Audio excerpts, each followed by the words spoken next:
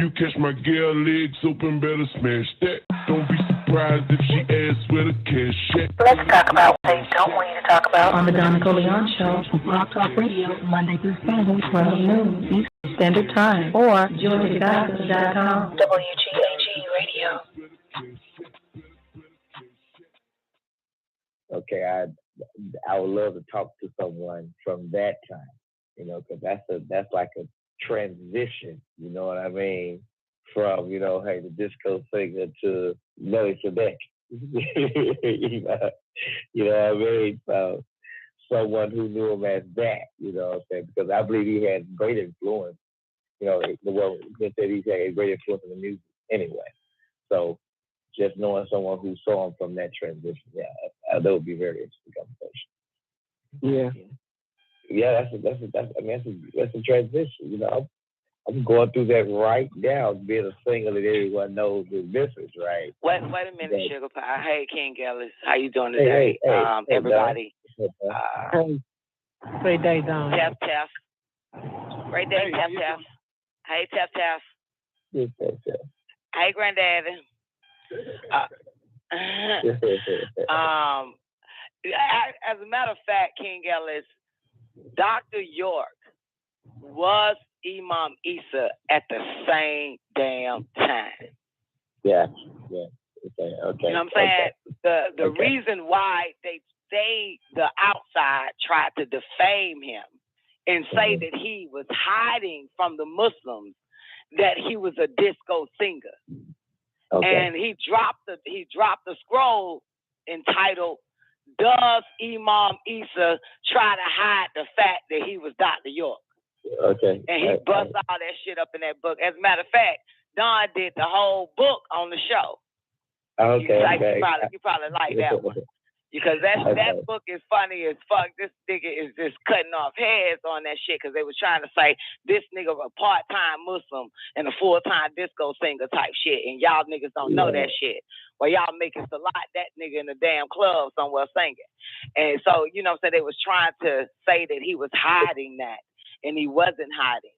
So he was doing it at the same damn time. If you listen to some of the Man of the Hours, there's one True Light tape where, you know what I'm saying, he at the club. He's even telling the motherfuckers, ask Imam Issa, that he was at the club one day, seen a nigga in it, and the nigga asked him, the hell you doing here?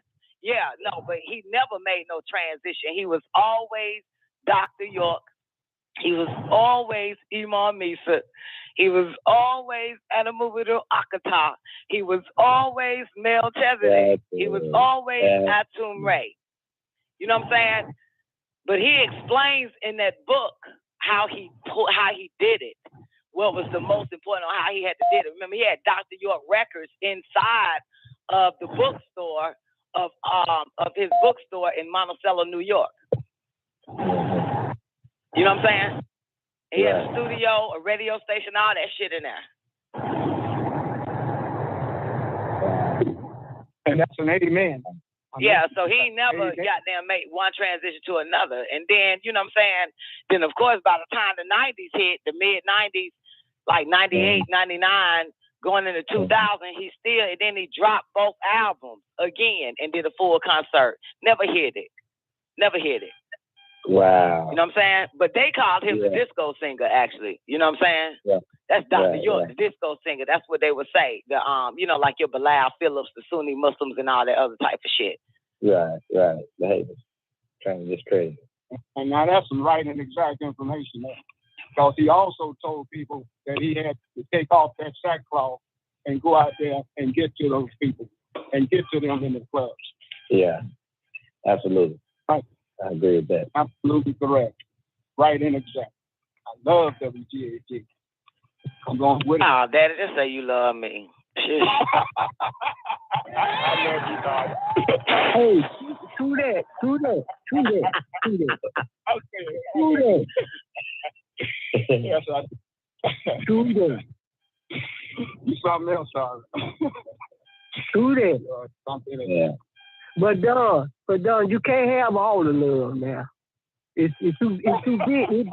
It's bigger than you. You can't have all the love. It's too bigger. It's bigger than you. It's bigger than me. It's bigger than all of us. So hey, we just be proud that we got a little portion of it. You see what I'm saying?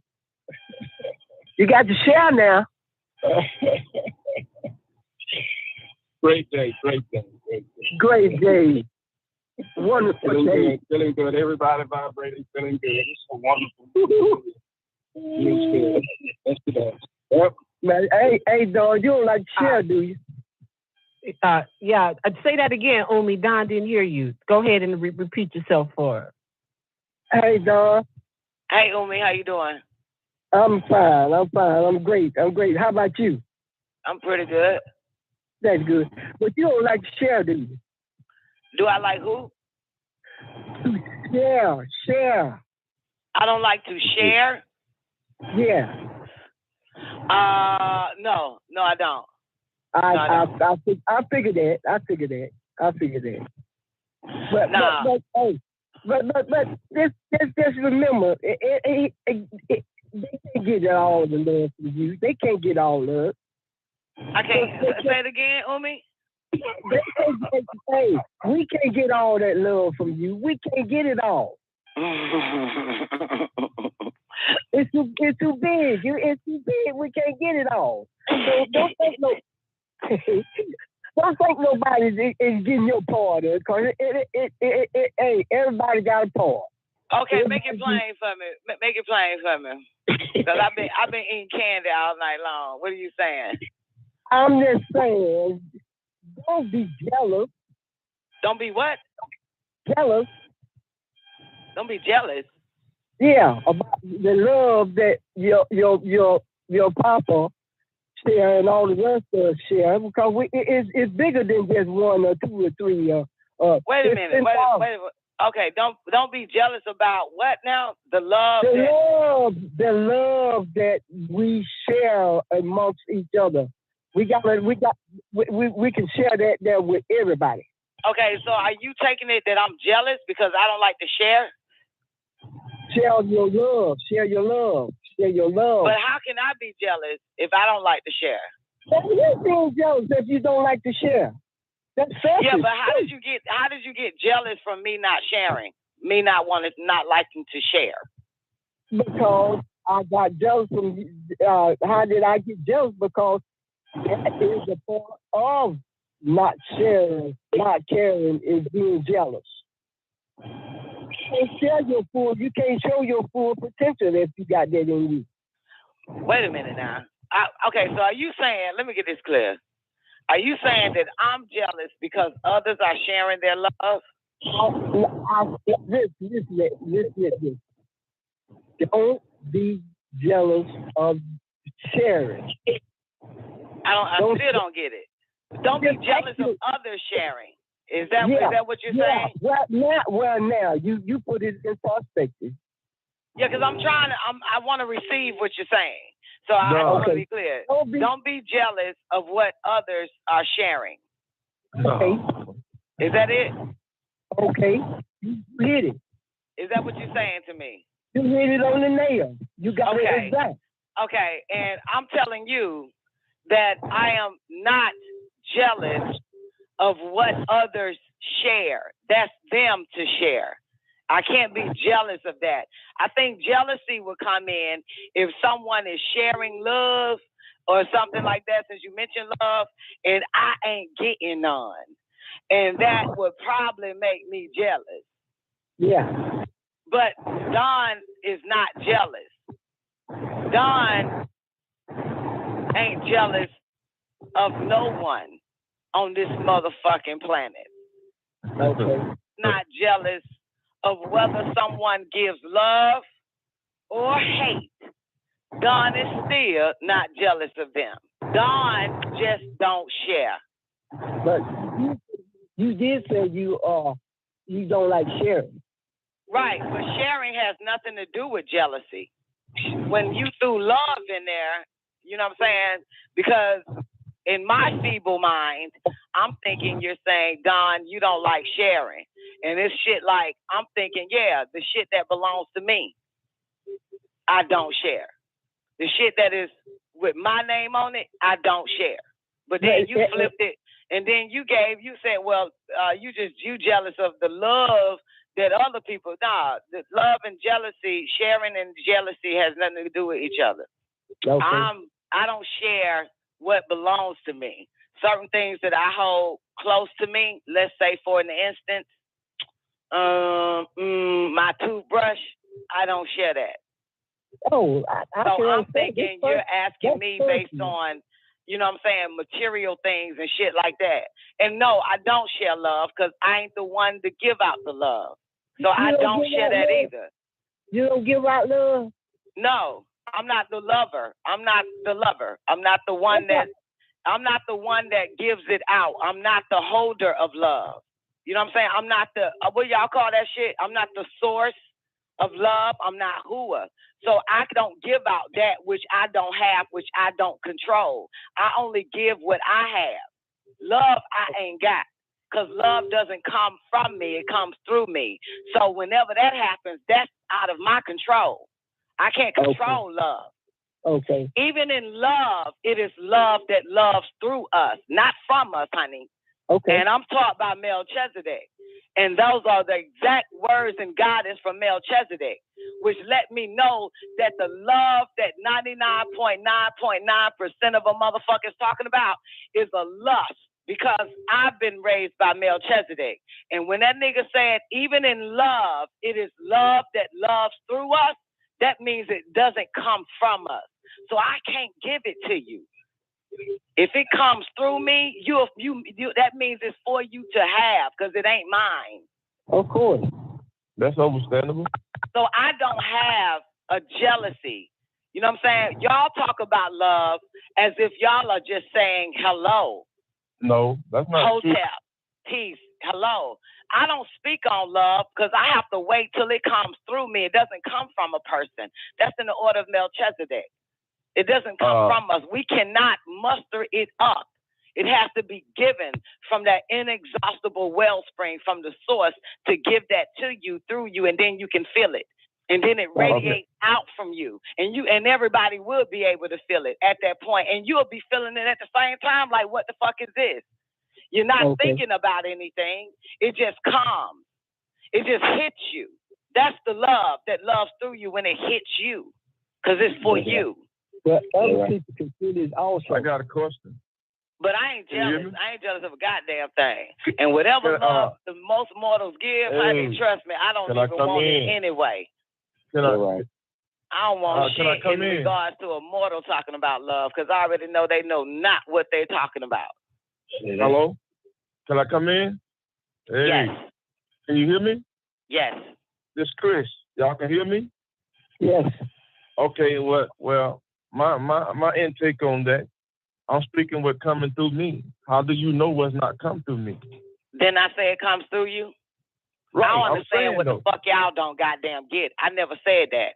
You know what I'm saying? Umi asked me. Umi said, Don, I know why you she share? said that. So this for me. This ain't got shit to do with your ass. This ain't got nothing to do with you. You know what I'm saying? I mean, her and I are having a conversation on love, sharing, and jealousy. I understand and her striving to either be right about me, that I maybe be jealous of the love that others give out because I don't like to share. This has nothing to do with you, Chris. Okay, Don, can I say something though? Okay, we all here saying, we talking, right? Okay, no, we ain't talking. I'm talking and Umi is talking. Okay, well, you know, I'm coming in, I'm just putting my little input, while I'm putting my input in. Well, when you put your input in, it don't include you. Because this conversation was about me and Umi. Well, I'm speaking on behalf of my mom. Just like your mom like you can't do speak with your on behalf of herself? Right, she can, but I'm doing it too. Okay, I'm sure she can, so stay out of it. Wow. Well, I'm going to say this here. She said what she said because you said, your dad said he loved WGAG. And you said, no, just say you love me. That's why she came out with it like that. Yeah, because I'm the one that opened my mic and said what I had to say to get him to say he loved WGAG radio. That's right. I'm the one that, if it wasn't for that, y'all wouldn't have heard him say that shit. Go listen to the cause that caused the effect. I'm the cause that caused the effect on that. I did that. Right. Y'all didn't do that. I did that. Oh, I got him to have do that outburst. I got him to feel that outburst of love because I said it. It wasn't everybody. It wasn't the choir that said it. Choir.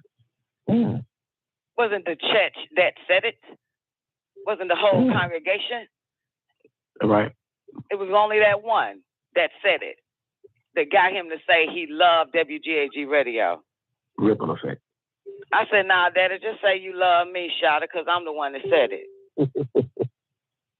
So, come on now. This is evidence, sweetheart. This is what we call right knowledge. Experience, reasoning, and evidence. Don't get it twisted. Oh, I don't. Yeah, so that's your evidence right there. I'm the evidence that caused that man to say he loved it. Yeah, and it was cute. You know what I'm saying? No, just say you love me, Daddy. That's that. Yeah, because I mean, I can understand if Chris said it, or King Ellis said it, or Neff said it, and Daddy said, man, I love WGAG radio. And then hear my jealous ass come in and say, no, Daddy, just say you love me. That ain't what Don did, motherfucker. That is not what Don did. Right. Right. They're right. Don didn't do no shit like that, did it? It was all Don right now that did that. Don did that right now. Don did that, boo. Don did that. Came on in, goddamn. Oh Dr. York, the fact that he was Imam Misa. Don did that. Don dropped that right there. Don answered that question, baby. Don expounded on that shit, baby. Don did that. It was like that's what Don did. Wow. Okay. Let's just put that on record right now. So that's not jealousy. Sound like y'all the ones that's goddamn jealous. Because I told my man, nah, nigga, just say you love me, Shotty. Yeah, I heard everything. And, you know, what we do on WGAG. Damn, Daddy, where you come from? To the truth. We just get to the truth, okay? All right? And the truth is, the statement was, I love WGAG. And then my daughter came in and said, just say you love me. And I said, okay, darling, I love you. And I was speaking in truth. I love her, you know, and I was speaking in truth that way. But what the conversation was about someone being jealous and all of that. Nah, it sounds like they the ones that goddamn jealous. Wait a minute. Because your love came not from because of your daughter. Your love came because I came. Your love came based off of I came giving that truth, giving that real shit. And you gotta love it. You gotta love when the motherfuckers just come out of nowhere and just that shit. Hell yeah. You gotta love that shit. That's what make you love it. But I think that goddamn somebody else is a bit jealous. Because they can't do it. Can y'all hear me? Hell yeah, we hear your ass. Okay, now there's no jealousy in what we were saying and what we were talking about. There was no jealousy involved in it at all. I think the comment was, I thought was in a joking way at one time, you know, about sharing. But I understand what Uma was saying from the way that she was feeling, the way she was talking about jealousy. But it didn't apply to Tara, and it didn't apply in the conversation directly, because the statement was, I love WGAG. And my daughter came in and said, oh, just say you love me. You know, she said just like that. And I had a little humorous to it, but I was serious. I love her, and I told her I love her. But that was all the conversation was about. It wasn't about jealousy or anything like that. It wasn't about sharing or anything like that. That was just the way the conversation was. Then Uma came in and made her statement about sharing, that you can't have all the love, you know, sharing and stuff like that. And that was just from her way she was projecting herself about that's somebody that's jealous. That comes from somebody that's jealous.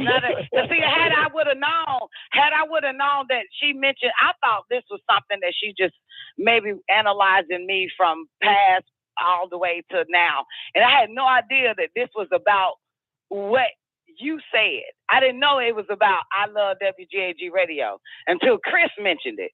Because she didn't say that.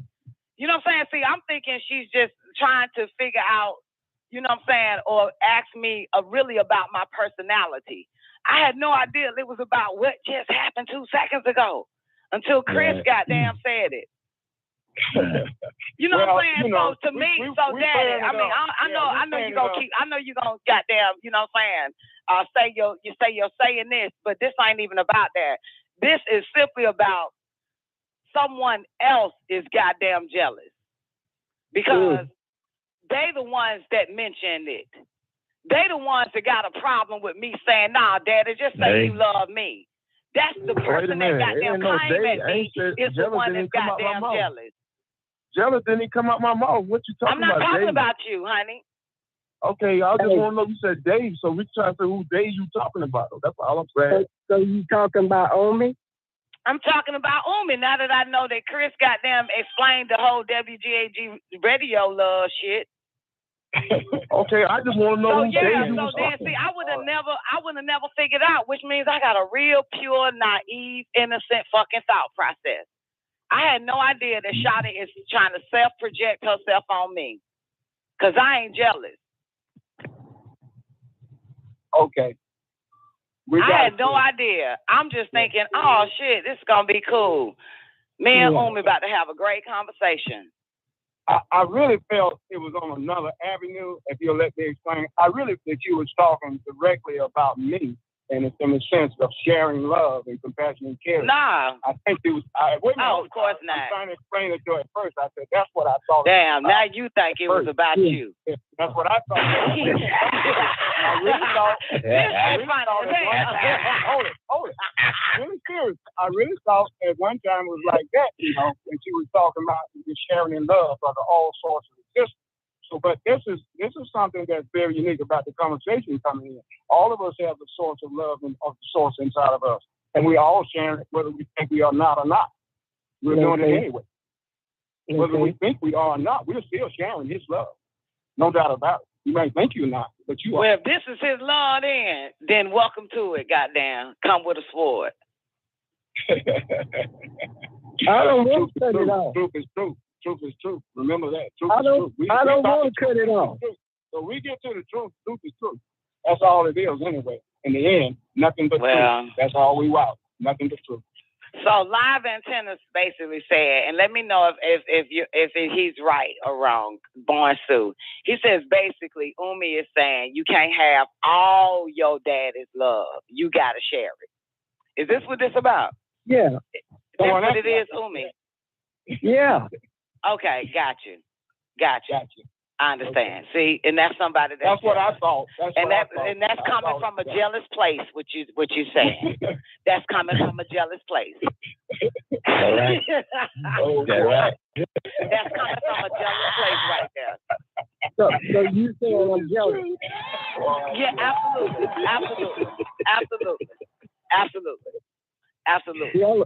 Jealous of that's what? Why you threw it at me, and I wasn't jealous.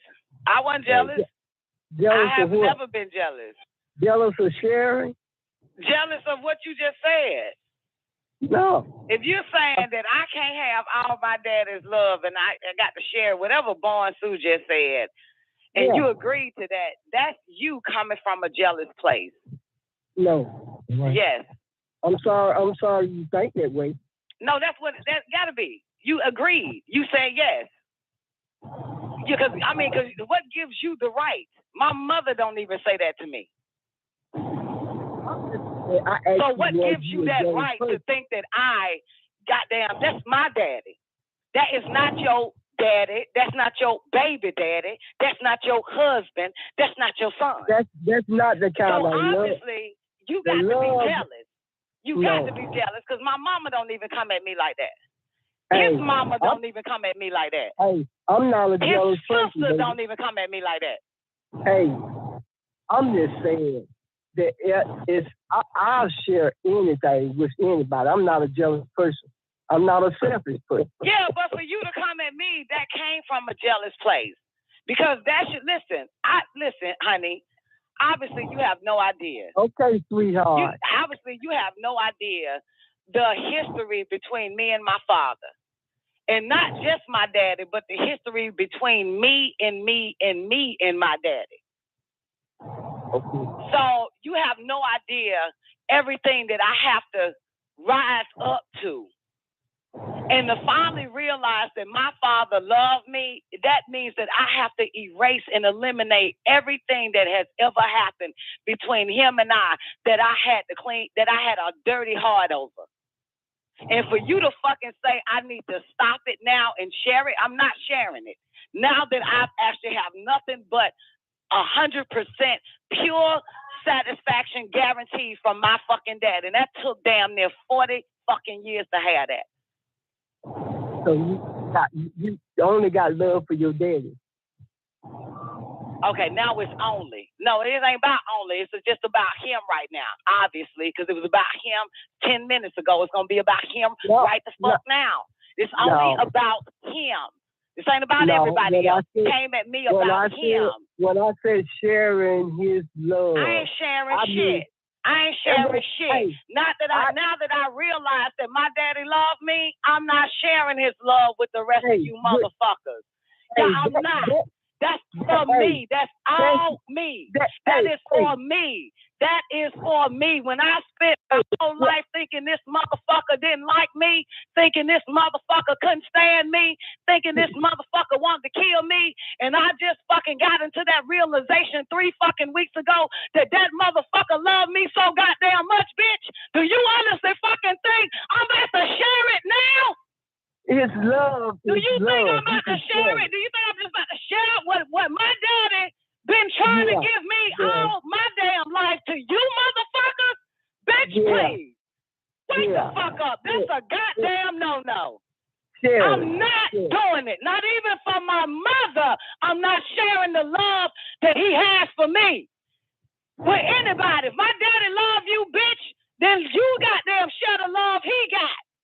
He give you to somebody the fuck else. That's how that shit works. I'm keeping the love my daddy got for me. I ain't sharing shit. Yeah, well, see, and like I said, it's just a bit different. It's a big difference.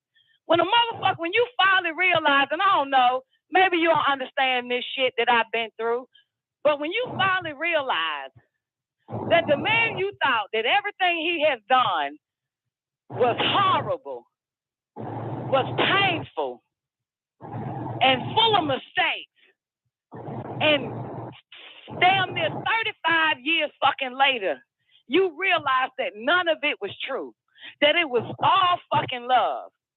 I think you'll keep every ounce of that shit. Throw it up just for you to have more and more of it for him. Is that how you feel? That's not how I feel. That's what the fuck I know. That's what I know. Oh, so that's what you've been through. That's what I know. Absolutely. You don't share it. It's for you because you never had it. You kept looking the other way. The love of who you don't share. I'm not talking about no love for who. I'm talking about the love for my daddy. I'm talking about the love that comes through. No, well, it started with my daddy, chick. That's what you tried to check me on. It started with him. We're not going to no goddamn hooah. I don't give 2 shits about hooah. How about that? I don't give 2 shits about no goddamn hooah. I'm talking about the love of my daddy because obviously this is where it came from. Obviously you agreed with goddamn Born Sue said. Stop giving goddamn holding on all your daddy love Chef Tom, and you agreed to that. So this wasn't about hooah. This was about my daddy. It's about That's what this shit was about. Nah, you ain't say that. You didn't agree to that. You didn't even correct Born when he fucking said daddy. You didn't say, no, Don, I'm talking about hooah. I can't vouch for hooah. I don't know shit about hooah. I learned about that shit 3 goddamn days ago. Can't confirm that shit to be true or false. But we talking about that man that's on this goddamn show, which made your ass ask me, was I jealous? Or don't be jealous. It was based on him. It was based on him, homie. Come on now. Let's not do this. Let's not do this. Let's stick to the truth. Let's stick to the script. Let's stick to the script. Let's not do this. You were doing that. No, I'm staying to the script, Charlie. To another level. I gotta take it to another level because I'm trying to get your ass to raise the fuck up because you at the bottom of this shit and I'm trying to explain to you what the fuck it is. Okay, and who is you to put me at the bottom? Because I can tell you at the bottom because obviously you keep goddamn back and forth in this shit. You like me, you down here. I mean, I ain't never heard a bitch goddamn tell another chick goddamn let go of your daddy love and share it with some motherfuckers. What? You're in the love of who, honey? I ain't never heard no shit like that. That sounds sound like some jealousy to me. Okay. I think you just mad because you ain't never had a daddy like mine. Now I got to go there.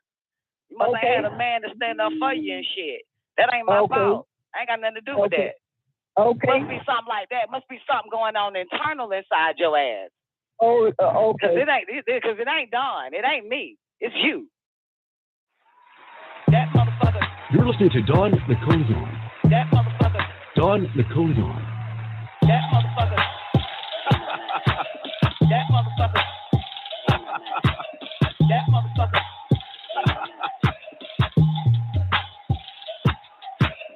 Great words, motherfucker, but I'm not convinced. Trying to fucking give it to motherfuckers that wasn't naturally born with it. Damn, don't fall in love with the motherfuckers that you helping. It ain't one motherfucker receiving and you left out. Every time I fucking follow instructions by them motherfuckers, not only the other person looks goddamn good, I look even better. Got tricked up in that motherfucker. We talk about love, a whole bunch of motherfuckers got their own idea of opinion of what it is. It's been going on. People have been getting killed all the time. That's nothing new. But I'm asking you one question. If you don't face the fact of reality that something bad is getting ready to happen, something is real bad getting ready to take place, something is going to happen very soon, you know, we're living in that thunder.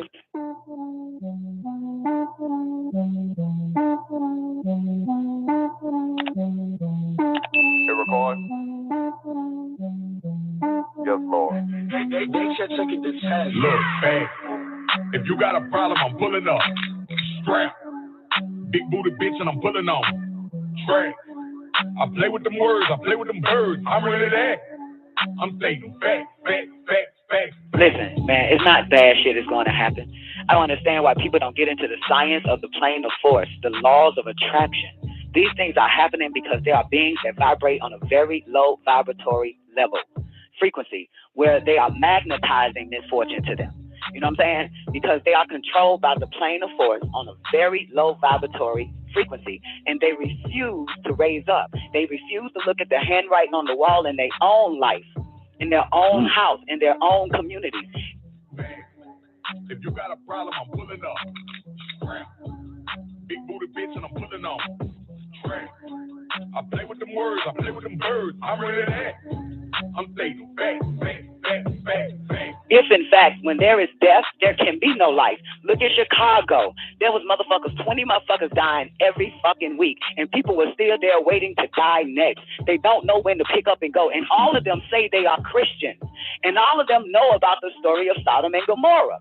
So even this is your God at work destroying them motherfuckers. Can I find one good person and I will save this city? So everybody is waiting until they the next motherfucker to get a gun in their goddamn thing. So what is wrong with the people today? He said people just don't think. That's all. They don't think. They don't think until it happens to them. The same thing, and my dad got a testimony. He lived in a bad fucking neighborhood, hearing everything about what's going on in it. My mom had a bullet shot right through her fucking wall where she was laying in the bed. Something told her to get up. The bullet hit the damn pillow. If you got a problem, I'm pulling up. Big booty bitch and I'm pulling on. I play with them words, I play with them birds. I'm really that. I'm stating facts. Even when I lived there, it was 2 bodies found in a trunk in that car when I stayed there. And they still stayed. After all of that. My father and my mom's house doors got kicked in. They got robbed. His gun was taken. They still stayed. The only reason why they are not there now, because 2-3 months ago, my father was held by gunpoint by 3 men, laid him out, made him roll underneath a fucking trunk, and they steal the car, steal every goddamn thing, and now they finally moved out. Then they said, oh, it's time to go. So they don't follow the dominoes. This is what happens. This is what happens in Chicago. This is what happens every day. In my life, when I stayed with that man I was married to from 20 to 25 years, the neighborhood started to get bad. My car was broken into several fucking times. A friend of mine's body is found behind of a goddamn dumpster, and I begged that nigga that I have 2 children by, we gotta get the fuck out of here. There's some handwriting on the wall before it happens to us. But I don't control the money. I don't control 8 hours a day working. I don't have no fucking power when it's time to fucking move, where we can just get up and go and just count the money and buy a place that's safer, where there is no crime yet, where there is no hatred yet, where there is no death yet, where the police don't frequent the streets yet. People don't take heed to that. They just don't fucking think, because it didn't happen to them. Until it happens to them, then they ready to go. And the problem is, again, you don't want it to happen to you, so you pay attention what happens in your environment, because those are the signs from the Most High. I would never forsake you. I will never you will always know when it's time to go. You will always know. It's not a motherfucker on this goddamn planet that ain't never heard the voice say, get up and goddamn go get the fuck out of here. But they just don't listen. If you got a problem, I'm pulling up. Strap. Big booty bitch and I'm pulling on. Strap. I play with them words, I play with them birds. I'm ready to act. I'm thinking back. I'm thinking back. But they just don't listen. They don't goddamn think until something fucked up happens to them personally. Not their children, they'll still stay there. Not their wife, they'll still stay there, right, Daddy? You still stay there. And all you did was patched up a fucking hole in the wall that the bullet came through. But 3 years later, when it happened to you, y'all was out of that motherfucking 2 goddamn months about that shit. That's what the fuck the issue is. That's what it is. It's not random, it's ignorance. They wait. They wait because they want something. In the order of Melchizedek, it said that there are some motherfuckers that they have to choke, give them a hard choke for them to get the fuck out of somewhere or change their goddamn life. They got to put them in fucked up situations because they don't want to do it before hell or the 4 winds falls on them. They don't know how to get out of something before, you know what I'm saying, while the rainbow is still in the sky. The rainbow is in the sky, you hear a voice say, get the fuck out, stop looking at the rainbow mountain. So many people would never leave. They would still be like, oh my God, look at the rainbow, it's so beautiful. And they hear the voice say, but it's time to get the fuck from underneath the goddamn rainbow, some shit about to fall out that bitch. No, I just want to stay and just be right here. They give us these warnings. They give us everything. They never fucking tell us. I'm telling you, it's people just don't pay attention. They just don't think. They always wait until the shoe is on their foot. I don't wait until the shoe is on my foot. When I start seeing it with people around me, I get away from them. You know what I'm saying? When they'll start coming around motherfuckers, my association, it's time for me to shut them the fuck off because goddamn, I'm in the line with the domino. So you got to just think, get the fuck out the line because it's coming next. So that's the answer. What's wrong with the people today? People just don't fucking think. And like you said, what happens to you is because you want it to happen. It's your fault. When bad shit happens, it's your fault. When good shit happens, it's the Most High. He said it's truth is truth. I'm thinking back. Are you speaking solely of Jesus Christ? Title of who he is that I'm talking about Jesus, who is known as Yeshua Issa. Don't get it mixed up with the Christ stuff. Because there are 2 other Christs. You understand? Okay. Don't get it mixed up with him. Because the real one that you're talking about is Yeshua Issa in the El Holy Quran. That is the real one.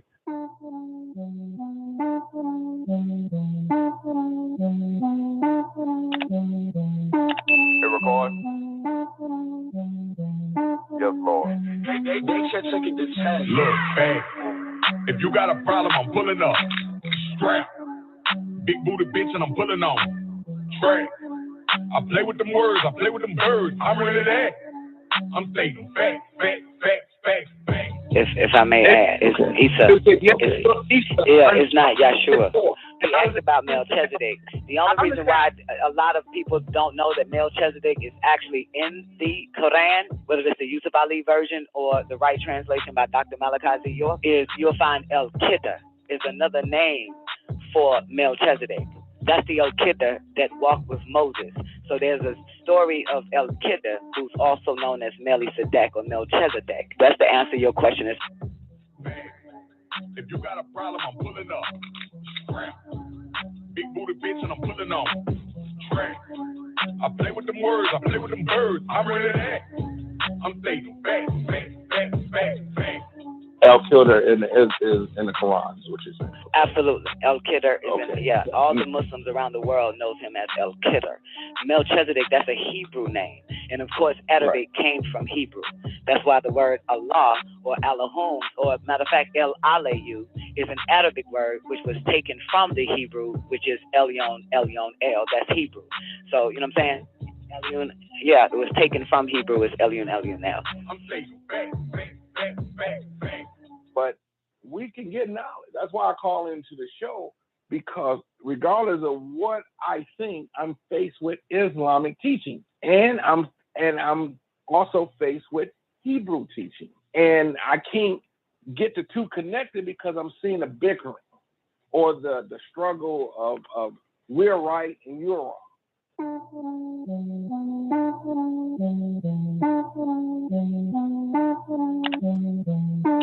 It record? Yes, Lord. They should take it to task. Look, man, if you got a problem, I'm pulling up. Strap. Big booty bitch and I'm pulling on. Strap. I play with them words, I play with them birds. I'm really that. I'm stating facts. You have to tie the two because the issue is dealing with Abraham first. Abraham, Miller Ibrahim. Combine the two, you are an Islamic Hebrew at that time. But you have to understand how it all in sync with Abraham all the way back to the Prophet Adam. You know what I'm saying? And then you'll see it. You'll be able to connect the two. There is bickering only because no one was able to trace, you know what I'm saying, Islam to Hebrew and Hebrew to Miller Ibrahim. You know what I'm saying? If you got a problem, I'm pulling up. Strap. Big booty bitch and I'm pulling on. Strap. I play with them words, I play with them birds. I'm really that.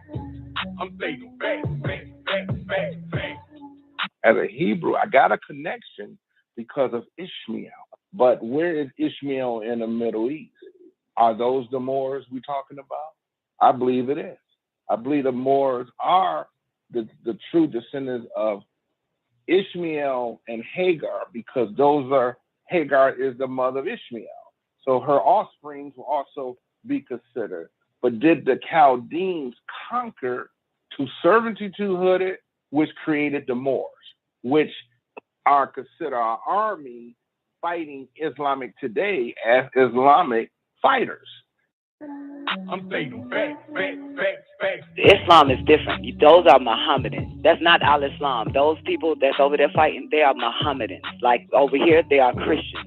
You know what I'm saying? That's not Islam. Yep. You know what I'm saying? Because Islam itself means peace. These are Mohammedans. They are the ones that's creating the war of good and evil. And it's based on Christians versus Mohammedans. This is all this shit is about. Not Yahshua way of life, neither Muhammad way of life. This is their own way of life. This is all governed by what you call the Pope today, the Catholic Church. Because, you know what I'm saying? Because Islam, or what is known as Islam today, is Catholicism. Christianity is Catholicism. Paul was their first foundation. And of course, Muhammad's first wife, Khadijah, was a Catholic nun. You know what I'm saying? And that's why all of their Islamic temples or Muslim temples, you know what I'm saying, is called a mosque, which is the same name that they give the Catholic Church, a mosque. This is nothing more than, it's like a bunch of kids fighting over the same thing. They got the same information. Right. They cannot connect it. Yeah. Religion brings separatism because people just don't think. I'm saying facts. So if the Christians took the time to read the Quran, they would see there's a whole chapter of Mary in there. You understand? You see what I'm saying? Jesus never said he was the Son of God if they read the red letters and not Paul. Jesus never said he was the Son of God. Neither did he say he was the Son of Man. By the time they was asking Jesus what would happen, his disciples, what will happen, show us the things that will happen about, you know, he said, upon this rock, I will build my church and all this other type of stuff, and no stone should be left unturned. And then he told his disciples to look for the Son of Man. So Jesus was never the Son of Man. And by the time it was time for him to go up against Pontius Pilate and all the rest of them, they questioned him about being the Son of God. Jesus never walked around, never said out his own mouth he was the Son of Man or the Son of God. That's why when they asked him in that court, they said, nigga, are you saying you the Son of God? He said, no, you're saying that I'm the Son of God. I've never said that. And whoever told you that, you obviously must believe it because you asking me about it today. Yeah, so he never claimed to either be the Son of God nor the Son of Man. I'm saying facts. Why did the Hebrews form alliance with God's enemies? Because in the scriptures, the Chaldeans and the Palestinians is God's enemy. And that would be them also teaching Islam to me. That's why I'm sticking with it. Okay, can I claim something? You familiar with the fact that Muhammad made an Isra? He made an Isra to where?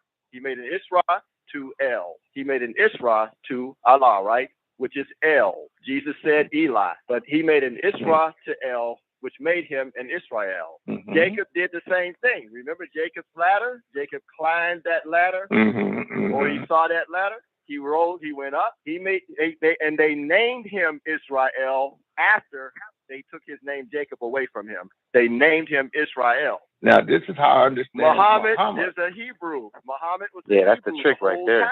Muhammad was a Hebrew. Muhammad made an Isra to El. Because my understanding, his teaching started running rapidly in the Middle East, and at the time, the government was not Islamic, and they seeked his life, so he found refuge with the Israelites. That is the story and the movies that is out today. So he found refuge with the original Hebrews, which were the Ethiopians, the Falasha, the original Hebrews. That's where he made his journey to Ethiopia. Remember, and after he left Ethiopia, he was dressed in white. Because those Falasha, those Hebrews, those Falasha, the so-called country of Israel, has been shipping over to Israel to blend into that blood. Remember, they've been shipping those Ethiopians out of there and bringing them to Israel, so they mix in and bind in with that blood, that real Hebrew blood. That's where Muhammad went to get the teachings, to get the information tied in together. So we can technically say, by theory, he is a Palestinian having refuge in a African nation known as a Hebrew culture, but then went back to the Chaldeans, the Palestinians, and taught his message. So he is a Palestinian. Dressed in white.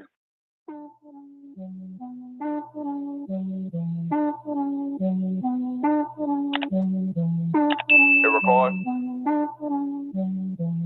Yes, Lord. They check it this time. Look, man, if you got a problem, I'm pulling up. Strap. Big booty bitch and I'm pulling on. Track. I play with them words, I play with them birds. I'm ready to that. I'm stating facts. First, let's get it clear about how the Palestinians came about.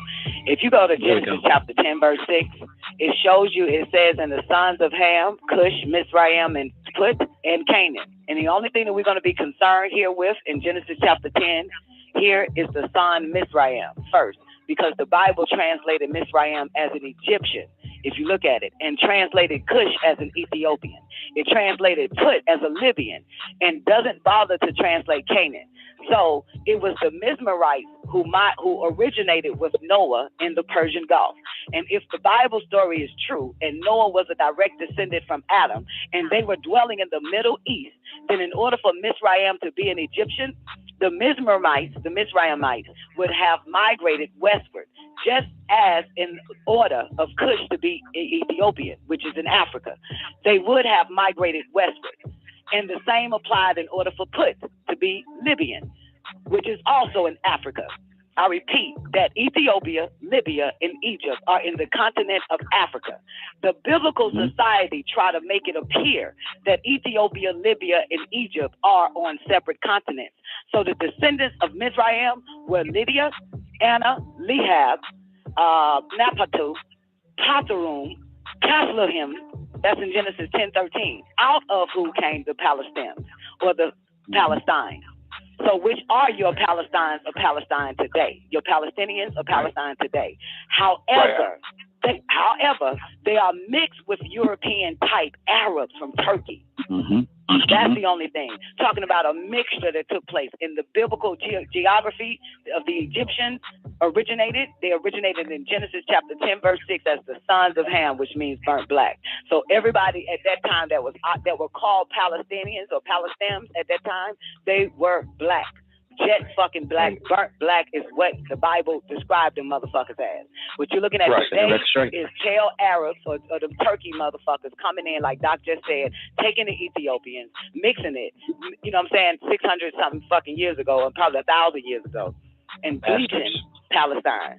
Bleaching, you know what I'm saying, Noah's bloodline of Mizraim. That's where it all starts from, Sugar Pop. You are right. If you got a problem, I'm pulling up. Big booty bitch and I'm pulling on. Track. I play with them words, I play with them birds. I'm ready to that. I'm stating facts.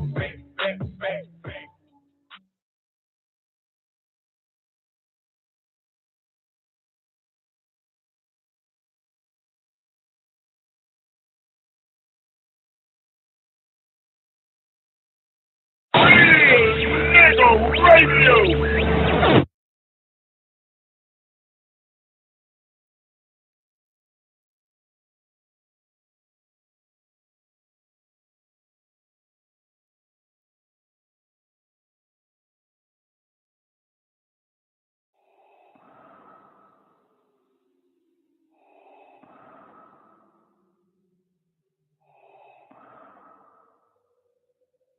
only knew the power of the dark side.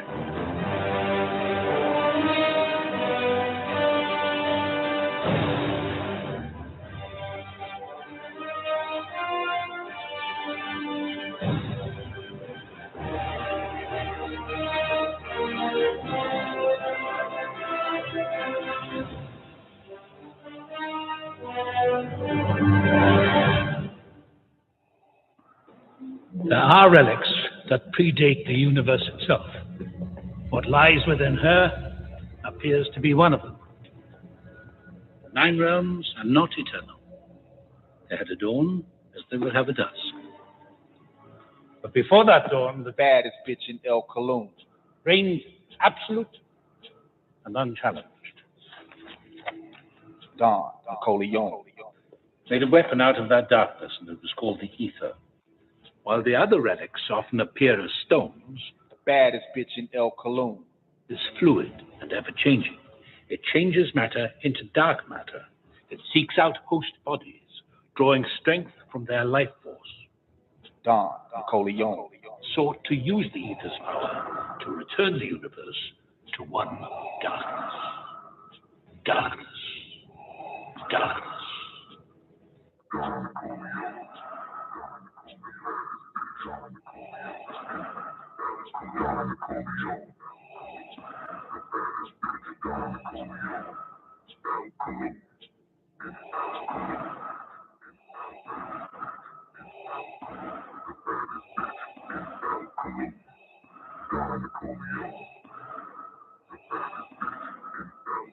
You underestimate the power of the dark side.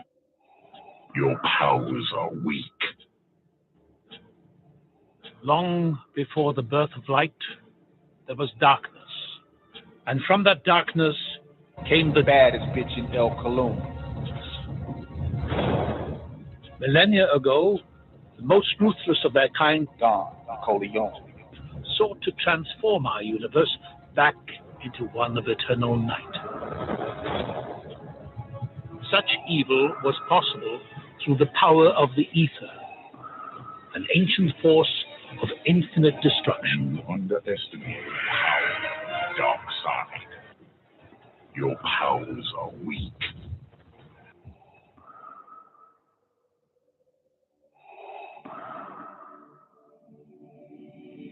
It is your destiny. You have failed me the last time and time.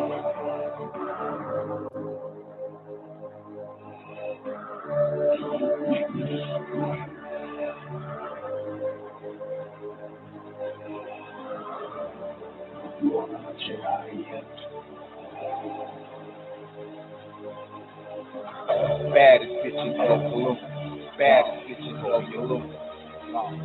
Baddest bitch in El Cologne. Dawn, Nicoleone. Baddest bitch in El Cologne. Baddest bitch in El Cologne. Baddest bitch in El Cologne. Baddest bitch in El Cologne. Baddest bitch in El Cologne. Dawn, Nicoleone. Baddest bitch in El Cologne. Dawn, Nicoleone. Baddest bitch in El Cologne. Dawn, Nicoleone.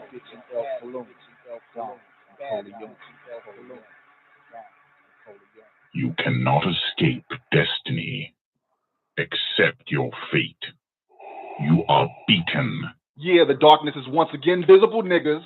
You know what time it is. You tuned in to WGAG radio at this time for one reason only, to hear the greatest voice transmitting throughout cyberspace.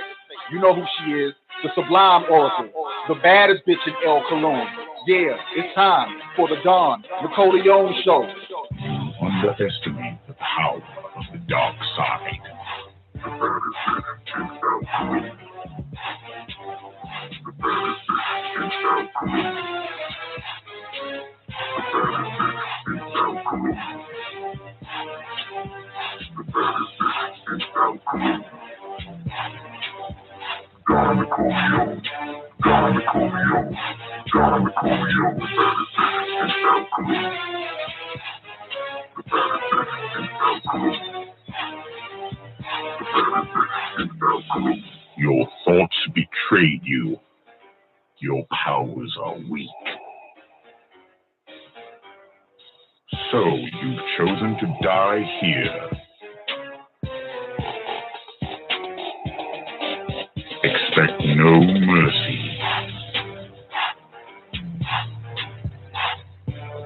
There is no escape. You cannot escape destiny.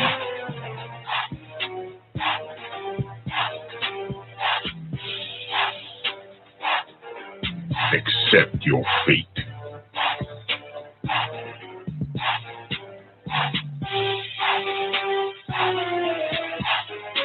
You are weak.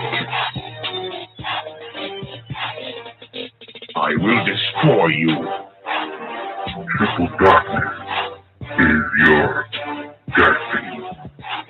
Do not fight your fate.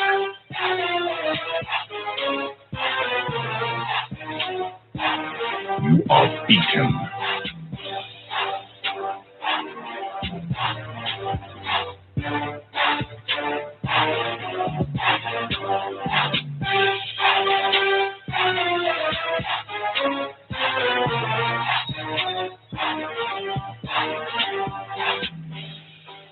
You have wasted my time.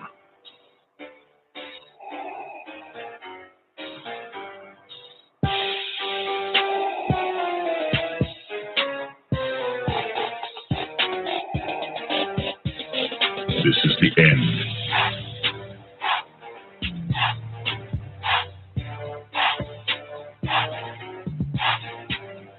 You have yet to master the way of the Force.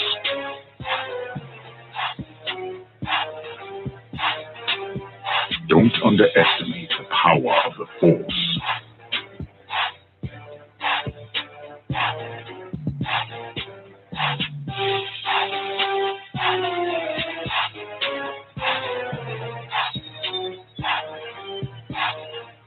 Give yourself to the dark side.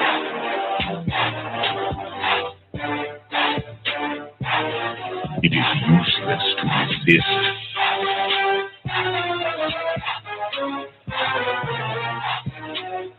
Do not resist.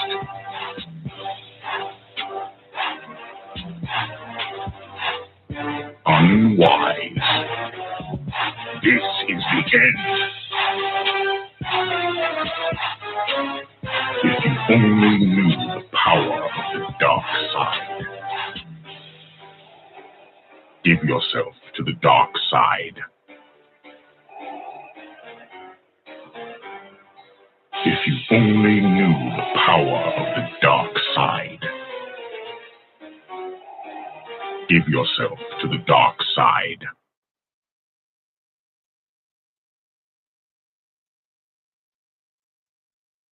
Do you now understand the power of the dark side? But it ends here. Now give it up for the baddest bitch in El Cologne, Dawn, Nicoleone.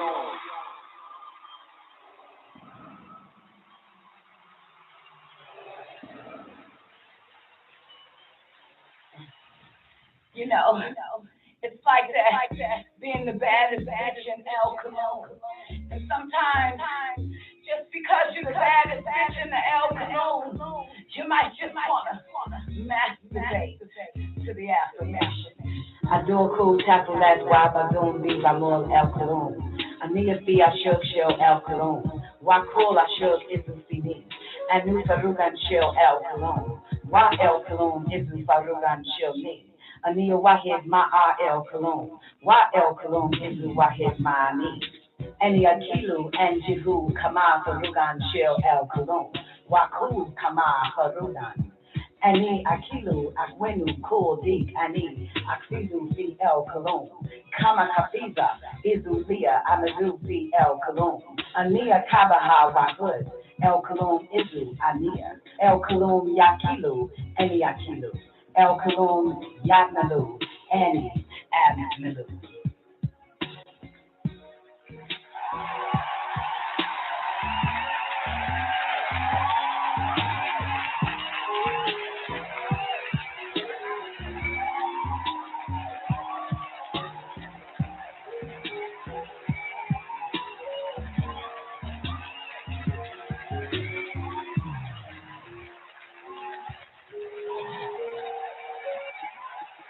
I am in the love of the all, and all love is in me. I am a part of the all, and the all is a part of me. I am one with the all, and the all is one with me. I can succeed as a part of the all and fail as an individual. I can be all that I wish in the all, as long as my wish is to stay in the all. I'm never alone. The all is, I am. The all can, I can. The all does, I do.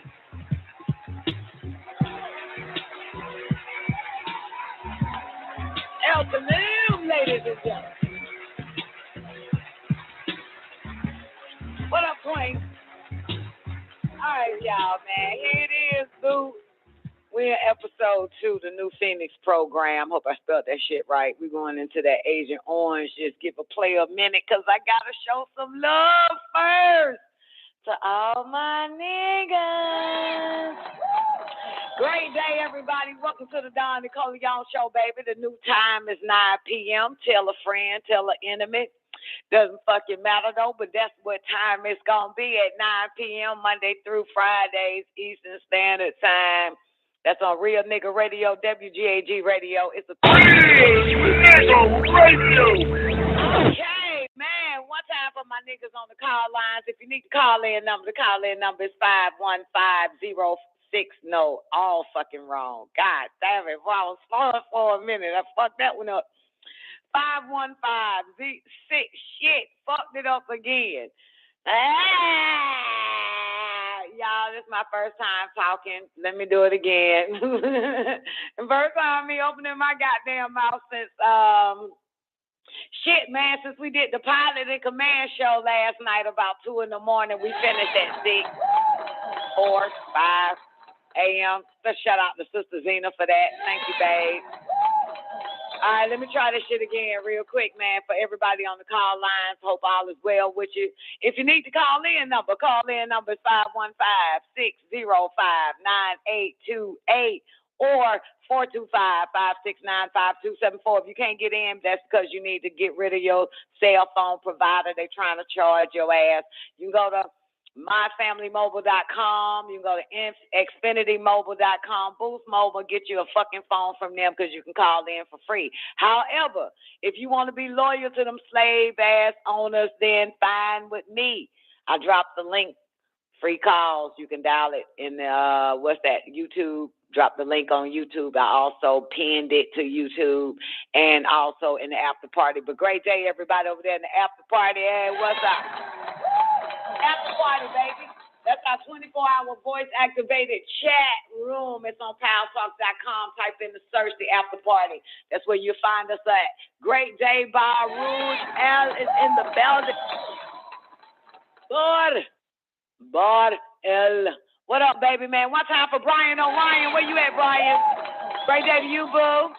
Hope all is well with you. One time for my man, Ethereum Forever. Ethereum, that was you and your sons, right?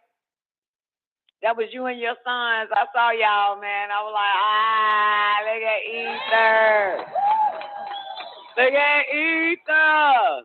Goddamn, what you be doing with all that hair when you a chef and shit? What up, Mr. Somebody? I know somebody that knows somebody. What up, babe? What you be doing with all that hair and shit, man? You got all that hair and you cooking people foods and shit, man. Great day, Miss Hudson. Where you at, baby? Let's shout out to my one and only man, Nefertiti, surviving the game. What up, Nef? Great day to you. Hey, Nef. What episode are you on? Are you on season 2 yet of Evil? Yo, this bitch turned into a goddamn pillar of salt. I'm so done. I ain't watching that shit no more, man. I'm like, man, what the fuck? This whole turned into a pillar of salt, man. I was so done. I was so goddamn done with that shit, man. I'm like, man, hell no, man. I am not fucking with this shit no goddamn more. This bitch a pile of salt in the corner and shit of a house and shit, man. I'm so done. So done with that shit. I said, man, I don't watch this bullshit no goddamn more. Ethereum, you watching Evil, baby? You got something to keep your hair up. That's too much hair for a man like you, baby. You know what I'm talking about? What you showing? Your blackness, Ethereum. Nigga, you need to watch that shit, man. Okay, fine. So what are you watching then? Ethereum, you ain't watching what we watching, boo. Don't tell me watching that lame ass Naomi. The whole time I thought that damn Masonic and the beehive and that symbol that Warrior goddamn was wearing, man. They turned that bitch into a pillar of salt, Zena. I'm done. I ain't watching that shit no more, man. I said, man, what the fuck? And you know what's funny? I've never laughed at it in the Bible. I never laughed when Sabria looked back and turned into a pillar of salt. But actually to see that shit on TV and shit, man. That nigga, they came in their house and they asked that nigga, they said, where's Ashley? Where's Ashley? That nigga pointed to the corner. All you see is a big ass pile of salt and shit. God damn it. I'm done. I said, man, god damn, man. What the fuck? I done did the pillar of salt in that shit, man. Okay, I'm the only one that finds that shit funny. Great day, Sister Zena. All is well, hope so. She turned into a pillar of salt. She turned into a pillar of salt because she didn't want to rock with his ass. Zena, Neff, what the fuck, man? That nigga, they said, what happened to her? The nigga said, black ass nigga at that. I said, man, I said, and they gonna make him a black nigga with a black bitch. And you know when a black nigga believe in something, goddamn it, he try to force feed that shit down the bitchy fucking throat. This nigga wanna go goddamn, yo, this motherfucker, whatever happened to him? Next thing I know, the next episode is on some little girl possessed with goddamn some gin. But anyway, that ain't what I'm talking about right now. I'm talking about what I'm talking about. Essential, you seen that shit? This bitch. Oh, I watched that already, Ethan. That bitch turned into a goddamn pillar of fucking salt. This nigga tried to. Damn, why I keep breaking fucking cigarettes? This nigga tried to mind fuck his wife, man, and the goddamn following his ass on that Michael, Angel Michael ass guy and shit. That bitch said now this nigga want to sell the house, get a money to the poor and shit. And now he's telling me I can't wear makeup, I can't wear my hair like that, I have to dress like this. Anyway, so they showed up. What happened to Ashley? That nigga said, there she go right there. That bitch will pill us out. They said, what happened to her? That nigga said, and what that nigga say, now she didn't have faith. She looked back.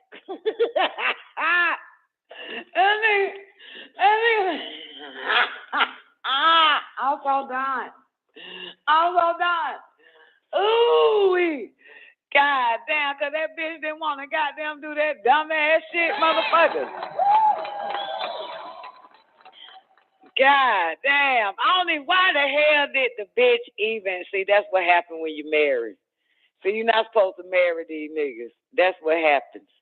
That's what the fuck happens. If you live in sin, this shit wouldn't have never happened. That's the moral of the story. That's why you don't marry these niggas.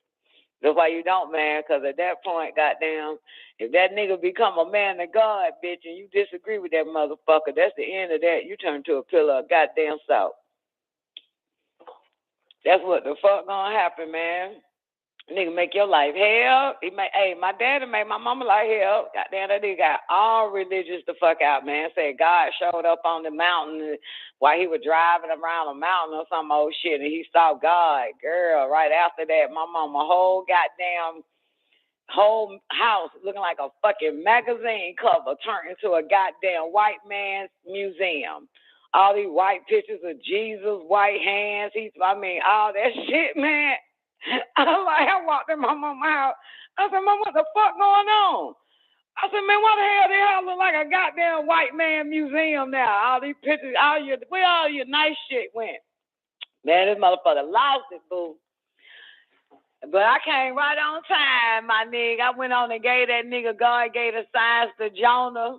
That book right there, that nigga took them white ass goddamn crackers down. Then I let my dad listen to the Elohim tape, Zena. for the first time, popped that VHS Elohim tape, the Last Covenant. You know what I'm talking about?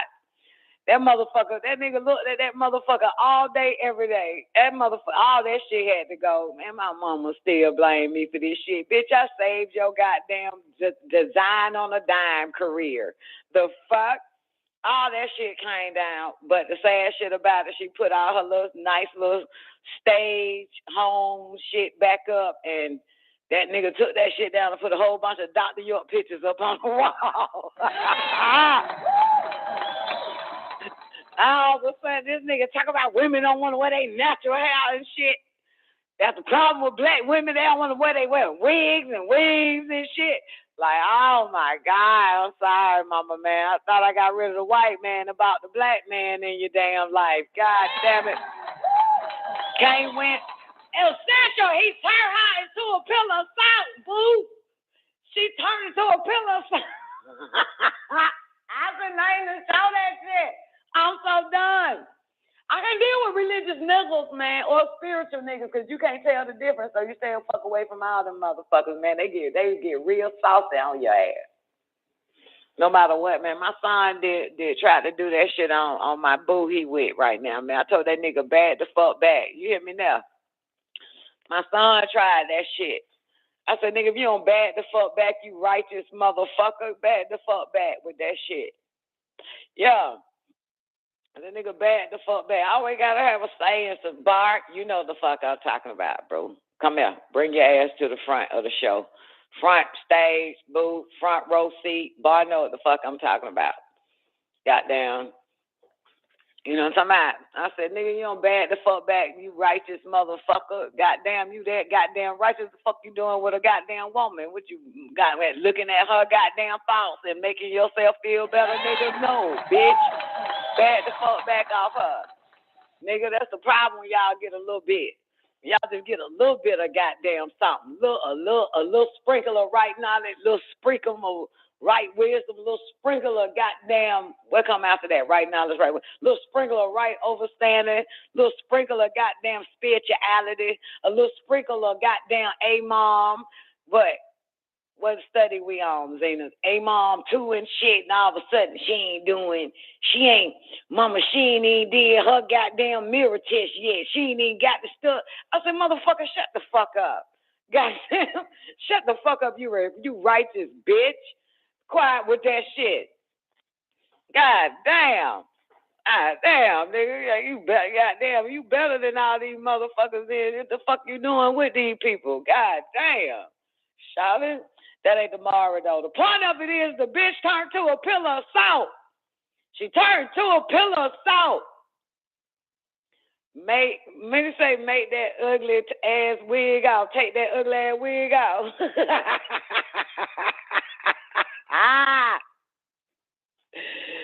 Yo, that's too much Dr. York in these niggas' lives, man.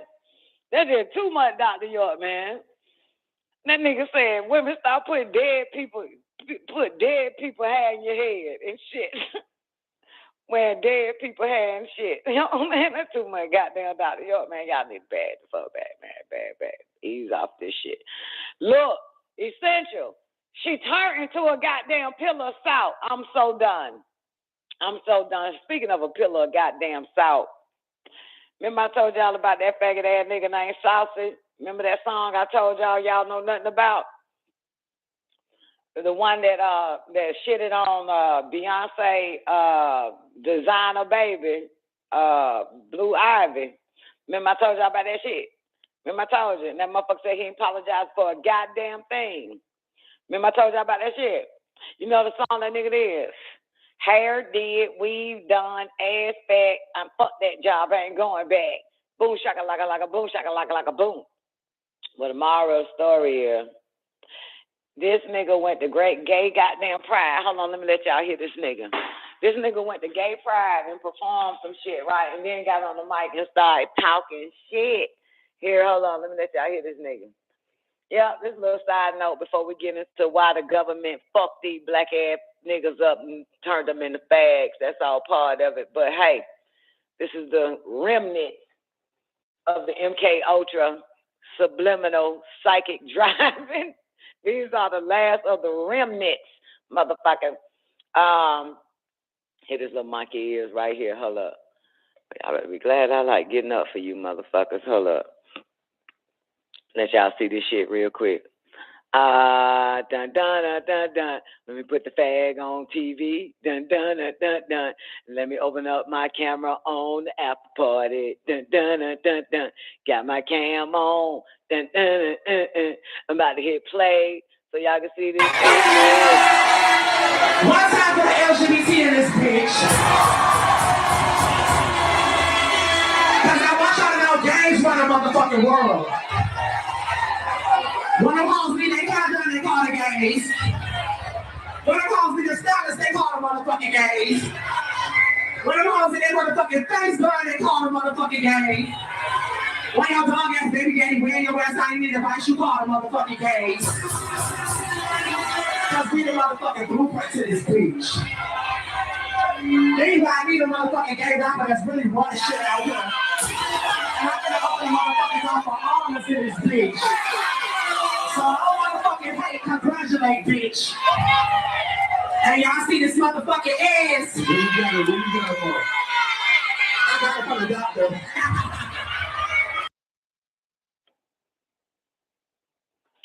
Oh, wait, was y'all able to hear what he said? Because I ain't hear shit. My bad. I was thinking about something else. Did y'all hear what he said? Well, did y'all hear what he said? He said, y'all black bitches need him. Y'all need faggot ass men. Yeah, he said, y'all black bitches need faggot ass men. Y'all need, if y'all can't do y'all hair, y'all got to go to a faggot ass black man, get y'all hair done. Y'all hoes need y'all makeup done. Y'all got to go to a faggot ass nigga to get y'all makeup done. Y'all, and then he said, y'all bitches got issues with your dog ass baby daddies. You need to go to a faggot ass black man to help you out with that shit. Oh shit. Now said, and these fags be right up under Nubian women. It's black bitches' fault for the disrespect these fags do all day, every day, every goddamn trifling ass black man. Bitch, let's get in these niggas' ass today. It's Tuesday. Fuck that shit. And these goddamn monkey ass, goddamn fake ass, goddamn heterosexual ass niggas and shit on that whole ass shit. Goddamn it, fuck they think this shit is. What the fuck they think? What the fuck they think this shit is, boo? Girl, it was some niggas arguing on the page I got tagged in. Now that I think about this shit, right? It was some yeah, Zena, that's what he was saying this shit. That's what he was saying, man. And he said, y'all black bitches. He said, y'all black bitches need, and he said, and then when your your dog ass baby daddy do you all wrong, you got to bring your ass to a faggot ass black man and motherfucking make you feel better, give you some counseling and shit. Oh shit. Oh my God. Meanwhile, this nigga walking and talking just like an old goddamn fat ass black bitch, ain't it? Oh my God, it's one thing to suck dick, it's another thing to act like a black bitch you can't stand. You know what I'm saying? That's like a goddamn a black person that can't stand white people, act white all day, every day. No matter where they at, they act white as fuck. Like that shit don't go together, baby. That don't go together, boo. Okay. One of them NBA retired motherfucker got their house burglarized in Buckhead. That's a big ass house too. Shit look old though, like old white people used to live in the motherfucker. Look haunted, for the record. I don't know his name, but Neff, I'm pretty sure you know the guy. But I don't feel like pulling it up. I'm fucking tired now. I don't use all my energy in the first goddamn 19 minutes of this motherfucking show screaming that the hoe done turned to a pillow of salt. Ooh, I'm tired now, motherfucker. I ain't got it like that no more, boo. I ain't got it like I had it back in the day, baby. That Nicoleone show, baby. I can go straight all day, every day. Bitch, I ain't got it. I give out every 19 minutes, boo.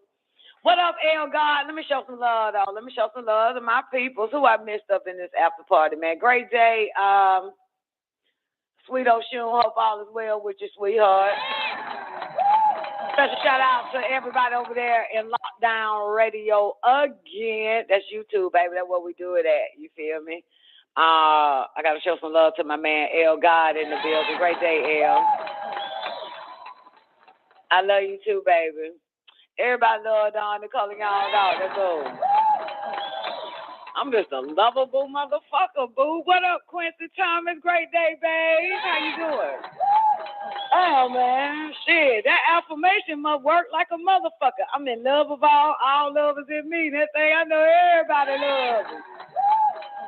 Everybody loves me. You say that shit out of goddamn time, motherfucker just pop up. I just want to call you and tell you I love you. Oh, shit, that goddamn El Cologne work like a motherfucker. That affirmation shouted, man, I ain't met a motherfucker yet that don't like my ass and hate me. You know the fuck, you ain't got no choice but to love this pimping. Lord, it pimping around this bitch. What up, the nurse? A great day, baby. 360 in the building. So shout out to my nigga IB that I am. What up? Who I missed? One time for Essential Motor, bitch, turned to a pillow fight. Great day, Essential. Hope all is well with you. One time for my nigga, Mr. Somebody again. What up, somebody?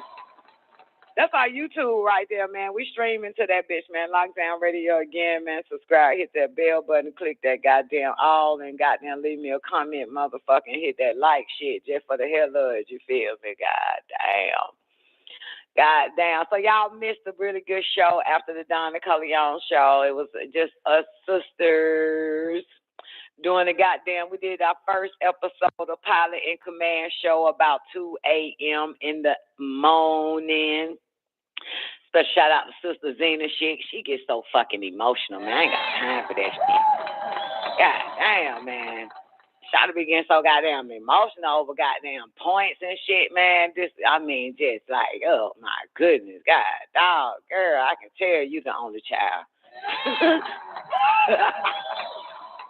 God damn, you're like the only goddamn child and shit. Well, technically you are. Technically I am too, because boys don't count.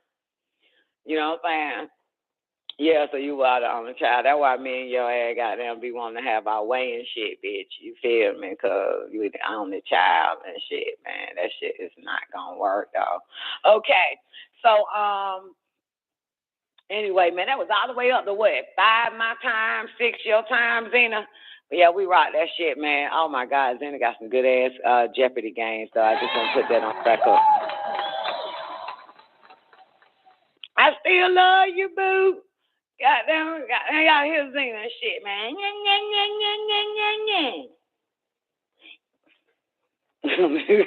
I'm just kidding. Zena. Man, I did, man. I had a great fucking time. We're going to do it again. Don't know when, though. But shit, we're going to get into it. Look here. Where the fuck am I about to go with this shit? Let me find this. Oh, this nigga did another post, a little saucy dude. That nigga said, look here. Oh, no, that was a long time ago. Never mind. All right, this nigga just staying relevant. I don't feel like getting up. So let me just play it real quick. Let me see what this is. I'm a nosy bitch today. Hold on.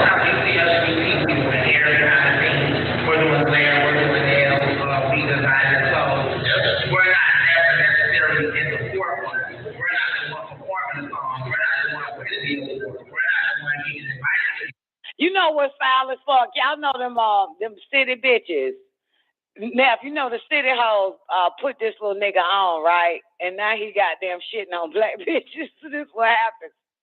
That's like giving a nigga head, and next thing you know, the motherfucker refused to give you bread. That's what happens, man. That's why I don't give a nigga nothing. You hear me? I don't give a nigga nothing. Yeah, the city girls. I think the city girls put that nigga on this shit. And look at him just shitting on them old ugly ass hoes and shit. Tell him I said it, man. Anyway, I ain't putting no FAGG on. Fuck that shit. I don't know how that shit like that, man. Yeah, I can't do no black man, man. Black man just told he's just one forgetful, hypnotic ass, goddamn amnesia face ass nigga, man. This motherfucker forget. This one forgetful being, ain't it? God damn. You one forgetful motherfucker, man. Like, motherfucker, nigga, the fuck, bruh. And I just gave you head, bitch, and you just gonna do me like this, player? Player, I just gave you head on sight. Now you gonna act like you don't, yeah, goddamn. Now you gonna act like you got something to do. You got other things to do with your money, nigga. The fuck? I'm trying to let you nut at me and shit, nigga, and you just gonna goddamn just act like goddamn I ain't just give you nothing around this bitch. And you the one that want some fucking respect, bitch. The fuck is this whole ass shit? Come here, Brian. Come here. Go sit. Come sit up front, bruh. Come sit your ass up front. Y'all ready for this goddamn heavy hitter? Goddamn, the new fitness program. Y'all ready? Y'all ready, Playboy? You ready for the new fitness? This a heavy hitter here, bitch. This motherfucker heavy hitter. God damn. This more heavier than the goddamn C.I.A. classified file, declassified files we were goddamn reading. Maybe because it was hard, it was redacted, motherfucker. Just give us a summary. Okay, so, y'all ready for this? Y'all ready for this? Taekwondo, you ready for this, baby? You ready for this? Y'all make sure y'all tune in tomorrow night. Every time I say it, Neff don't do a show, though. But tune in tomorrow night, Hot Damn Politics, y'all. Every time I say that shit, the bitch don't do a damn show, man. Sometimes you can't say shit too fast. Why they whole ass shit? While we're having them Wednesday, I guarantee you, man, every time I say that shit, y'all know that. Every time I be like, make sure y'all tune in tomorrow night, man, or the night, man, Hot Damn Politics. Everything you know is goddamn reloaded and shit. Goddamn, never. All you got is one. You got one goddamn day out the goddamn week, man. You got one day out the motherfucking week. Okay, y'all ready? Y'all ready to hear some of this shit? What up, Patrice 2020? Great day, Arishka Gall. Arishka Gall, man. We talked about your ass not too long ago. These hoes trying to goddamn say your ass was on your period. That's why you couldn't go up. That's why they couldn't come down. I said, man, that bitch got fucked by Nicoleone, man. Shit. Goddamn, tell them to get your story right. Patrice, Arishka Gall, tell them to get that shit right, man. Then J1 where the fuck is J1? Then J1, we talking about some real important shit. J1 disappears and read the whole story of Arishka Gall and the Gall and then come back. They're doing a show like a motherfucker. Can you believe that shit? Come back because it was J1 that, I'm trying to figure out why does a motherfucker don't trust what the fuck I say? Goddamn.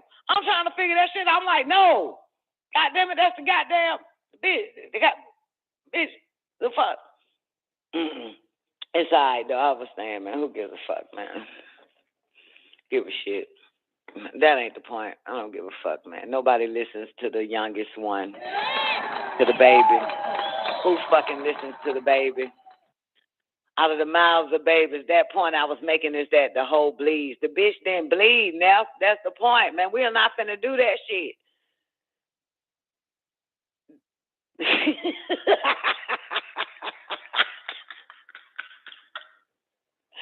The bitch didn't bleed, man. The hoe got fucked for 7 goddamn days with Nicoleone, man. Goddamn, no, you added Arishka Gall. You was, first of all,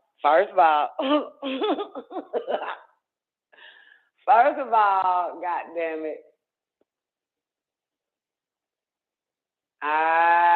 First of all, you threw Arishka Gall in and said that the hoe was bleeding. She was nasty. She was unclean. I said she was not bleeding. It was the fact that the hoe fucked. And then J1 come in, J1 goddamn retarded ass come in there, bitch. Talking about she was bleeding. I said, bitch, the girl slept with this nigga for 7 days straight. That makes her nasty.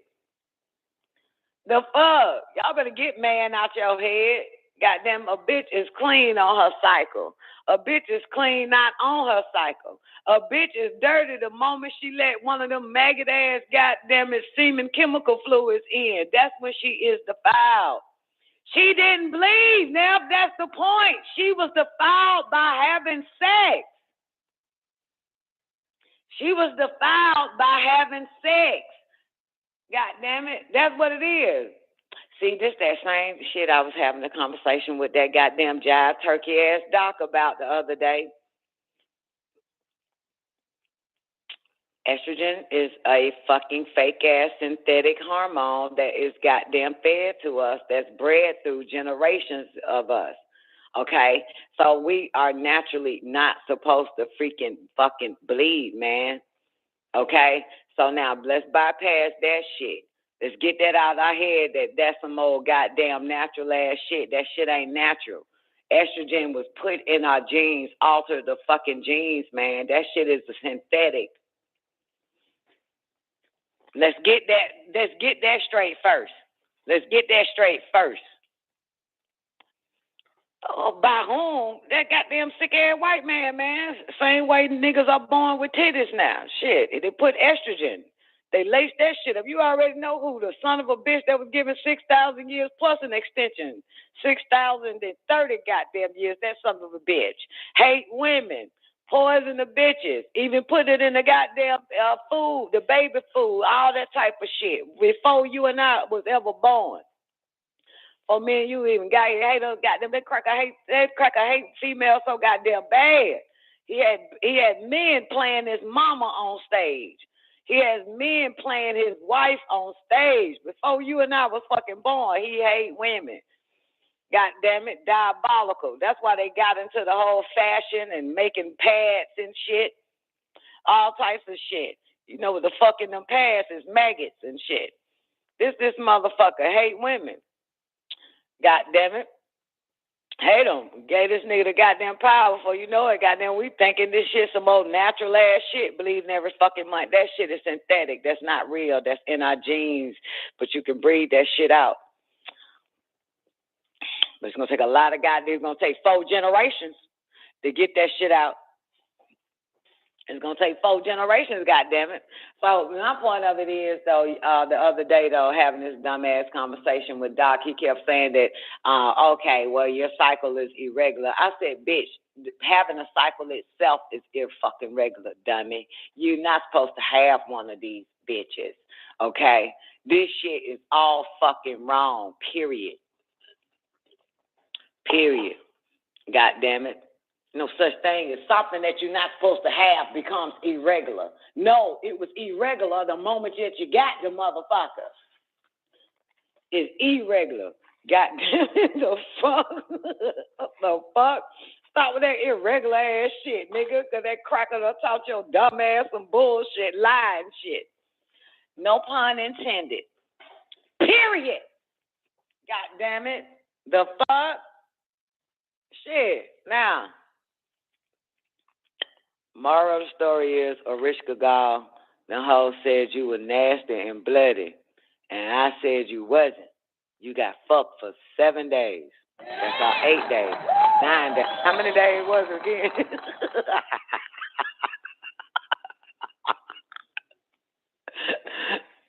How many days? How many days was How many days was it, Zeta? How many? 8 days, 9 days, 7 days? It was. You sure it was 7 days? I thought it was 8 days, 9 days. Oh shit! All right, let's move on. Okay, that's enough. All right, let's get into this goddamn sick ass U.S. United States government hoe ass shit, man. All right, great day, noob. I see you little monkey ass done snuck in this bitch like ain't nobody see. I don't understand why you don't speak when you come in this motherfucker. You New York niggas, man. Baby. This Southern hospitality player, when you come into the after party, you speak. You hear me? You hear me? Motherfucker. Okay, 7 days. Shit, I thought it was 8 or 9 days. Okay. Y'all ready? Ethereum, you ready? Ethereum, I watched that Spiderhead, man. That shit's stupid. Dumb as fuck. Moral of the story is y'all don't have to watch it. Basically, it's a synthetic fucking drug that controls your fucking emotions. The end of the movie. And what they want to do is, hey, are imitating life. What they want to do is, goddamn, this shit wild, is to create, and Spiderhead now, if you ever get a chance, but you probably not. But what they want to do is create basically a whole bunch of slaves. So they got this drug for them motherfuckers that they'll do whatever they tell them to do. You know what I'm saying? To be obedient. Yeah, to be obedient. That's Spiderhead right there. Y'all wonder, like, how the fuck I have time to be watching shit, right? This is what you call a motherfucker with no life. Shit. Goddamn, I know I ain't got no goddamn life, girl. I went on HBO. That motherfucker was like, subscribe or put your cable provider on this bitch. I said, what the fuck? Put what? So I try to hit the button again. HBO Max. It was like, subscribe or put your goddamn your service provider in and shit. I'm like, what the fuck? I hit Warrior up at goddamn 5, 6 in the morning. Was like, yo, bitch, what's the fuck going on with HBO Max, man? 2 days later, man, I realized the bitch didn't respond. And I said, yo, you gonna answer me? And she was like, oh, I just got a new card. I said, well, bitch, you better hurry the fuck up. Bitch, you ain't got no damn life. And don't forget, y'all, what that man say? What that man say on that video I played? Tell me I played that video with you motherfuckers. Yes, I did. You know the video where the guy said something like, and after every lecture or presentation he gives, he said people come up to him and be like, you mean to tell me couch potatoes live longer than us, than people with insurance that go to doctor? Couch fucking potatoes live longer and healthier, motherfucker. Y'all remember that? Y'all remember that video? Y'all remember that video? Y'all remember that video? You remember that video, the white guy? That nigga said, he was talking about, remember? What the fuck is wrong with y'all? God damn it, they got y'all niggas. They wiped you. They wiped your memory. It was just the other day. They wiped you. They wiped your disk clean. You fried. They hacked you. Took that out. What the fuck happened to you niggas? God damn, y'all used to be beautiful.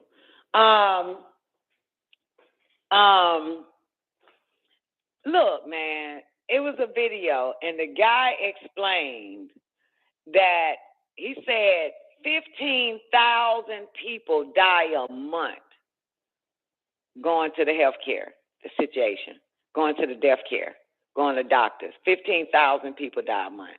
Y'all remember that? And that motherfucker said something like, that nigga said, and then he gave, thank you, Brian. You're recalling. And then that motherfucker said 15,000 motherfuckers. Then that nigga said 2,000 people died in goddamn 9/11, and the United States was ready to go to war. But 15,000 people died in the medical shit, in the hospitals or whatever the fuck it is. And nobody bats an eye, some shit like that. You remember Taekwondo? Right. And so then the nigga he said after his lecture, he said people come up to him and say, you mean to tell me couch potatoes live longer than motherfuckers with health insurance that go to doctors? They do. Because let me tell you, this is some real shit. I know a goddamn couch potato that has outlived every motherfucking body. And the bitch big as fuck now. She huge, old ass lady. And she look younger than everybody who go to the doctor. Yeah, I've known her since I was 14 years the fuck old. Yeah, man, for real. To me, how is that so? That bitch don't go to the doctor. She do not. Her son died at 38 years old and shit, man, like 5 or 6 years ago. Remember I told y'all about that. I said, man, that shit kind of fall. And look at my mama, man. Everything falling apart on that bitch. Remember I told y'all that? Everything falling apart. Every goddamn thing. I said, Mama, did you get the honey yet? She said, yeah, I can't open it. I said, why you can't open the goddamn honey? She said, I told you everything falling apart on me. My goddamn hand don't work now, and my leg this, and my neck that. Girl, this bitch got some good ass insurance, though. Everything falling apart on this house. God damn. She said, I'm going to get the other lady. I'm going to get the other lady to open this for me. Then I called her back 2 days later. I said, did you finally open it? She said, yeah, but that lady had a hard time opening it, too, because everything falling apart on her. Everything falling apart. I'm like, boy, they go to the doctor for every goddamn thing. Girl, they bad. Oh, ain't no way, baby. But the moral of the story is couch potatoes live longer. Couch potatoes live longer, baby. I'm a goddamn couch potato. Goddamn couch potatoes live longer, boo-boo. And they're not dependent. Okay, that's it right there, Zena. Oh, the truth about modern medicine. Y'all want to hear it real quick again, just for the hell of it? Oh, y'all ready to get, man, fuck y'all. Come on, let's go. I'm still a couch potato, though, Arishka go. I'm still a couch potato. Come on, baby, look at all this time I got on my hands, man. I really need to be working out like at least 18 hours a day, though, but I'm not finna do that shit. That's how I know every goddamn, that's how I'm able to watch damn near everything on the damn thing. You feel me? Come on now. Shit, the fuck? Nigga, it took me 2 weeks to finish 10 goddamn years. Look, took me 2 weeks to finish 10 goddamn years of X-Files. So you talk about 11 years. It's 2 weeks. It took me 1 day to finish the half of the episodes of Stranger Things. What are you talking about? It took me 1 day, less than 1 day. Goddamn shit. What? Fuck. How many episodes is season 4 of Stranger Things? I think 7 or 8. That 8 hours, ain't it? Finish that bitch. What you talking about? Nah, I get a lot done though in a full day because I don't go to sleep, so I get a lot. I get a lot done. You know what I'm talking about? I don't sleep on y'all time, so I just get a hell of a lot done, man. Oh, for the record, if anybody gives no fucks about it, I just think I'll share it. I've been cooking lately. Just thought I'd share that. Even got some cooking in and shit. Yeah, I've been cooking lately. Yeah. Oh, I ain't cooking shit but eggs. That's not cooking, is it? I ain't been cooking nothing but goddamn fried fucking eggs. That's it. Just fried fucking eggs. I love them bitches. I flip them bitches over like pancakes. Not scrambled, baby. We don't do the scramble thing. We don't do the scramble thing, baby. Oh, bitch, I am the master teacher of eggs. Goddamn it, I'm the supreme grand master, Hierophant of eggs, goddamn it. I can egg any goddamn thing, you feel me? I can egg anything, motherfucker. I can egg the shit out that bitch. I'm the master of eggs. Actually, I'm the master of everything in the kitchen. Put it on record, though. Bitch, bad, boo. You feel me? Big bad. Don't get it twisted, man. So because I've been cooking, like, you know what I'm saying, for a good little while now, only eggs, though. That's it. Only eggs. That's it. For real. Leave it alone. Let it go. So I'm sitting there, like, on a Sunday, whatever Sunday was 2 days ago, and I was still up, so it's got to be like maybe 10 a.m. Sunday a.m. and shit, because I was up and shit. I don't know. But anyway, but before I fell arrest. But so such thing as falling arrest. Well, make a long story short, I started thinking, like, damn, you know what? Let me go on and make some goddamn piena, you know, them noodles, them macaroni type noodles. You know what I'm talking about? The piena, P-E-N-N, some old shit. You know what I'm talking about? You know what I'm talking about? Y'all know them goddamn, you know, you got some angel hair, you got the macaroni noodles, and then you got the peanut. Yeah, that shit. So I was like, cause I ain't feel like really fucking with no. I'm visualizing at this point in the bed. I said, man, I should go on and get them, grab them pennies, get me some penis, and make me some goddamn spaghetti sauce. I don't eat meat, so, and make some oven actually spaghetti using piena, whatever the fuck that shit, peonies. Is that how you pronounce it? Penis. Yeah. So I started to, you know what I'm saying, do that shit. You feel me? And make some, make a goddamn Caesar salad with oil and oregano and vinegar and shit in that motherfucker. Not really like a Caesar salad, but more like an Olive Garden salad that you eat and keep telling them to bring. That shit good as fuck, ain't it? That Olive Garden salad. Girl, I would go to Olive Garden, and I would sit at the bar and just order soup and tell the bartender keep the salad coming. Yeah, man. Oh my goodness, motherfucker. God damn, what the fuck is in that damn salad, man? Oh my God. I just tell them to keep the salad, just keep the salad coming, God damn it. Get full off that shit, because you can't order something without a salad. You feel me? So I just order me a little bowl, a little cup of soup or something, and then just overdose on their goddamn salad. They fucking salad, nigga. Don't eat nothing else in that bitch. You better not. That shit nasty as fuck, man. That shit, what you call it? That shit, microwave food.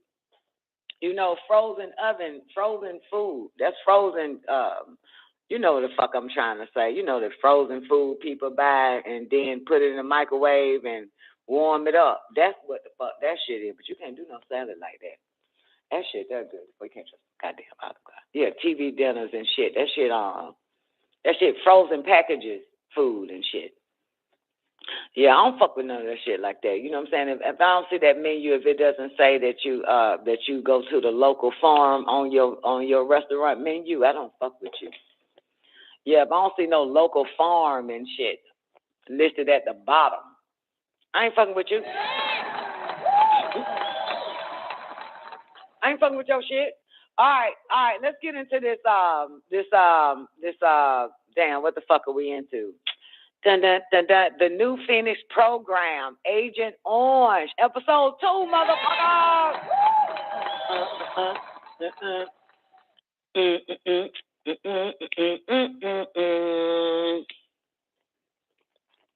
I just want to say one thing before I get this bitch started. That bitch turned to a pillow of salt. Oh, God. I gotta say that shit. Every time to a pillow of salt, I cannot get that out my fucking head, man. Oh, my God. Okay. Ooh, boy, that God of the Bible hate women. I tell you that much, motherfucker. So many unfaithful men. The goddamn God didn't suffer the same fate as that bitch suffered, Sabria. Lord have mercy. That motherfucker, I can't even understand how bitches could even fathom God loves them. Bitch, you better look at that shit again. You better read that shit. That motherfucker hate your goddamn bad bitch. Okay, y'all ready? All right, let's dance, man. Oh, I got a video I want to show y'all real quick. My bad. Let me show y'all this. It's Tuesday, motherfucker. It's kind of like the end of the strong for me. Tuesday is my Friday, so fuck y'all. Okay? Let me show y'all this real quick, though, for real. Then I'm going straight to it. I promise. I gotta show y'all this shit. I gotta show y'all this. I knew I had something so y'all can laugh real quick. Then we get to the serious shit. Okay? All right. Look at this shit right here.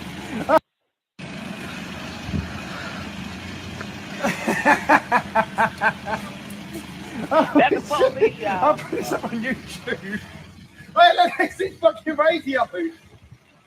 This is right.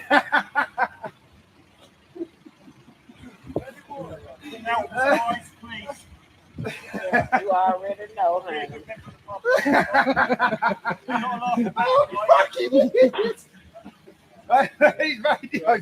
Look at this shit. Are you proud of yourself? You're like got a bit. Don't help him! Don't help him! Don't help him! No, don't. He's a police officer. Don't help him. When they say fuck the police, don't. They really mean it, don't they? Very funny. Oh, come on, it's the police officer.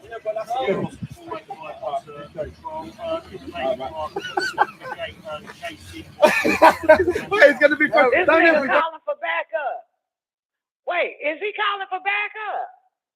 He's trying to call for backup. One more time, boys and girls. One more time, then I'm ready. I promise. I'm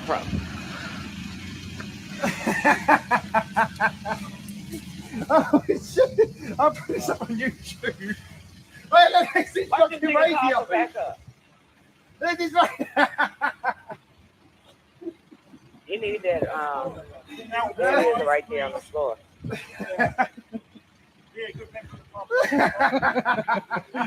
Oh, fucking idiot. He's radio. Are you proud of yourself?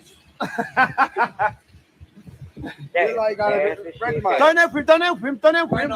No, don't. He's a police officer. Don't help him. Don't. That motherfucker said, don't help him. He's a police officer. Do not help him. Do not help him. He's a police officer. We don't help police. Motherfucker. He gave him the radio. Very funny. Oh, come on, it's the police officer.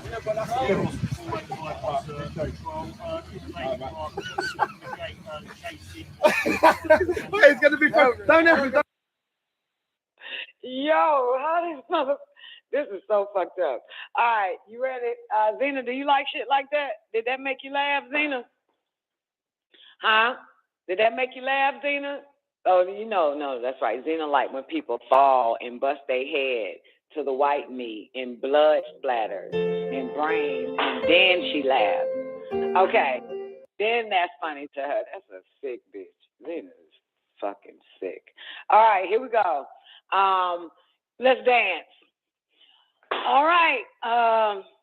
Your jaw was on the ground, but that wasn't funny enough. Okay, here we go.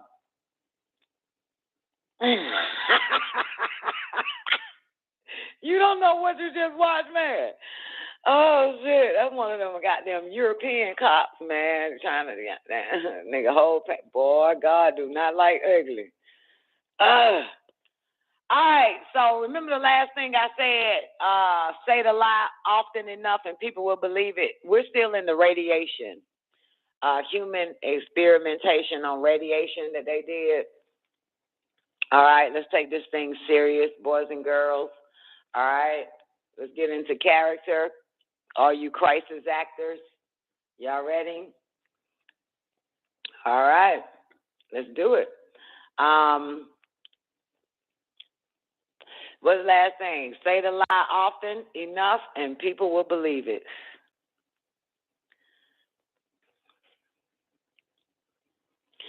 The third group of experimental human subjects are the downwinders or downwinders. Hey, how do you pronounce this word? Is it winders? Fuck. The third group of experimental human subjects are the downwinders. Winders. This term refers to all the people exposed to radiation as a result of atmospheric testing. Winders. Why they call them atmospheric? It is pronounced winders. Thank you, Zena.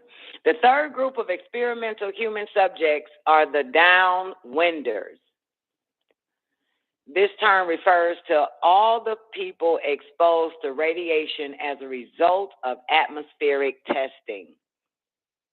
This group, in essence, comprises the entire United States and, in fact, the entire world. The fucking downwinders. Motherfucker, that's everybody. That's the babies born after this. That's us. This group, in essence, comprises the entire United States and, in fact, the entire world. Fallout from all 2,000 nuclear tests has deposited plutonium and other radioactive substances in the bodies of every human being on Earth. At what point this experiment would prove fatal for all human life is unknown.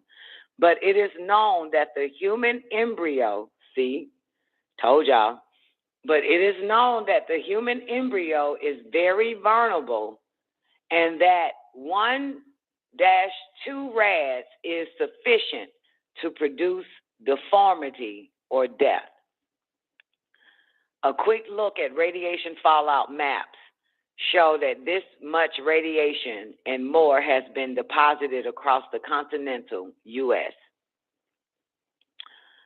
Brenda Weaver lived most of her life 7 miles from Hanford in an area known as Death Mile. Her family always seemed sick. She was developed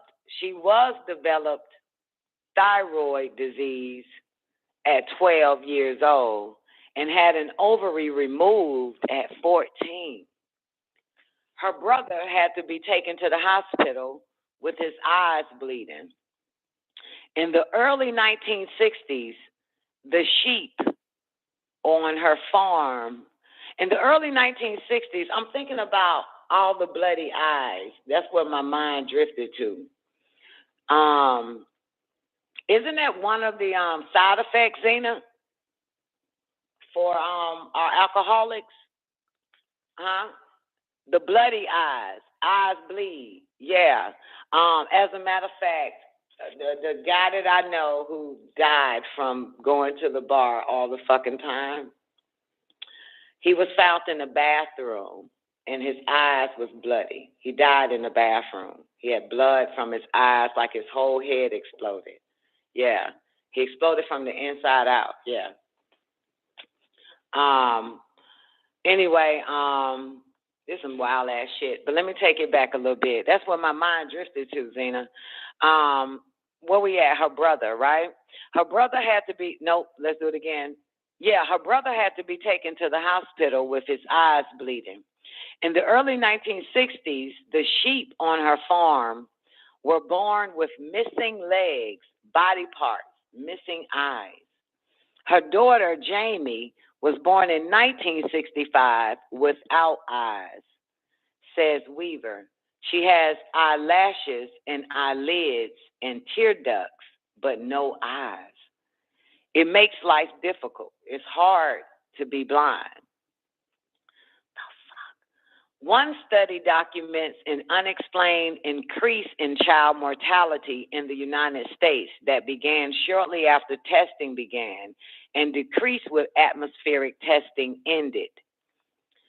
It was acknowledged that a full-scale nuclear exchange could have ended the human race, but it is also possible that continued testing could eventually accomplish the same result.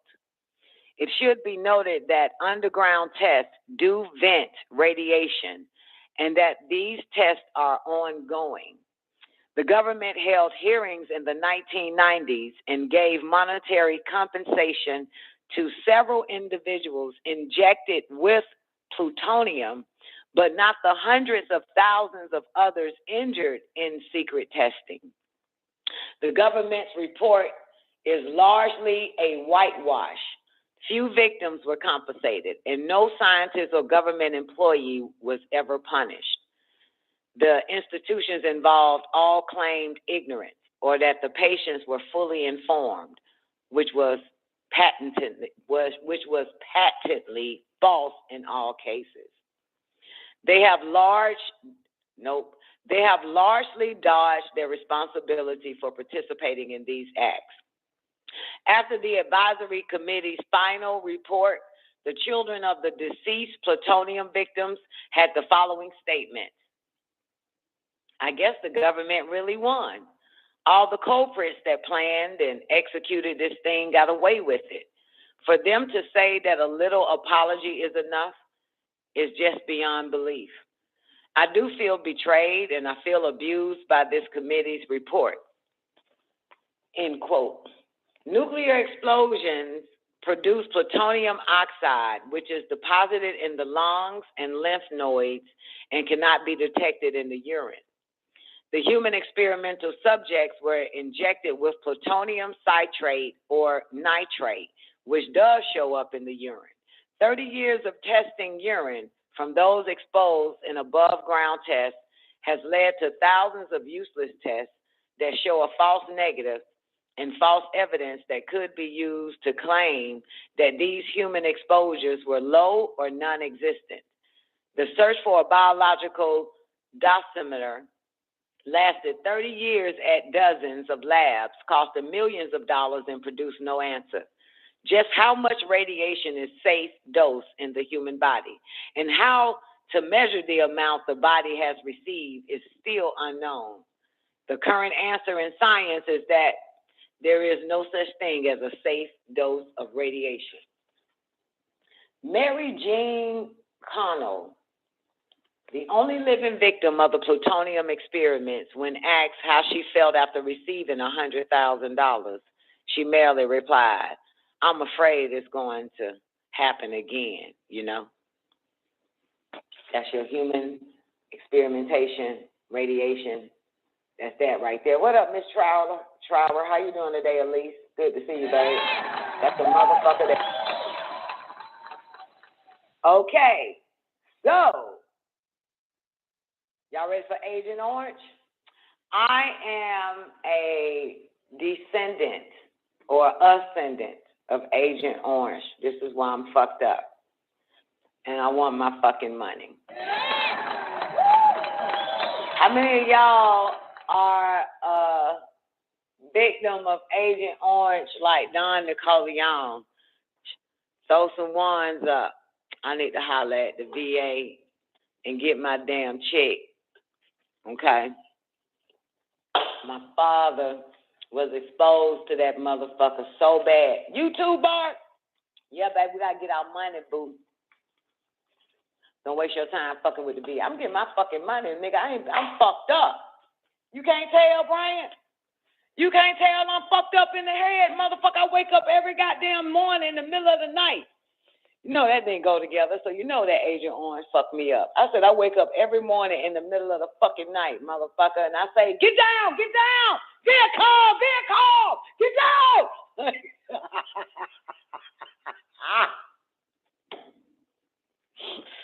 Motherfucker, the fuck? This shit fucked me up real bad, boo. Oh, shit. Agent Orange, Operation Hades is what they call it. Operation Hades was developed by the Pentagon's Advanced Research Projects Agency, ARPA, Advanced Research Projects Agency. Anytime you see the word Advanced Research Project or Agency, run. You know, run. Do not be them dumbass niggas from 30 years ago go towards some shit like that. Anything say research, advanced, projects, or agency, run. And tell your children to run, because you might die today, so make sure you tell their ass right now. If you see anything that say agency, project, what's the other one? Research, run. Advanced Research Projects Agency, the Pentagon developed Operation Hades, ARPA, as a scheme to defoliate guerrilla control areas of Vietnam. Objectives of defoliation were to destroy the triple canopy jungle that would flush out the guerrilla fighter for conventional warfare, to clear the waterways and roads of areas of concealment for ambush, establish fields of fire across bases, and to avoid infiltration and surprise attacks, and finally, to deny food to the enemy.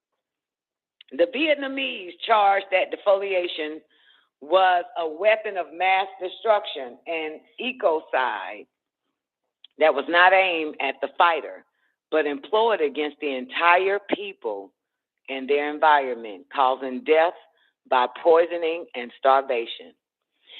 C, as in Charlie, 44, C-47 aircraft sprayed 245T, as in Tango, and 24D, as in Delta, on 5,000 acres in 1962. Good God Almighty. In 1967, 1.5 million acres of jungle and 221,000 acres of crop land were sprayed. Spraying ended in 1971 with 6 million acres covered with 107 million pounds of herbicide. About 10 to 15% of the total area sprayed was cropland. Annual sales of herbicide increased from $12.5 million in 1966 to $79.8 million in 1969. That's a lot of millions in them years. Now, Hercules Monsanto. Sound familiar, Neff? This nigga goes way back. Dow, Hercules, Monsanto, Diamond Shamrock, and 7 other companies shared the wartime profits. Monsanto go back that fucking far? Are you fucking kidding me? Dow, Hercules, Monsanto, Diamond Shamrock. I remember saying that company, Shamrock. Diamond Shamrock and 7 other companies shared the wartime profits. The name of the spray operation was changed to Operation Ranch Hand, but the insignia patch retained the satanic symbol of a devil with a fucking pitchfork. Can you fucking, do you hear me? What the fuck? What the fuck? During World War II, the University of Chicago studied chlorophenols,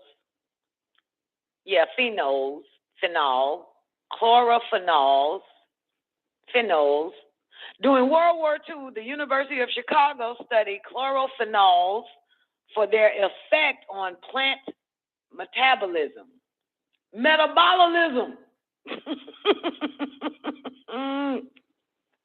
A small application will promote rapid growth, while a large dose will make the plant grow so fast it literally explodes and dies. This is the same fucking shit.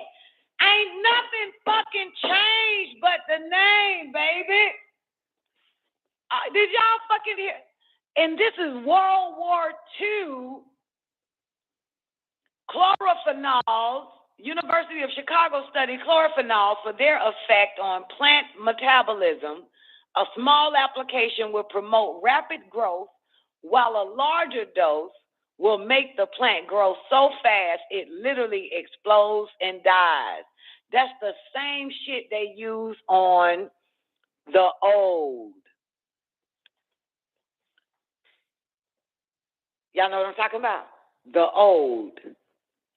Have y'all seen it? Y'all seen old? O-L-D. Where's Ethereum? Y'all seen old? Nope. Y'all ain't seen old yet. O-L-D. Boy, you ain't seen old. This shit on Netflix, I think. Go watch it. Don't go right now. Stay right here, please. Don't leave. Stay. Some of you motherfuckers gonna disappear anyway and go watch it real quick. Did you see it, newbie? You seen the Sweet Ocean? You saw how quick the baby was born, then the baby exploded and died. You saw that shit? Look, man, I'm about to tell y'all motherfuckers, see, this is what happens when y'all so busy living y'all lives. I get to fuck it up the moment y'all have a time to yourself to watch movies or a TV show. Moral of the story is, don't fall for that goddamn, what's that shit called? People go online and look for cheap resorts and hotels and shit. What the fuck is that shit? That trip? I don't fuck with that shit. Tripettes. Where you find cheap hotels and cheap resorts and you get discounts and all that shit. TripAdvisor. Thank you, Brian. These motherfuckers went on TripAdvisor and found them a nice little, and Trivago and shit, yeah, and found them a nice little resort, affordable than a motherfucker, food, and free all day, every day, all that type of shit, man. This shit wild, too. This shit wild, because I'm going to tell you. I got something to tell you. Once anybody seen Old, let me know. Because, nigga, after I watched Old, my daughters was in the DR, okay? So now they found this goddamn resort that's attached to an island that they ship motherfuckers to the island in the DR, right? Now, this is before I watched Old, okay? You got it, Newbie? Did you watch Old, Newbie? Your black ass head. Who watched Old? Sweet Ocean.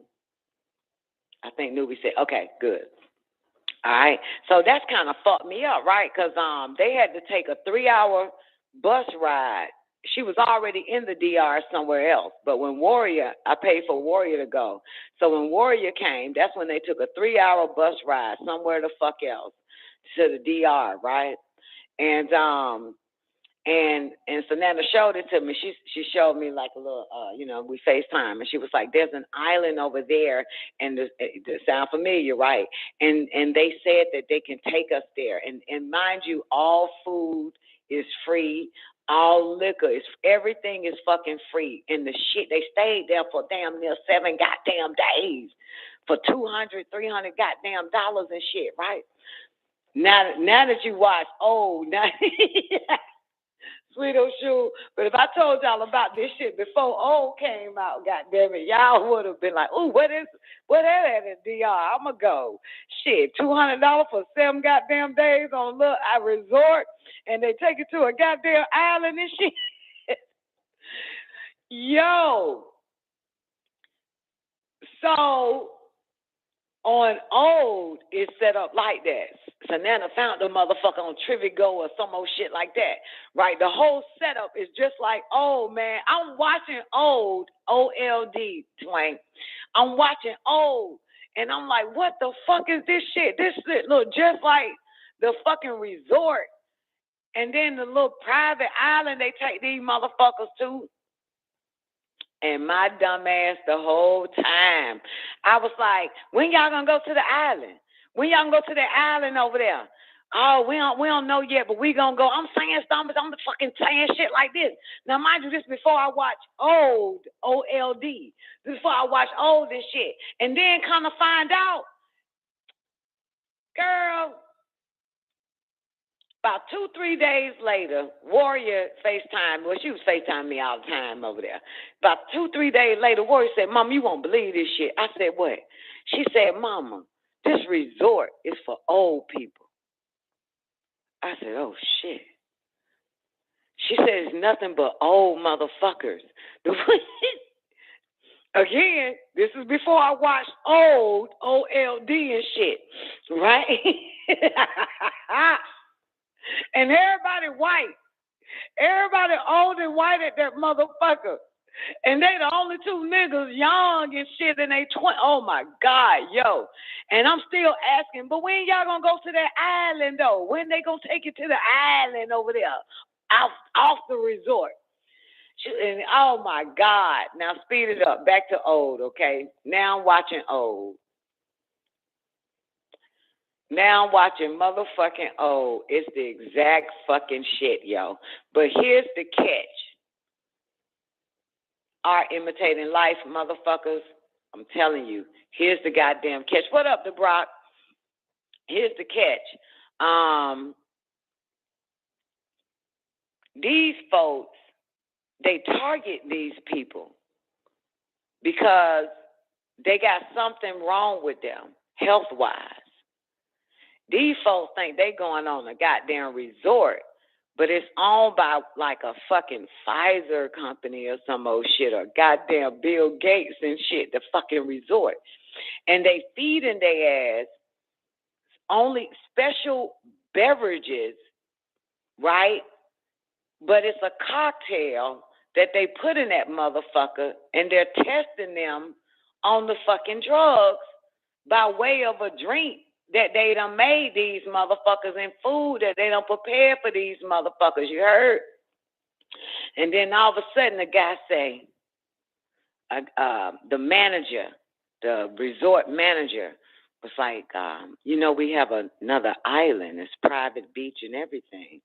You motherfuckers, and don't tell anyone. But, if you want to go, you and your whole family can come. And shit, and we take you to the island is right there and shit. I'm just watching it and shit. I'm like, what the fuck? I'm fucked, right? Because I'm goddamn, my babies just left some shit like that, right? And I'm like, what the fuck, right? And so the little family, the husband, wife, and the two kids was like, okay, yes, we would love to get away and be in a private little island away from every goddamn body. So the motherfucker said, okay, well, y'all gonna leave early in the morning then, and the bus gonna take you out there and shit, right?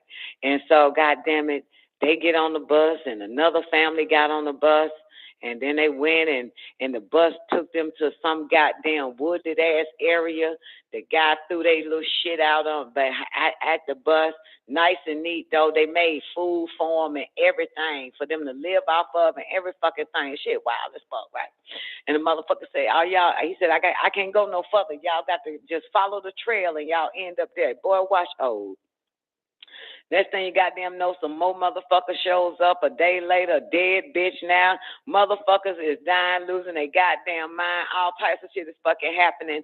And at the same time, the children, twank, the fucking kids, 6 years old, 8 years old, bitch, in less than goddamn 3 hours, them motherfuckers turn 15 to 20 years old. So now the 6-year-old little boy is fucking the 6-year-old girl because now they both like 18 years old, 3 hours the fuck later. This bitch is pregnant. And 2 hours later, this bitch is 9 months fucking pregnant. And 5 seconds later after that, she had a goddamn baby.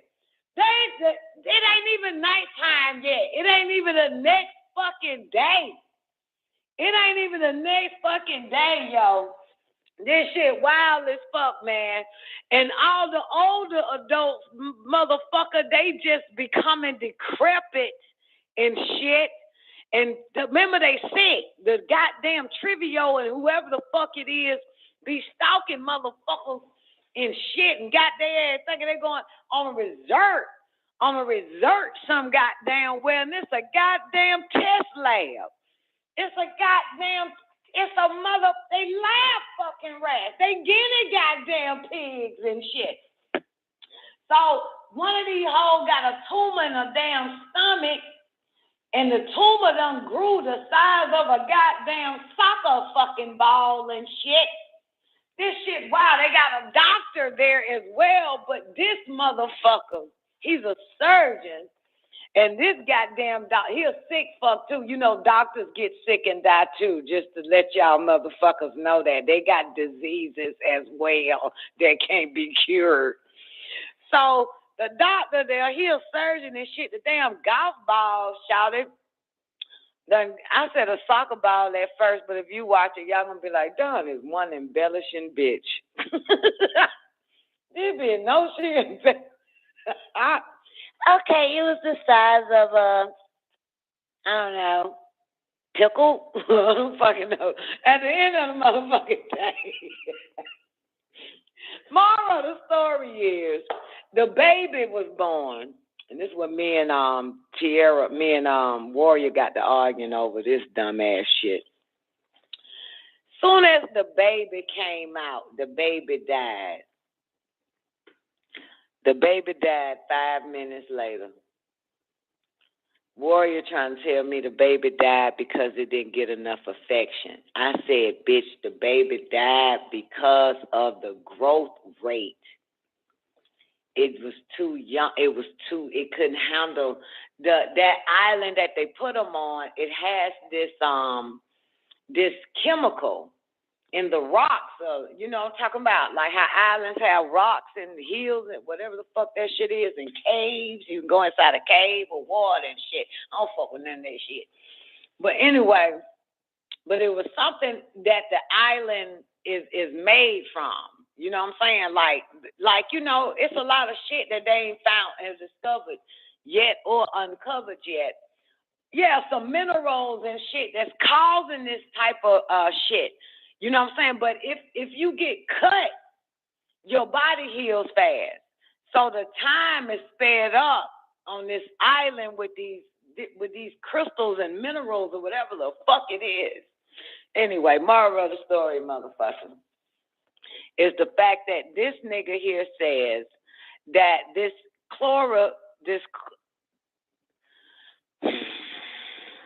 y'all know the fuck I'm trying to say here, that the University of Chicago during World War II studied the chlorophenols of their effect on plant metabolism. A small application will promote rapid growth, while a larger dose will make the plant grow so fast that it explodes and dies. That's what happened to the baby in the goddamn shit Old, in the damn Netflix shit called Old. That's what happened. Man, is this motherfucking art imitated life, or this is, what the fuck is this that we're in? This is the exact shit. So anyway, watch Old if you don't want to. You don't have to. A small application will promote rapid growth, while a larger dose make the plant grow so fast it literally explodes and dies. The special mixture of Agent Orange, that's what the fuck this is, used in Vietnam consisted of 2,4,5-T, as in tango, and 2,4-D, delta, in equal amounts. The mixture was 13 times more concentrated than that used domestically. Agent White added picloram, Picloram, picloram, which was made by Dow, D-O-W, that's your Dow Jones people, made by Dow, but so long-lasting in the environment, it was never allowed to be used on U.S. soil. Agent Blue contained highly poisonous cocodalic acid and was 54% arsenic. It's probably what they be putting in them goddamn chickens and shit now. Okay. So you got Agent White. They added picloram, which was made by Dow. Agent Blue contained highly poisonous cocodalic acid and was 54% arsenic. The effects of spraying 2,500 acres and 1,000 inhabitants were reported by a doctor in October 1964. At first, the people felt sick and had some diarrhea. Then difficulty breathing followed by low blood pressure. Some cases had trouble with their optic nerve and went blind. Pregnant women gave birth to stillborn or premature children. Most of the affected cattle died from serious diarrhea.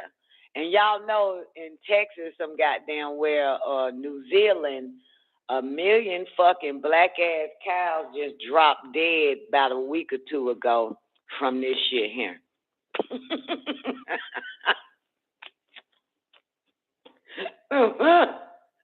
I'm trying to tell y'all, man, they still doing this shit, yo.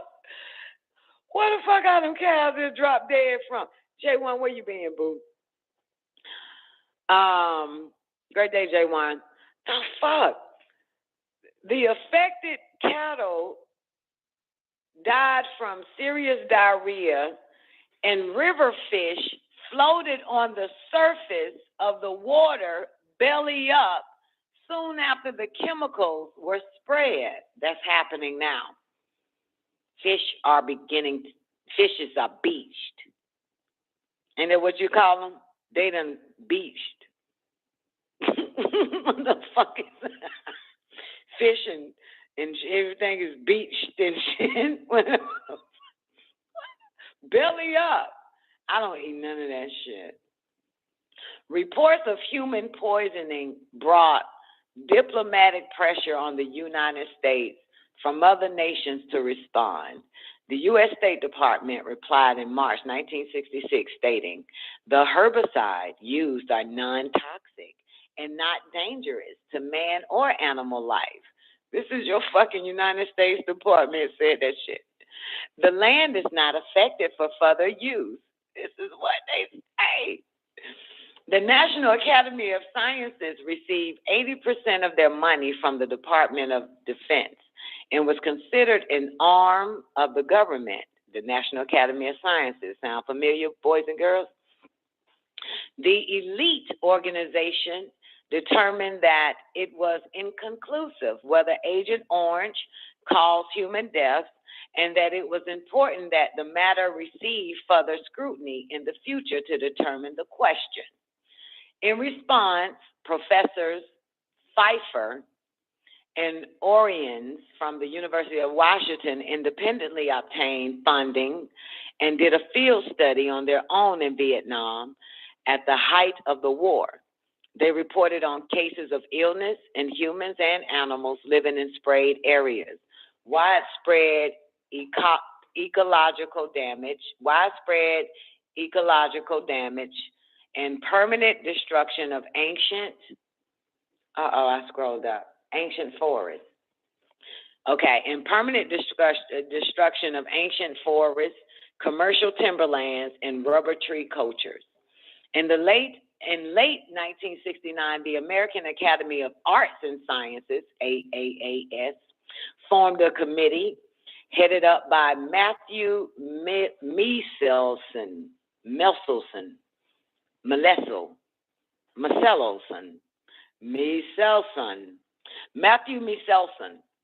a Harvard biologist with a mandate to study Agent Orange in Vietnam. Through their efforts, LBJ, who is LBJ? Lyndon B. Johnson, is that the president at the time?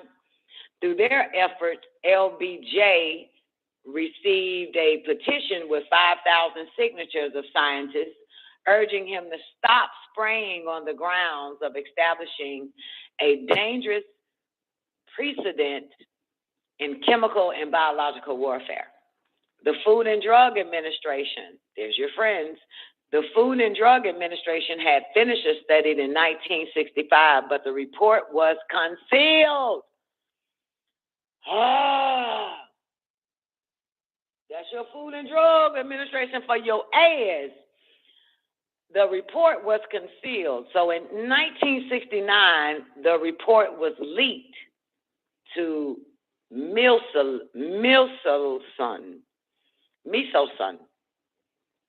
It showed that in 1964, the prestigious Bionetics Research Laboratory tested industrial compounds for carcinogenic and fetus-deforming effects in lab animals. The test showed small doses of 2,4,5-T caused birth defects in rice and mats.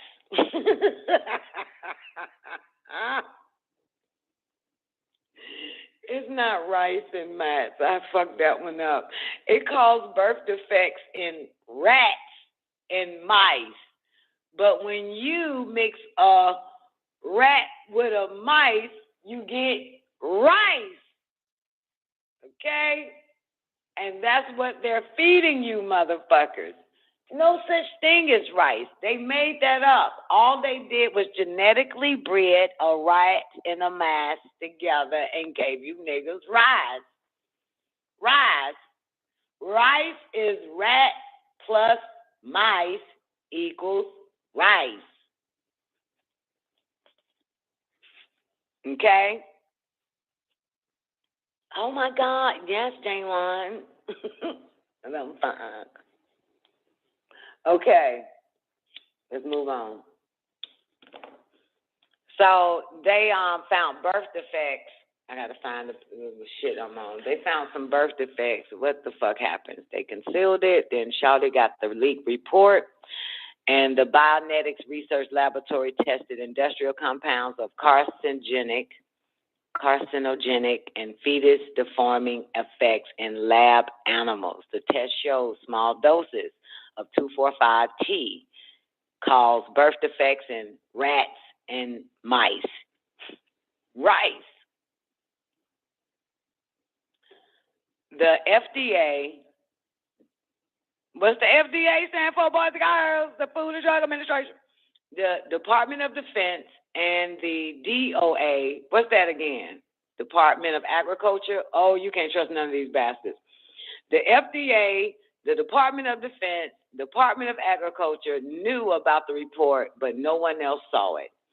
Dow Chemical, used to combat the now public report, was to claim that chemical impurities in the test batch were responsible for the alarming results. They basically used the word it was contaminated. We didn't know. Ain't that a bitch? That's how they write it off. Contaminated. It's our bad. It was contaminated. That's what they did to them tests. Remember those tests people took at the bar? They said it was contaminated. That's what they do. Oops, contamination. The contamination was impurity produced during manufacture, referred to as 2378 tetrachlorodibenzopyridioxin, or simply dioxin. They contaminated it by mistake. Oops. The newly formed EPA, what's the EPA, y'all? Environmental Protection Assholes. So the newly formed EPA issued a ban on the use of T45-T in the U.S. and the military, claimed they would use other agents for defoliation.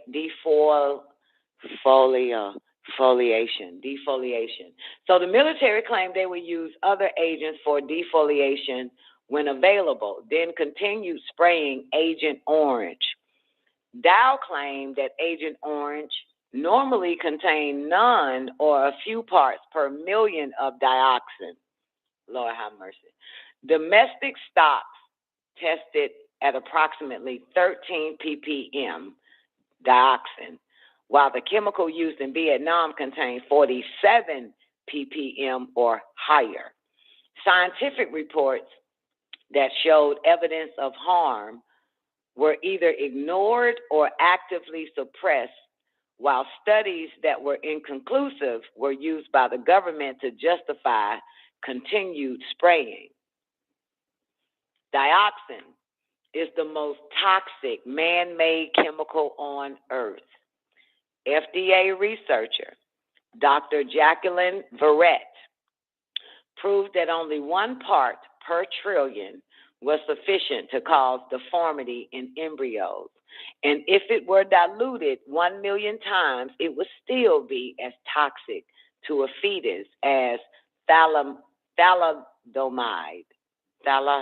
I know that word. They give this shit to motherfuckers. Thalidomide? Yeah. Thalidomide. Yeah, I know about that. It still would be toxic to a fetus as thalidomide using the same test. There is no safe dose of dioxin, no matter how small. So the agents 2,4,5-T and 2,4-D were shown to cause cancer in lab animals by themselves without the dioxin present. This is how they did the whole little cancer shit. Dow Chemical agreed to a temporary halt in the use of 2,4,5-T, but was fighting to protect the pervasive domestic use of 2,4-D Delta. Dow was able to go to court and successfully fight the ban on 2,4,5-T. and thus saved their lucrative sales in the American market, as well as worldwide sales of both herbicides. The burden of scientific proof was successfully shifted from the manufacturer of the toxic chemicals onto the plaintiffs, who were forced to prove conclusively that dioxin and the herbicides cause disease and mutation in humans. Studies funded by industry showed 2,4,5-T without dioxin was safe, while independent studies, such as the Bionetic study, showed that pure 2,4,5-T without dioxin was mutagenic, whatever. I think that deals with mutagenic. So 1970, Michelson report carried the greatest weight in the scientific community because of its thoroughness. In one heavily sprayed province, stillbirths and miscarriages were disproportionately high. In Saigon, there was an epidemic of spina bifida, a birth defect linked to Agent Orange. This prestigious, hey, I got a question. Y'all know meningitis, right? Y'all know meningitis? You know meningitis? Are y'all familiar with meningitis? Well, I got a question. They keep this quiet, but I got a question. I want to know if you can answer it, and don't fucking internet a goddamn thing. I want you to use your intuition, your brain upstairs for this question.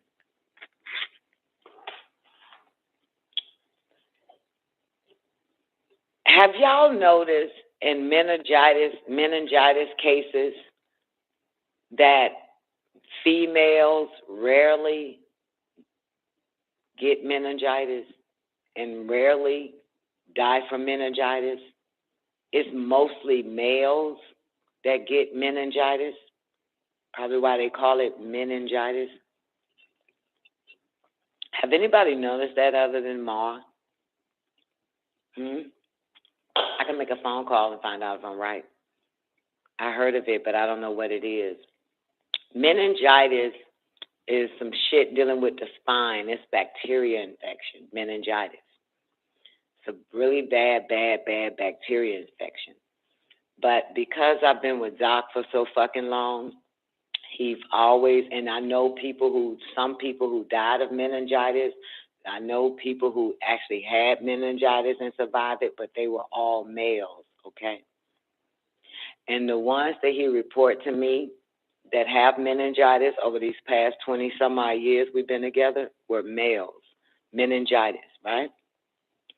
So, anyway, I say this to say, you know why the numbers are high in males? Because bacteria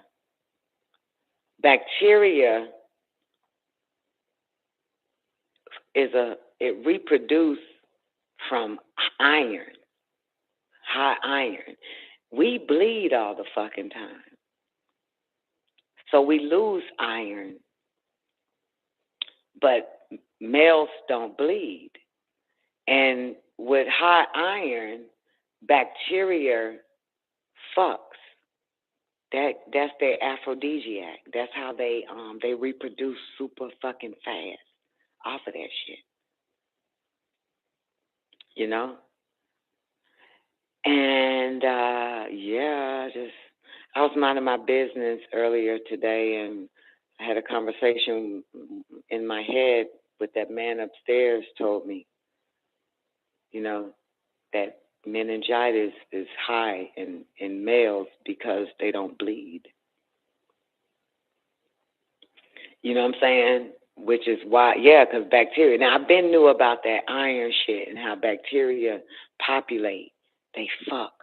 What's the word? that y'all use, reproduce. Yeah, you use. Now I gotta fucking stop saying fuck all the time. That bacteria reproduce at a high rate when the fucking iron levels are high. It's a bacteria infection. That's what a lot of this shit is, bacteria infection. You know what I'm saying? But females don't get that shit. A lot of males get meningitis. Because they don't have a way to get rid of that shit, you know? Where the fuck y'all gonna get? Where y'all gonna keep y'all iron at a minimum and shit?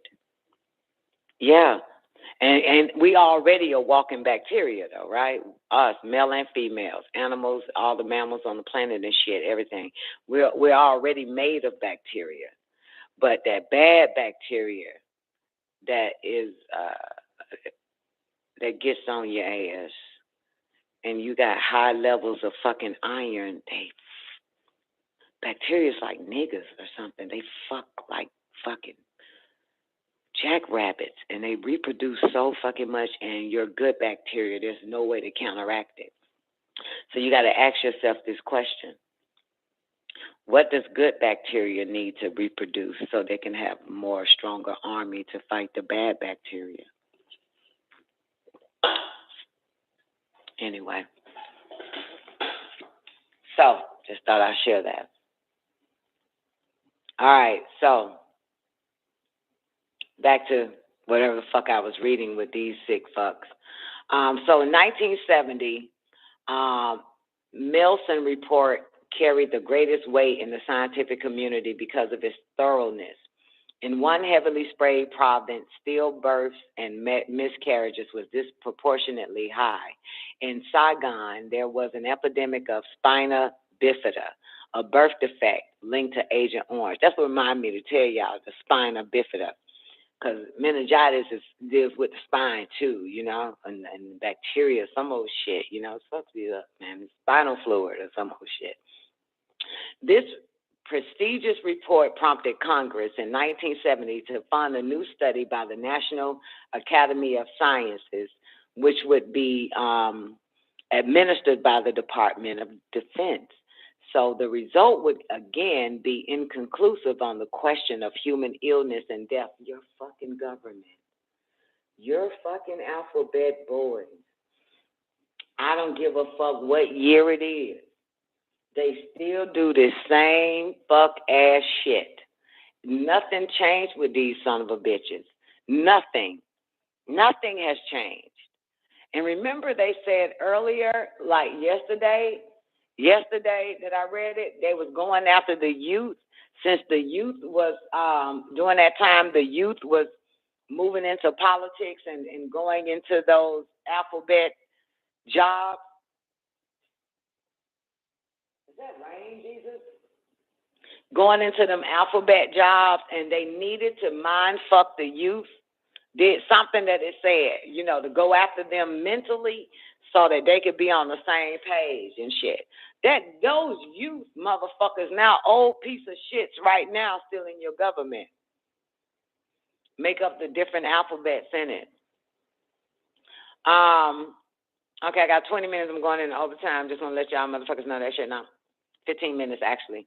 All right, so again, the National Academy of Sciences, which would be administered by the Department of Justice, the Department of Defense, they again said it's inconclusive. It's inconclusive on the question of human illness and death. We don't have nothing on that. Get the fuck out of here with that shit. So here goes the RAND Corporation. The RAND Corporation is a government think tank that in 1967 established, or nope, I'm all wrong.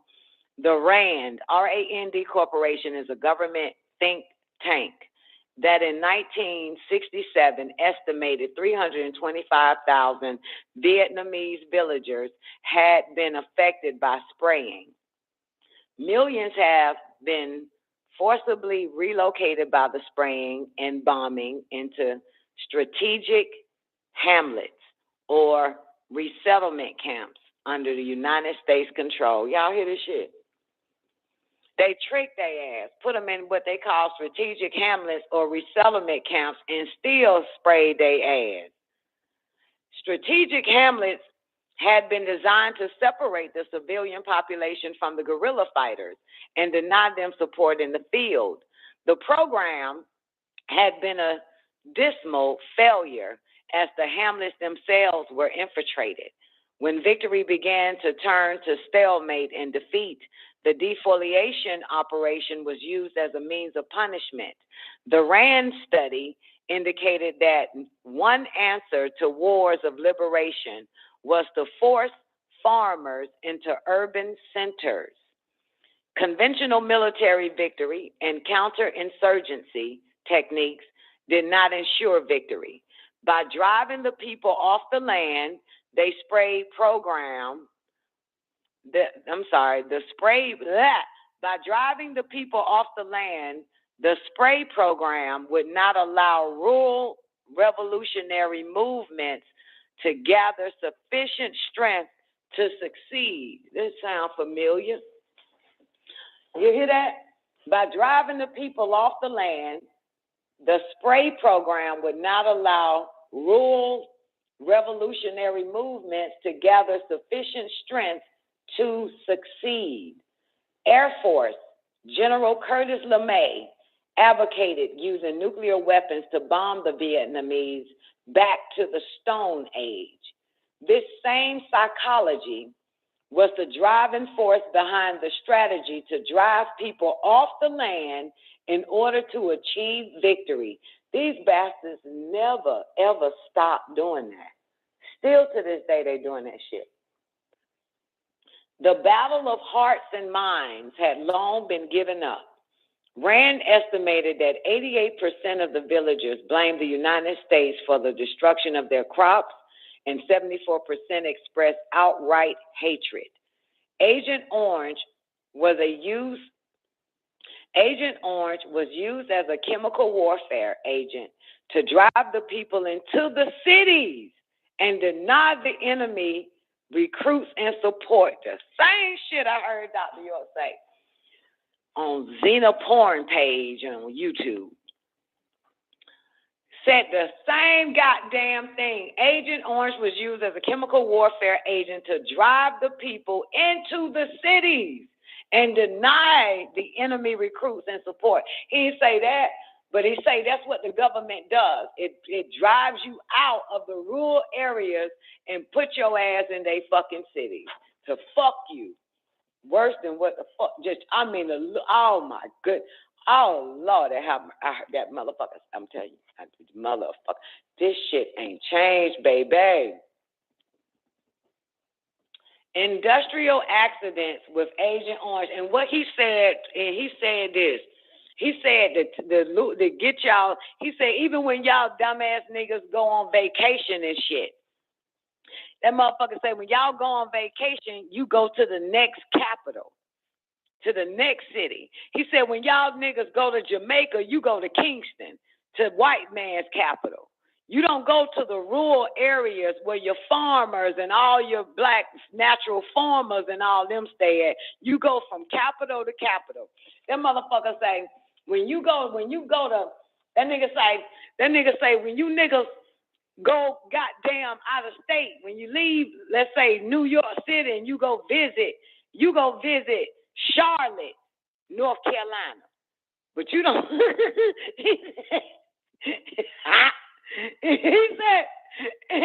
he said y'all don't go to the goddamn rural areas because you always got to go to his caps, to the other infested, congested, fucked up cities. He lure you from city to city, no matter what. You know what I'm saying? Yeah, some shit, man. That's that shit right there. And people just naturally do it. Ain't no such thing. You don't naturally do nothing. You're mind fucked to do that shit. You're under MK Ultra to do that. I couldn't understand that shit. They ain't got me, Miss Hudson. Never have, bitch, because I don't be understanding that shit. God damn it. They ain't got me, boo, because shit. Motherfucker, I don't go to Miami. I hated that bitch. I went straight to the countryside where the ocean at, where motherfuckers where roosters be walking. I don't do no shit like that. I hate them. I hate this man. Y'all know I hate his ass. So why the fuck will I go anywhere where this son of a bitch done mind fuck so many people at? I hate that shit. I do not fuck with that shit. Ever, never, no. You can't get done to go nowhere where that motherfucker cap is at. When I tell you I hate, motherfucker, I hate for real, okay? I hate for real, all right? When a woman hates, she hates for real. No, woman don't hate for real. God do. God gonna always hate Esau. God dead right now and still hate that motherfucker. You hear me? Only God hates for real. Gender, because if you really hate that motherfucker, but see that motherfucker in you, so you can't hate what's in you. Because that motherfucker is your mental creator. So these fuckers will never fucking know. Like this shit right here, and got the nerve to talk about the devil. A character in a goddamn book that only pops up 2 fucking times in the goddamn Bible. Motherfucker, this bitch here, this is the motherfucker here. You should, ain't no such thing as no goddamn devil. It's these ADODADA. Food, Drug Administration, GOV. All them motherfuckers. What the fuck? The fuck? Look at Monsanto. This motherfucker, I didn't even know this nigga go that far. But this motherfucker is the god of Agent Orange. Are you fucking kidding me? And your government appoints this motherfucker, what, 8-9 years ago? During Obama, appoint the goddamn Monsanto, the other motherfucker, to be the director of the Food and Drug Administration. This is the boy. This go boy. They are playing the hell out of these motherfuckers today, and yesterday, and the day before yesterday. Can y'all believe this shit? Motherfucker, how the fuck is y'all not feeling no kind of goddamn? They got you. They got you. Never mind. They got your asses. That's all this shit is. They got. Ain't no way in fucking motherfucker. And some of you motherfuckers just been knew that. Bitch, if I knew that shit, I'd still be a pissed motherfucker if I heard it again and again and ain't no whole ass way. Ain't no whole ass way, bitch. You hear me? Ain't no fucking way. What the fuck? Where the fuck y'all niggas at? Watching old, you dummies. Okay. Rand Corporation, think tank. I think I did this already. I don't even know where the fuck I'm at now. This it. Did I tell you about General Curtis LeMay? Okay, I gave you that. Did I tell you about the industrial accidents with Agent Orange Manufacturing Company regularity in 1937? No. Monsanto's about to pop up again. I done fucked up somewhere. Now I don't know where the fuck I'm at. Diotoxin. T45, nearly 3 million Americans served. Oh, shit, I don't know where I'm at now. Lord have mercy. I can't even tell you. Hit this motherfucker. There you go.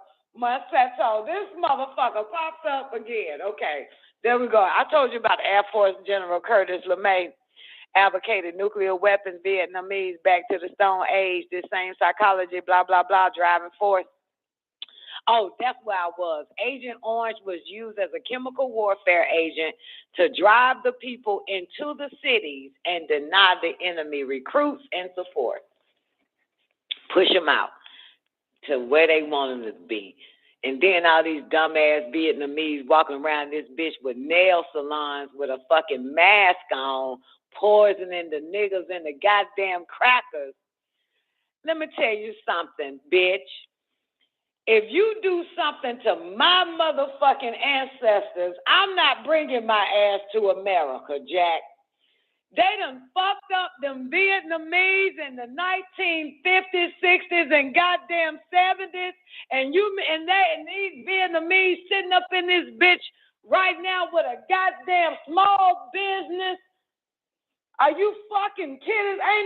way in hell. Like, the fuck? Ain't no way in hell, bitch. Ain't no way in hell, motherfucker.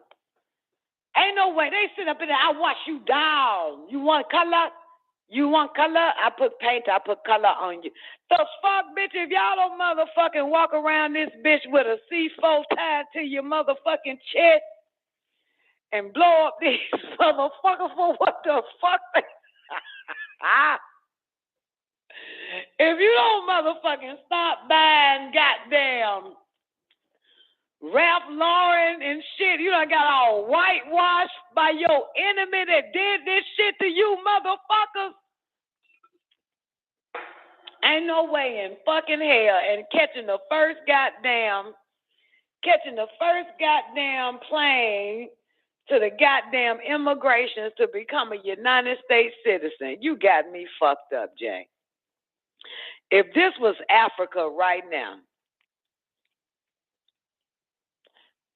this, meaning where we at right now, and where everybody else at that ain't in underneath the basement with us is in America. Ain't no way in hell I'm coming to America, Jack. What you have done to my motherfucking people, I'm not fuck America. You hear me? Ain't no way in fuck ass hell that I would be trying to have a better opportunity in a place that done bought their ass to my native land and fucked up my goddamn people. Ain't no way. Ain't no way. And what I do know for a motherfucking fact, they came to Africa, fucked them motherfuckers up, and the Africans showed up over here today.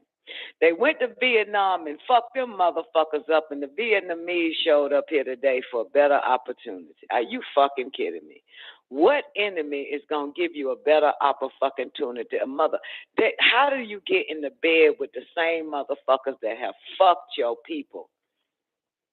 How can you get in bed with these motherfuckers? Please tell me you got a more diabolical plan than the black-ass Africans and niggas over here. Please tell me. Please tell me, because let me tell you what I found out. You want to know what I found out when I was younger? I ain't understand it, but as I got older, I understood what I found out about what I found out. Them goddamn Jews is still hunting them fucking Nazis to this day. A nigga ain't hunting a goddamn motherfucking, the Vietnamese ain't hunting none of them motherfuckers. Are you fucking kidding me? No, you bring your ass as a Senegalese, a Gambian, a fucking Nigerian, whatever the fuck you are over the fuck here. And you ain't hunting down these motherfuckers that done came and fucked your ass up over there. The fuck you want, and you just looking to get married, get a fucking green card, son of a bitch, and have a wet type of life. How the It's the men. It's the men. It's the men of these countries and races that is weak. It's the fucking man. If you got a weak man, I'll show you a weak bitch. 90 seconds. It's the men that are fucking weak. You hear me? It's the men that are fucking weak. The African man, the Vietnamese man. This son of a bitch bombed Nagasaki and Hiroshima. Somebody tell me where the fuck. These motherfuckers done came up in this bitch and opened up goddamn sushi spots. 60 seconds. The men. They done came and opened up fucking restaurants and shit, flipping eggs on the top of they fucking chef hat, entertaining motherfuckers that are goddamn hibachi. It's the fucking males, yo. It's the freaking fucking males, you hear me? It's the fucking men. It's the males, I'm telling you. And then, this one Vietnamese chick I really care for. I want to tell that bitch, if you don't leave your sorry ass goddamn husband fucking alone, this nigga, these fuckers go straight to the killers for medical fucking help, and this motherfucker still ain't right. 10 seconds. Her goddamn nail salon, cause this motherfucker going crazy. More drugs. How can you trust this motherfucker? How can listen? I'm fast. Listen, 1960 was yesterday, son of a bitches. That shit wasn't 1800s. That wasn't in the goddamn 1700s. That shit was yesterday, motherfucker. Marvin Gaye is still making money off the song What's Going On today. I was alive, bitch. That shit was yesterday. That shit, these motherfucking Vietnamese was walking around this bitch like, what the, did anybody tell them what the fuck happened? You bitches go in them goddamn nail salons and that sorry ass nigga go there too and put his feet in the damn bowl with your ass. And all they finna tell these Vietnamese what the fuck, where the fuck are they getting their history lesson from? They must don't know what the fuck happened in Vietnam to them motherfuckers till they can. They must don't know, but you know what niggas said, they know what happened to them, and they still in bed with them motherfuckers to this day, ain't they?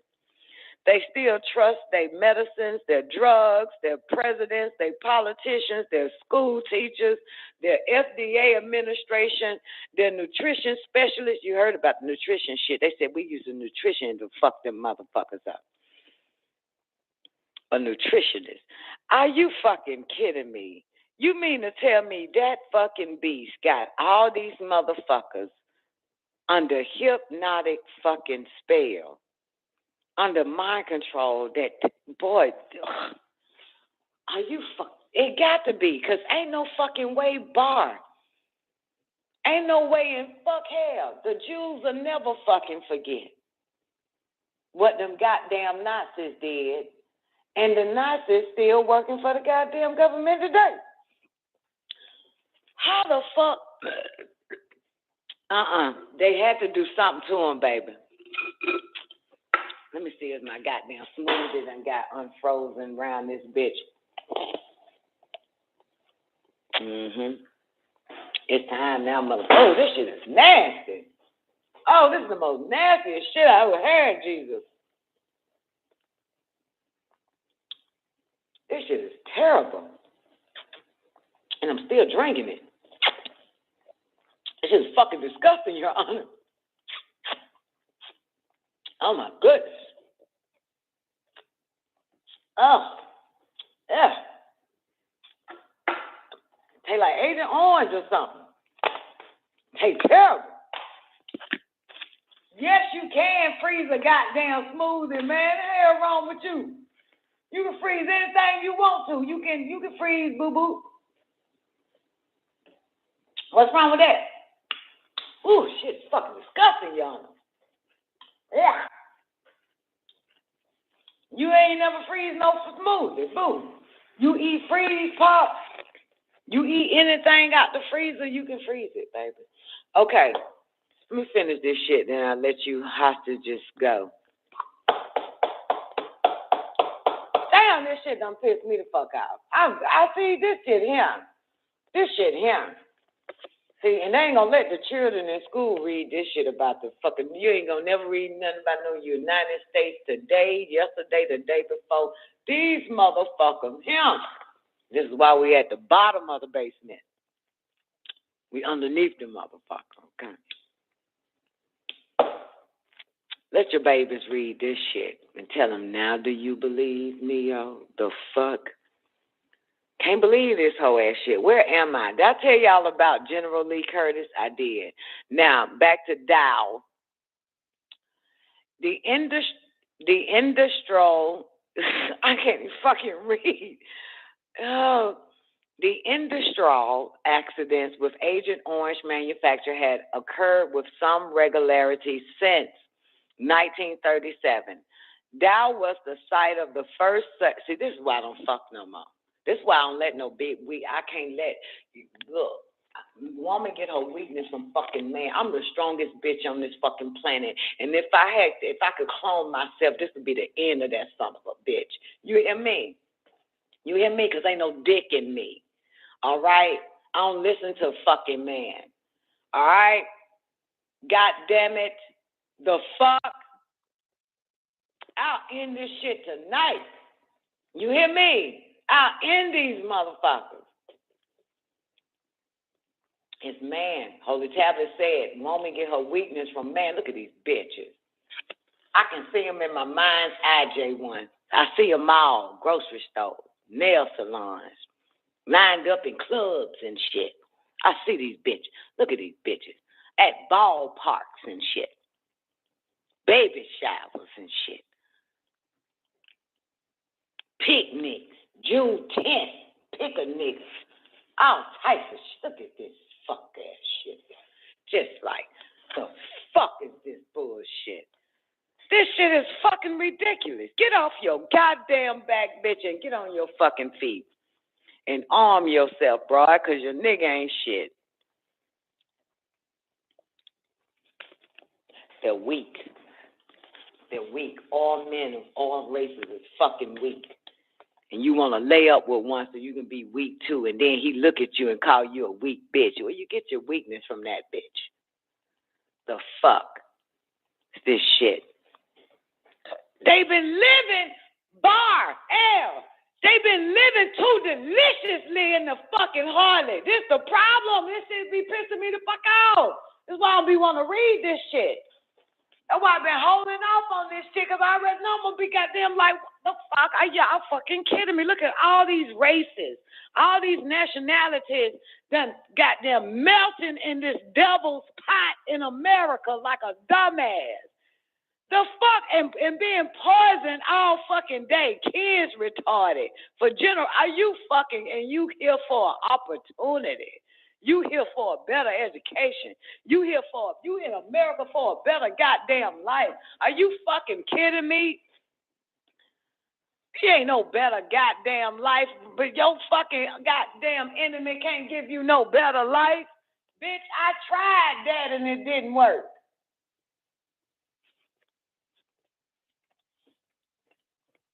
Hey, ex-black, great day, baby. God damn. Ain't no fucking way. Anyway.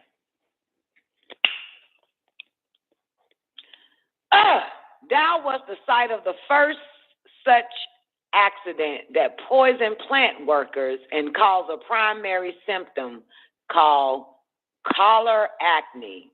CHLORACNE.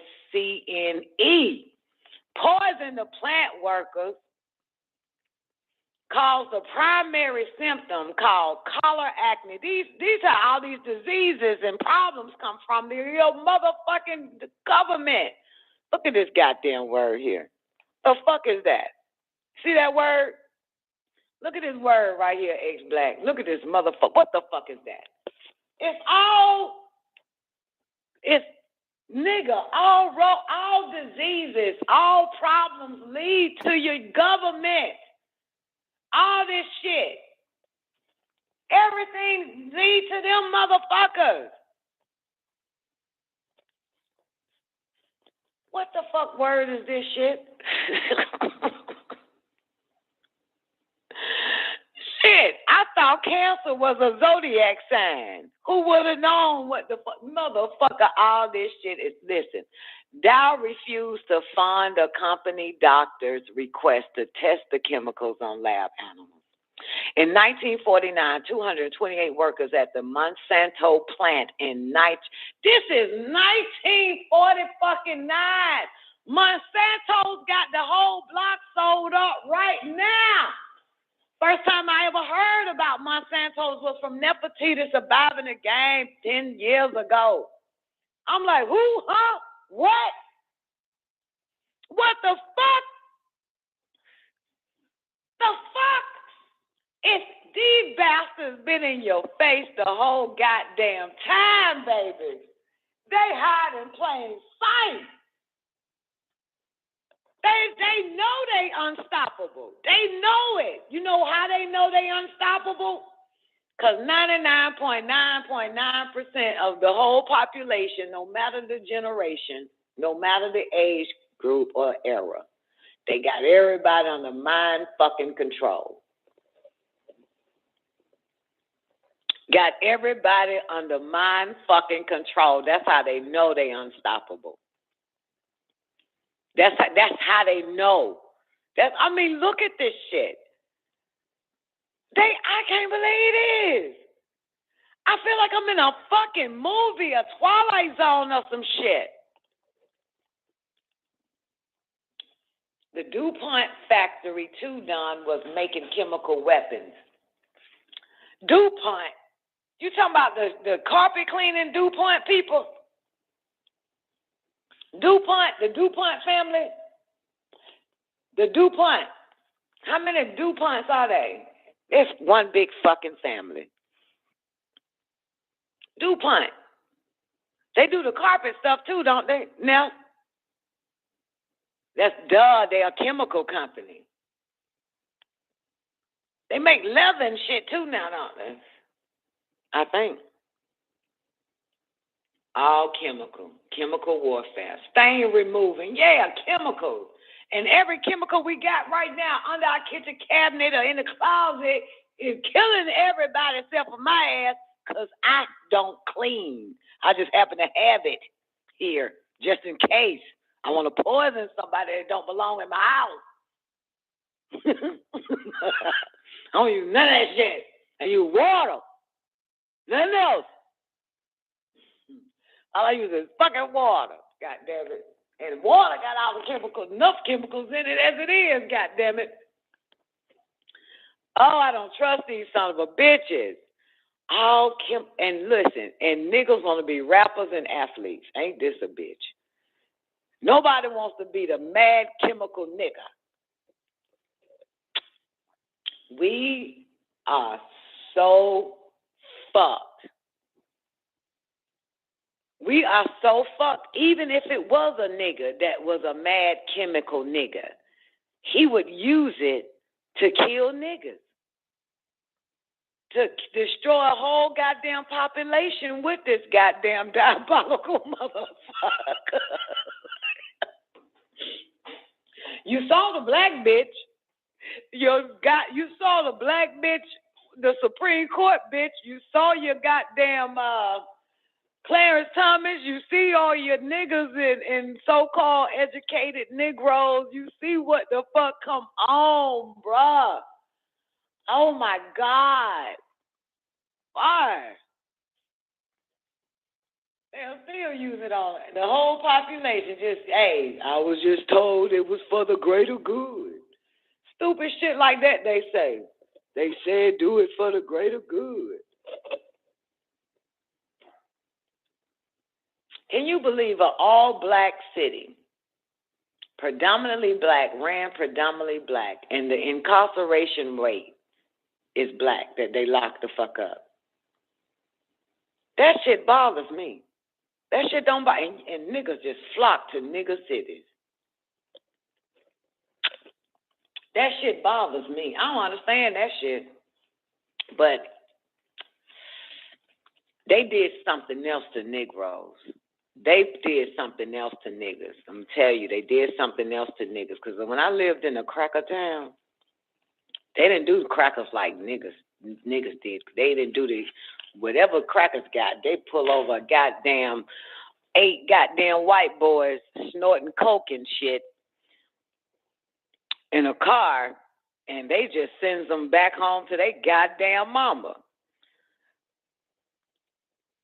Black city, black cops pull over 8 goddamn boys smoking marijuana. They going straight to fucking Rice Street. They going to jail, and they're going to get lost in the fucking city jail and the county, then court. The judge is black. Everybody's black. The defense attorney is black. The prosecutor is black, and they all going up the damn road to the county. All types of shit. This shit, wow. They did a work on niggas. They added something extra to the psychic drive and to the subliminal messages, to whatever the fuck the hypnotic goddamn MK Ultra shit. They did something else to black people, especially professional niggas. Those with a badge, a teacher's license, a doctor's certificate, whatever the fuck it is, but they did something major. They did something mentally more damaging to niggas on niggas. They did that shit. It's something they did. They added no, that ain't feared. I'm telling you, they put something else in that fucking, listen, everything is area code and zip code. Zip codes. Did you know that? So they know where to put all niggas at in zip code. Even if I'm telling you, and they do something else. They turn the frequency up. They fry their shit. It's something else. When I'm telling you, they added a little more demonic, sick, psychic, driving, hypnotic, MK Ultra, something extra on top to black motherfuckers. I'm telling you, that's exactly what they did, man. I don't like them. I don't like black people. I don't like black people. I don't like them. They worse mind fucked. You know what I'm saying? They are the supreme mind fucked mental fucking cases ever fucking, god damn. All of them. Except for y'all. Y'all don't smell like them niggas. I don't like. Y'all smell different. But the motherfuckers, everybody else outside this motherfucker, man, it's some other type of shit in their head. They did something to them motherfuckers. What up, She-Dog? How you doing today? God damn. Hey, Gabe. Great day, Don Nicole. They did. I'm telling you, they did something else, baby, because I had the best of worst worlds. It is a difference. It is a difference. I ain't gonna need front. That's why that nigga said, Dr. Hill said, you ever wondered why a white cop would let you go and a black cop would beat you down? The white meter maid will let you go and the black meter maid will run you down. Then you must read the book called Are There Black Devils? This shit was in the 80s, nigga. We like 6, 7, 8, 9, 10, 11, 12 years old and shit. God damn it. That shit. You must read a book called The Black Devil.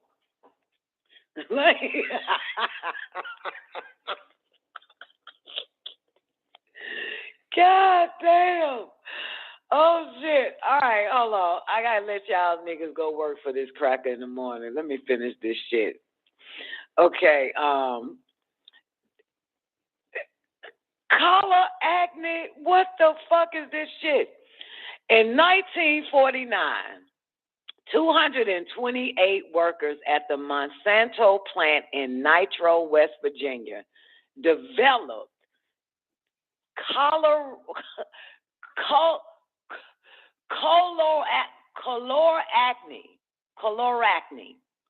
Fuck, I'm gonna copy and paste this damn word again for you motherfuckers. Some new shit, and the doctors be ready to diagnose them. They get the fucking word upstairs. Anybody come in with fucking fuck shit on them, diagnose them with coloracne. They already got a heads up on all this shit. Every fucking thing. Did you know that? You know what I'm talking about? You know, they fucking send a memo down to the medical fucking community. How you diagnosing?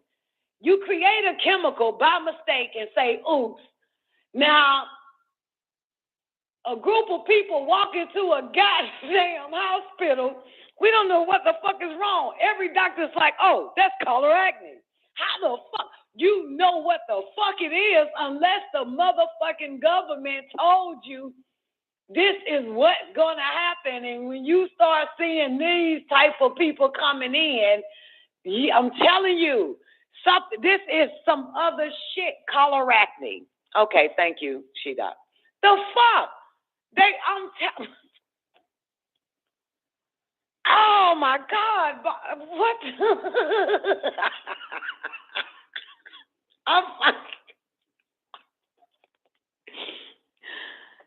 And what colorectal is severe pain in skeletal muscles, shortness of breath, intolerance to cold, swollen liver, loss of sensation in extremities, fatigue, irritability, insomnia, loss of libido, and vertigo.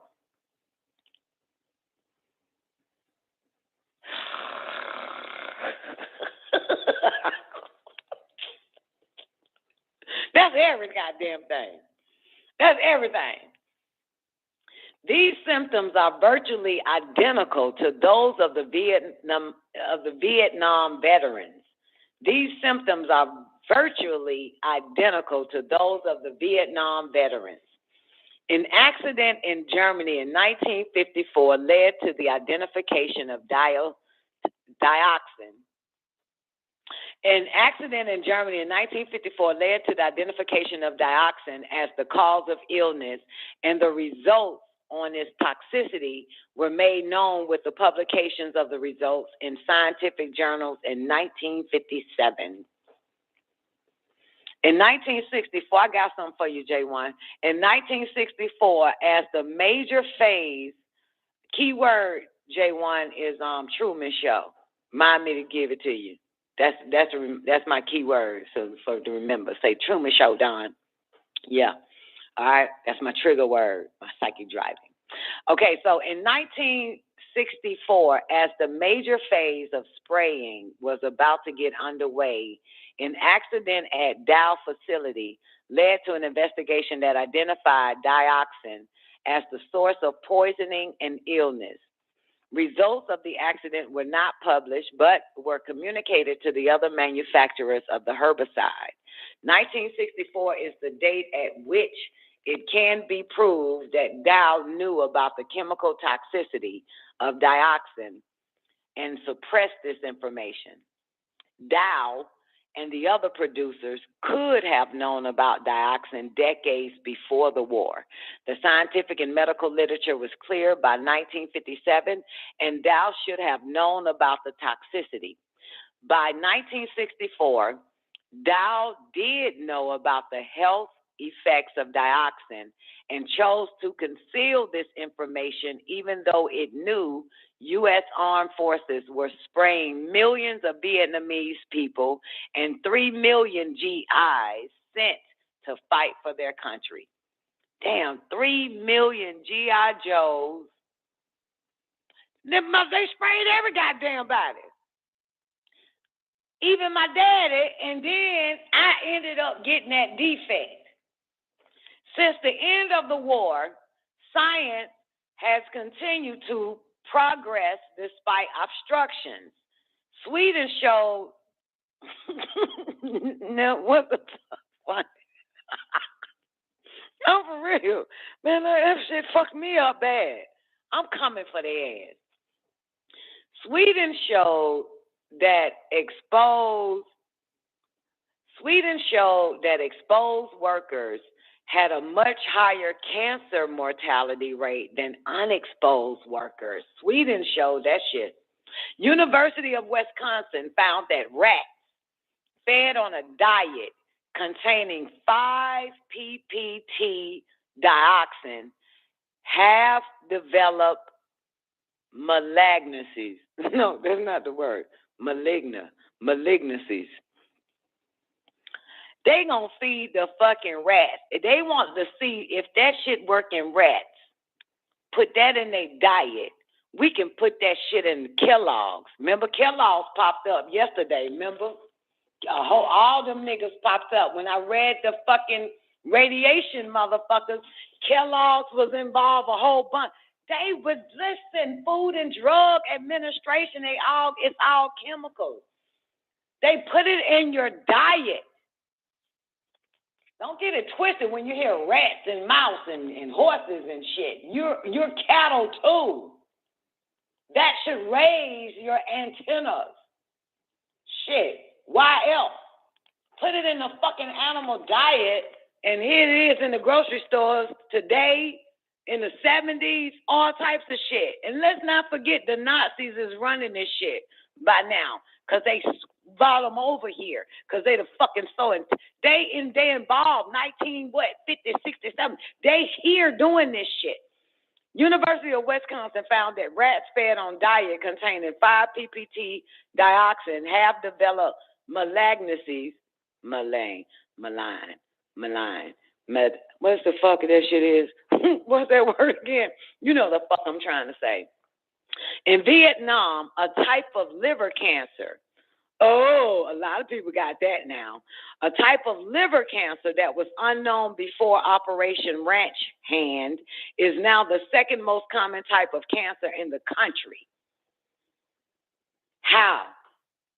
Liver cancer is now the second fucking common type of cancer in the fucking country. This country. After they done tested this shit, Operation Ranch Hand. Come on now, y'all. Come on. In Vietnam, a type of liver cancer that was unknown before Operation Ranch Hand is now the second most common type of cancer in the country. The Michelson report substantiated the effect of miscarriages and stillbirths in Vietnam, but the 2,4,5-T poisoning of Oregon was proof positive. In March 1979, the EPA ordered suspension of some uses of 2,4,5-T after studies of pregnant women in Alsea, Oregon, linked increases in miscarriages to periods of defoliant spraying.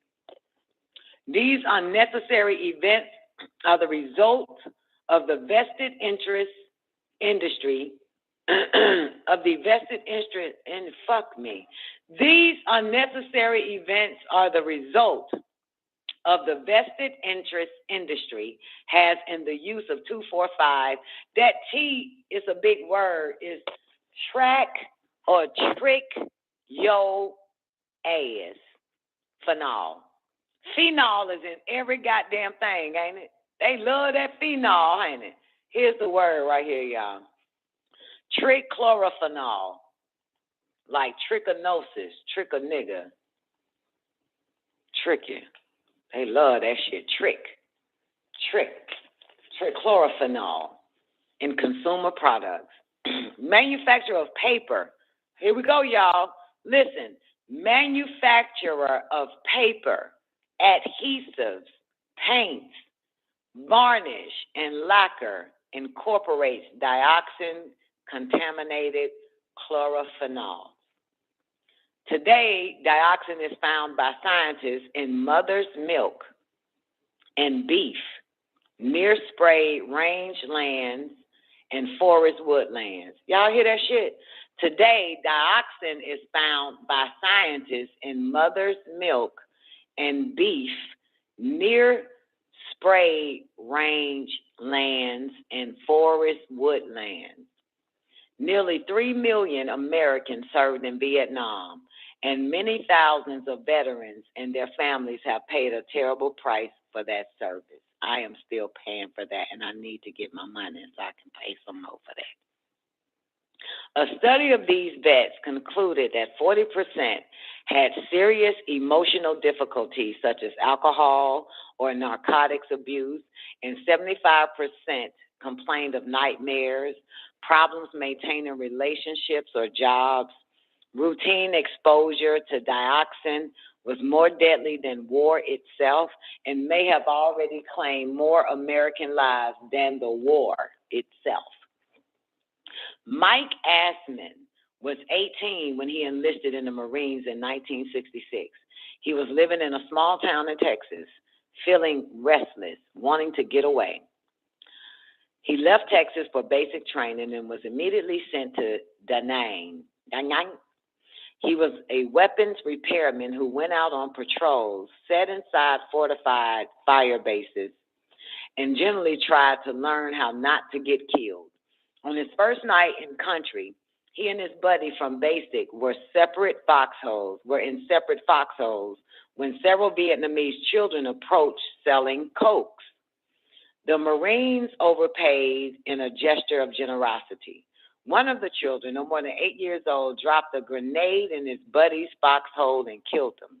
He rarely spoke of his experiences in Vietnam, but he did note that a lot of the people who got killed were the best people around him. Death, it seemed, did not play favorites. When Mike returned home after his tour in Vietnam, he returned with a heroin habit and an inability to sleep. When they had hair, they were wet. Bitch, they was already getting the fucking heroin in the 1950s and getting it ready for the 3 million motherfuckers that survived in the Vietnam War to be turned out on heroin by the time they got back. You see this shit? You follow this shit? Do y'all follow this shit from the CIA back? Come on to this. Come on now. Come on. That's what they banned, so they wouldn't tell them a goddamn thing. So they can just say it's the drugs you on, player. Come here, IB. Come sit right next to me. Because this shit him. See how they do this shit? All this shit go hand in hand, baby. You got to put two and two together, boo.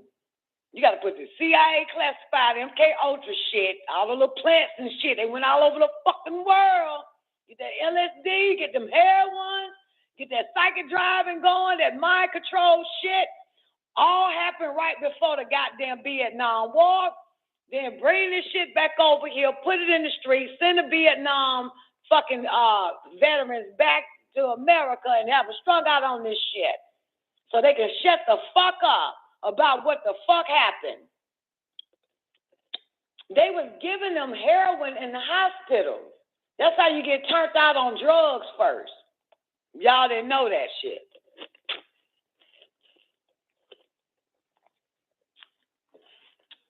That's how you get turned out. You feel me? And you wonder why y'all ain't a drug addict, because you don't go to the doctor. Not yet, J1. I got the Truman Show coming up for you. Got something for you. Let me finish this. I gotta get through this Agent Orange shit. Oh, I'm almost finished, okay? Because then in the New Day or Thursday, we're going to the Cold War, 1945 to 1995. Okay? All right, so let's finish with Mike as. So what I say, what happened to Mike? Mike ended up doing heroin and shit, had trouble sleeping. When family members entered the room where Mike was sleeping, he would roll out of bed and reach for the 45 under the pillow that was no longer there. Occasionally brushes with the law, marital trouble,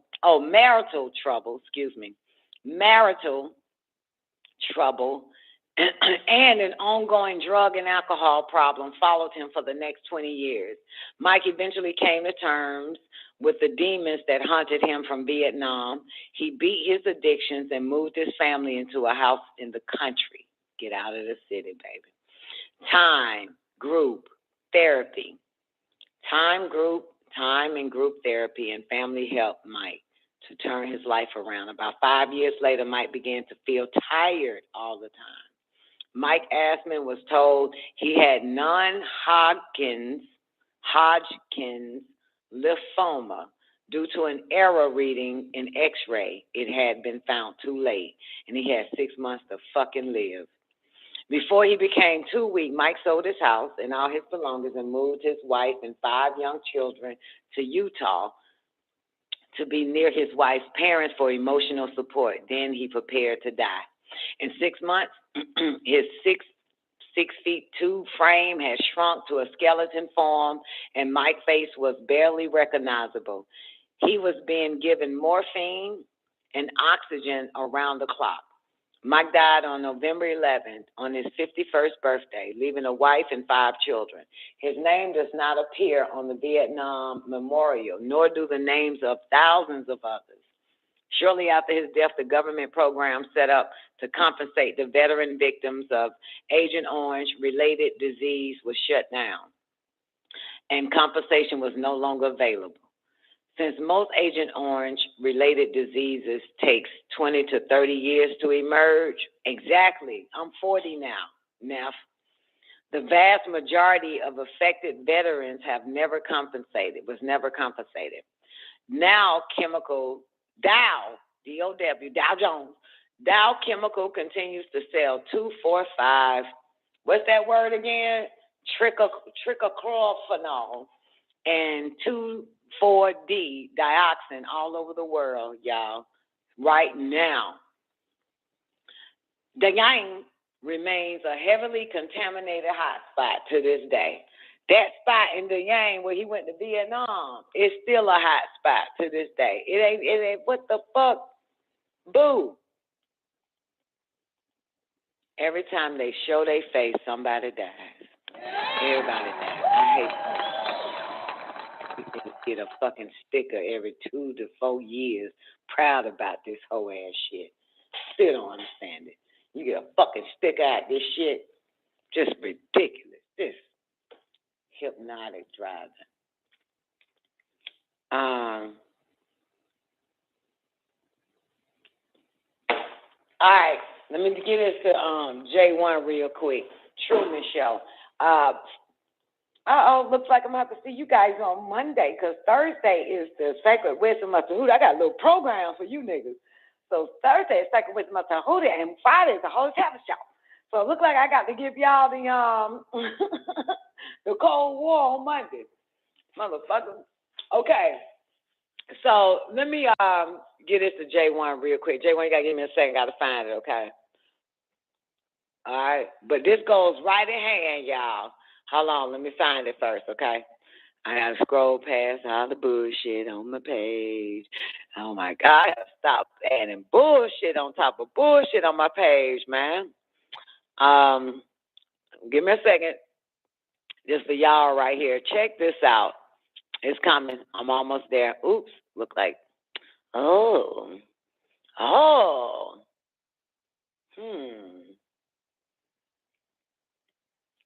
I think they hate it.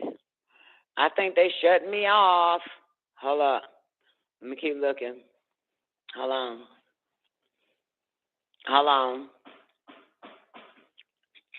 y'all. Almost there. J1, give me a second. I don't know how far I've gone. Almost. Here we go. Almost. There we go. Bam, right here. All right. Check this out. Then I'm going to let you people enjoy your life. Here you go. You ready, J1? This is, for the record, The Truman Show was produced by the Rothschild family. So you see, and check this, okay? You got it? Did you know that? The Truman Show, Rothschild, you think they're giving y'all some messages? I might need to watch it again.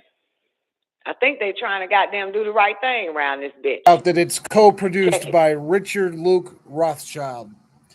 The Truman Show is a movie made by the Rothschilds family. Number 2, The Masonic Beehive. In the opening scene, Truman is looking into the mirror, and in the bathroom, you can see there is a beehive. Messages in the Truman Show. Wait, you know what? That shit might be in this goddamn Truman Show clip. Not Naomi, not Dr. York shit. This is probably where I seen it at. Hold on. Wait a minute. Thank you, J1.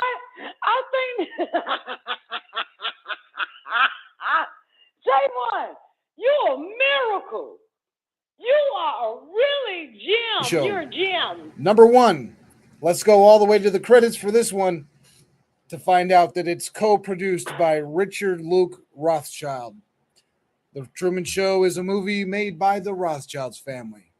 Number 2, The Masonic Beehive. In the opening scene, Truman is looking into the mirror, and in the bathroom, you can see there is a beehive. Now, this specific beehive is the same exact style that the Freemasons have on all of their symbolism. J1, you're a miracle. Wait, I'm telling you, let me find the one, the pendant, warrior. But this is the whole time, bitch. I don't watch. Went back watching Naomi. Went back to goddamn season 1 on Evil, trying to find where I saw that shit at. Motherfucker, it's in the Truman Show. Shit. God damn. J1, you are a miracle, baby. All right, let me find it. In fact, it's such an important symbol that Brother George Washington's Masonic apron had the beehive symbol at the very top of it.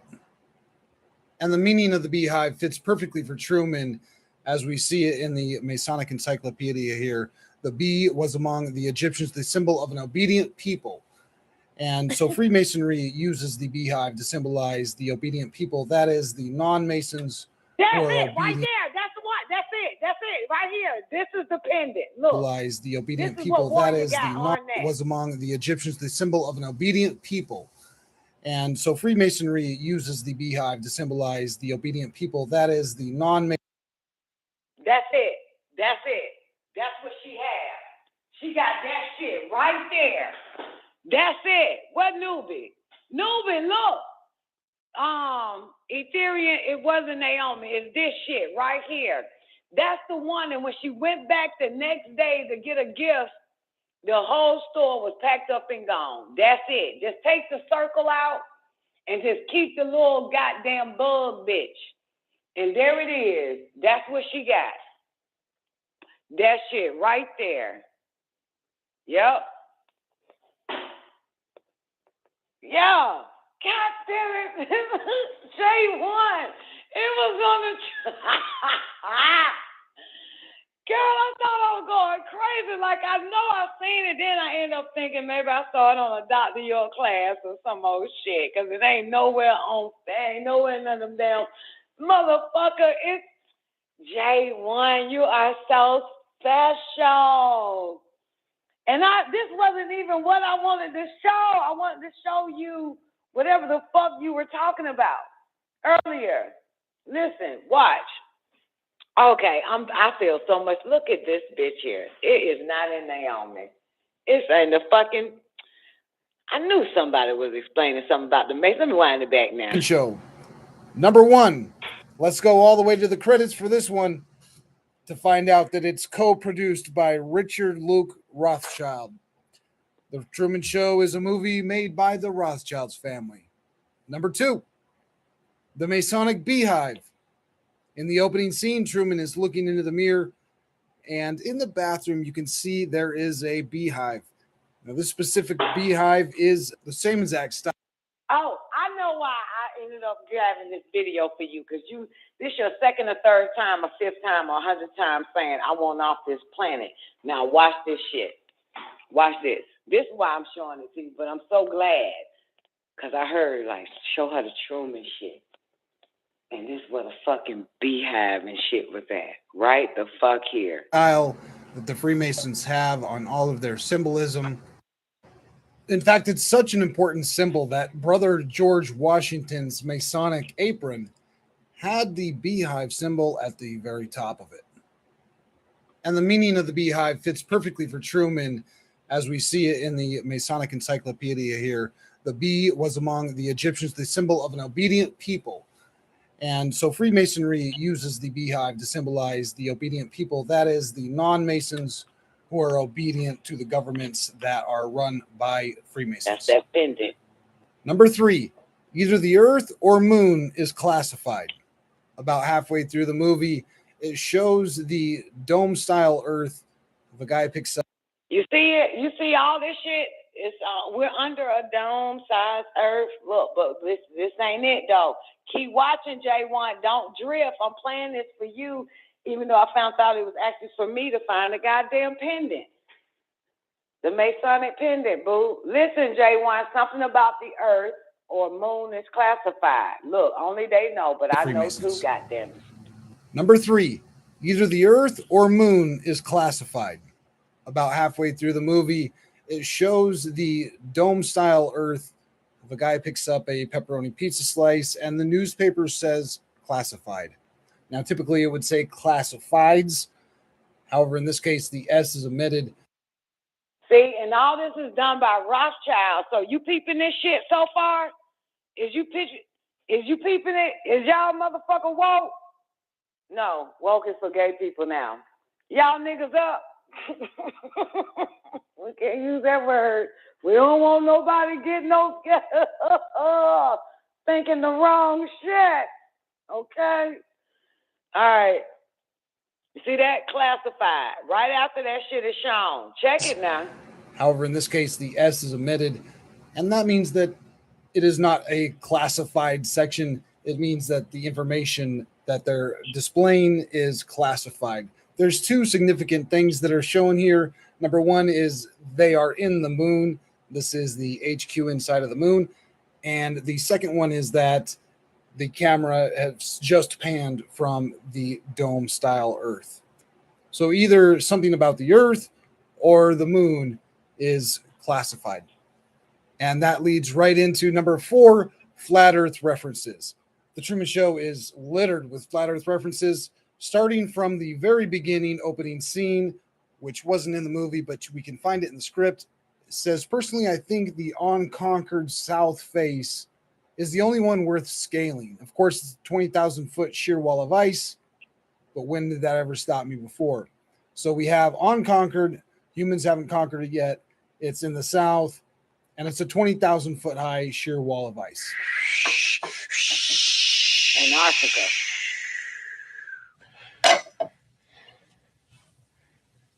Personally, I think the unconquered south face is the only one worth scaling.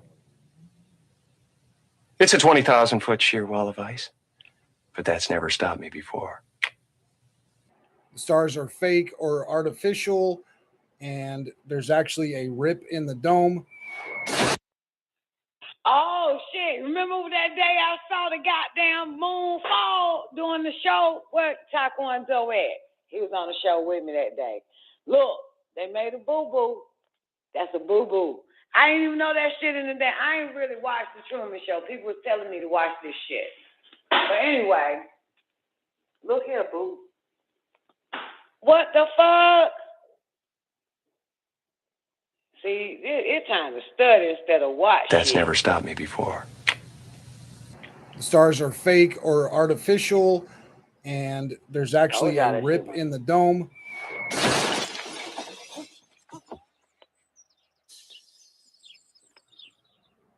Sirius is the brightest star in the night sky, and it's also called Dog Star. But when this star fell in an old trailer, it showed an actual rip in the dome. However, in the actual movie, that's kind of covered up with the lamppost, and the rip is not shown.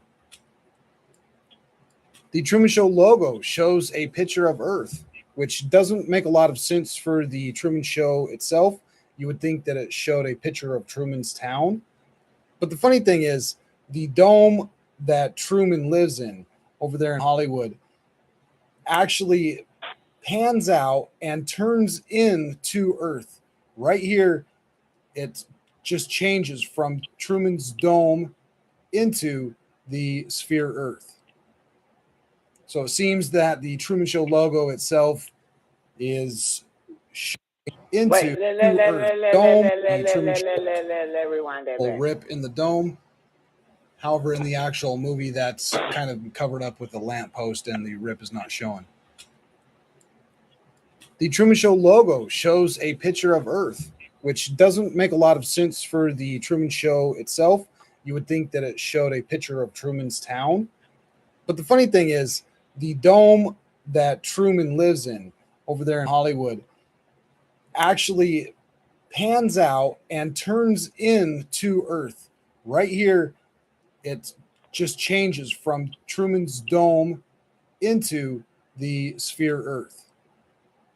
So it seems that the Truman Show logo itself is showing that this is not a story about one town, it's a story about the Earth.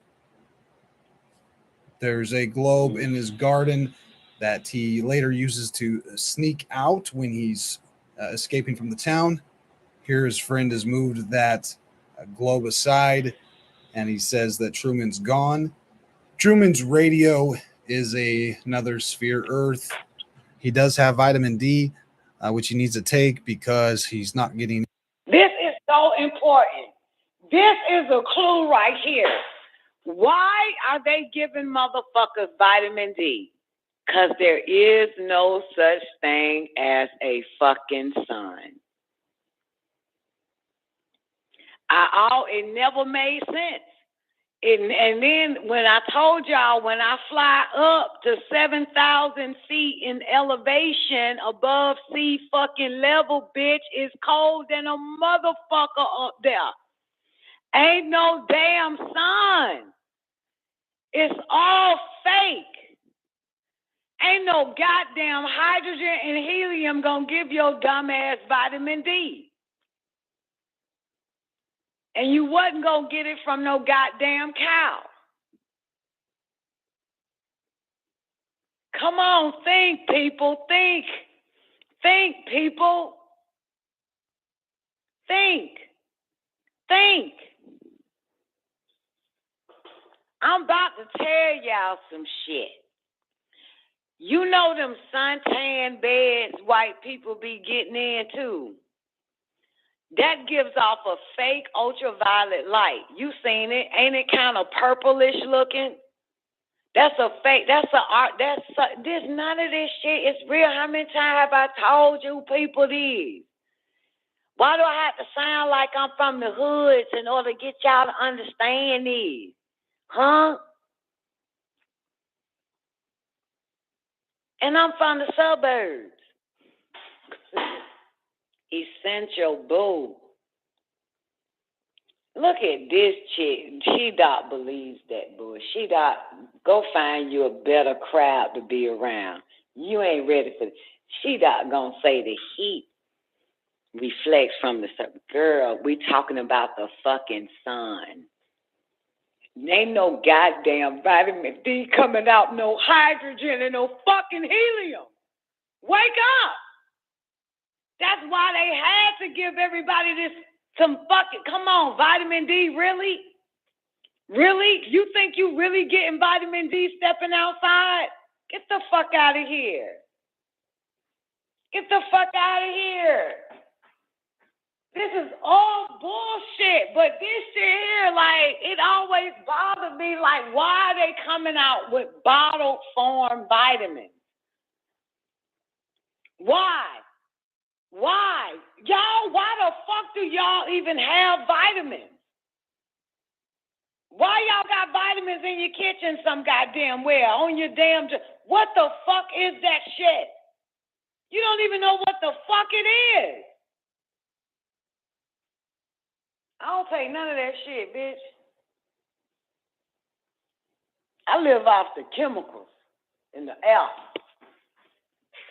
And according to my friend Zena, her said that I can't catch COVID because I smoke cigarettes.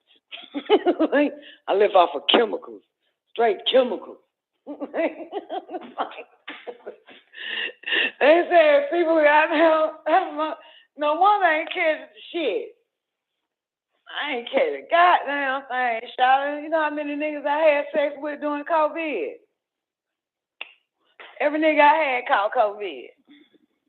Except for me. I went around giving niggas COVID, boo. What you talking about? Super spreader. All right, come on. Let's wind it back to the vitamin D part. Here his friend has moved that globe aside, and he says that Truman's gone. Truman's radio is another sphere Earth. He does have vitamin D, which he needs to take because he's not getting any real sunlight. And as we've just seen, Truman's Earth is an actual flat Earth with a dome over it. And number 5, Truman goes to Antarctica and finds a new world. Truman is leaving in a boat. It's called the Santa Maria. The Santa Maria here is indicative that he's going to a new world. Columbus supposedly, used the Santa Maria when he went to his quote unquote new world. We know that story's a bunch of nonsense. But the significance of the Santa Maria here is that Truman is going to a new world. The weather starts out fair, but quickly gets very bad, which is exactly what happens when you sail to Antarctica. In fact, one time Truman falls out of the boat and almost dies. This is like what happened with Shackleton and the very first adventurers who went down to Antarctica. It was one disaster after the next because the weather is so bad. They call it the roaring 40s, the furious 50s, and the shrieking or screaming 60s. And once you get down to 70 degrees south, things start not so windy anymore. But the 40s, the 50s, and the 60s are what's depicted here, and Truman's going through them. There's one more very quick hint that he is heading to Antarctica. You know what? Y'all know when all these so-called physicists and CERN and NASA and all them motherfuckers keep saying that they found the rip. Like they found the rip. Remember his Dark Materials? Anybody watch that? Well, they're saying now, not now meaning right now, but now meaning then, that they keep finding a rip. A rip. You know what I'm trying to say here? A rip. A rip to another dimension and all this other type of shit I'm trying to say to you motherfuckers.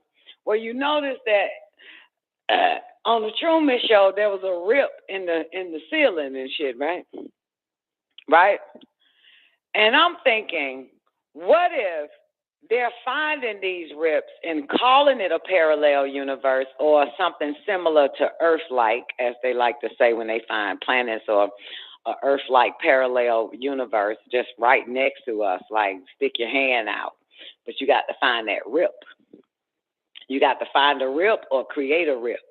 One of the fucking other. And CERN, when I was studying CERN about 6, 7, 8 years ago, CERN was doing the same damn thing, trying to find a rip, open the door. What if, my point, why I paused this, my question is, or my what if moment is, what if, or portal, right, She-Doc, what if portals, rips, multiverses, a parallel world and all of that is nothing but a fabric ripped? Like, you have to rip it. You know what I'm saying? And remember, She-Doc, the scientist, said that the veil has been lifted or is depleting from those that transition, and that you can actually, I can't remember now about that veil, but you get what I'm trying to say, right? It's still, a veil ain't nothing but a damn sheet, a rip, a fabric. You know what I'm saying? A fabric. So they were saying that the veil is being lifted from those of the deceased world and those that are here in this world. This is still a damn. That's what I'm trying to say. What if it is a rift? What if this shit is simply trying to find the opening or a rip in this shit so that we can walk off this motherfucker? It's not by chance that the Rothschild co-produced this motherfucker, giving signs and hints and shit. You know what I'm saying? And inside of this motherfucker, you got NASA taking his ass to Antarctica. Everything is in Antarctica for some fucking reason. Hollywood is doing rips in Antarctica, multi-dimensional, or matter of fact, when you watch his Dark Materials, as soon as they walk, they're in Antarctica, and they created a rip. They walk through the rip, and they in London, and in the year 2000 and some change in London. But in Antarctica, where they were like in the 1800s. And the scientists there created that rip, and they ended up in the year 2000. Motherfuckers had cell phones and cars and shit like that. It's just as simple as striving to find that rip. You know what I'm saying? Because all of them is saying that they base everything is a rip. You know what I'm saying? But they using words like parallel universe or the veil is being taken down and shit. And all this other type of words and shit, you know, Earth-like planet, just making up shit to throw you the fuck off. But we got to walk off this set, J1. We got to walk off this motherfucking set. And I told Neff to watch The Giver. It's the same shit. Hollywood is exposing. Come to find out, when I do hashtags on Facebook, I click on the hashtag I made and to find out what other people say about things. So when I did the hashtag giver, come to find out, this chick wrote a whole write-up, and I shared it on my Facebook page, but she said she was in school when she was a little girl and they had to read the book The Giver. Well, dealing with The Giver, and it's with Meryl Streep in it, and I forgot the other guy, but I think he played Starman way back in the days or some old shit. I can't remember the guy. But he in The Giver, these motherfuckers basically lived under a dome. You know what I'm saying? And they you gotta watch The Giver. But when I clicked on this hashtag, a lot of them motherfuckers said it's nothing. They didn't do the movie like the book. So there is a book that they wrote many moons ago called The Giver. But the moral, what I'm saying is, y'all, that they did Under the Dome. They giving out clues, y'all. They did Under the Dome. Remember Under the Dome? That was a really good series. I'm a little pissed off about it. It was really good. And with The Giver, this is like generations later, but all these people that's in The Giver, anybody watch The Giver other than me? These motherfuckers, thank you, Twank. These motherfuckers had to take, y'all, a drug every fucking day. Sound familiar? Don't these people here got to take a drug every day? They have to take a drug every day that keeps their ass just like Spiderhead, Ethereum, but just so that they could stay under mind control. The grass wasn't real, y'all. The trees wasn't real. Neither was the fucking water. None of that shit was fucking real, yet they went swimming in it. Yet they played in the shit. None of you understand what I'm trying to say here? Y'all get what I'm trying to say? Why? Listen, these books was out before probably me and you were born. They turned into a motherfucking movie. So at the end, the steak ain't even fucking real. The Matrix. They wasn't eating shit like that anyway. You know what I'm saying? Everything was just as artificial as this shit is today, and they was under some fucking spell, a drug that kept them under a hypnotic spell in The Giver, right? So that the council or the government can control them motherfuckers and shit. Every child was created or was made. That's what they doing. That exactly what they doing. Y'all be thinking these motherfuckers having babies. They ain't having shit. Okay, every child was made and given to a particular family and shit. Okay, everything was artificial inseminated, like these celebrities, with somebody being surrogate, and then they place the baby somewhere else. The fuck else. If the baby is not growing at a proper time, they kill it. These people don't even know they killing it. That's what the drug also do. The drug makes them do their job and not even knowing that their job is killing. Mind you, it's something that's happened here. They don't even know that that's what they doing is killing. You know what I'm saying? You notice that? And so when you see these psyops, like all this shit that's been going on that the government use with these psyops, they don't even know they're killing. They're just doing their job. Then what they do, they take them away, and y'all will never hear from them again. The news media, none of them. They end up somewhere the fuck else. But they're doing it. They don't even know what the fuck. Do you understand what I'm trying to say here? Goodness. So what I'm trying to convey here is back to the rip. We got to find a fuck y'all. I got to find the fucking rip and get the fuck off this bitch. And I know they're lying about Antarctica. I know they're lying about it. And so when they show Antarctica, they make it look like this is the only place under this fucking fake ass dome we in that nobody wants to go to on Earth. You notice that?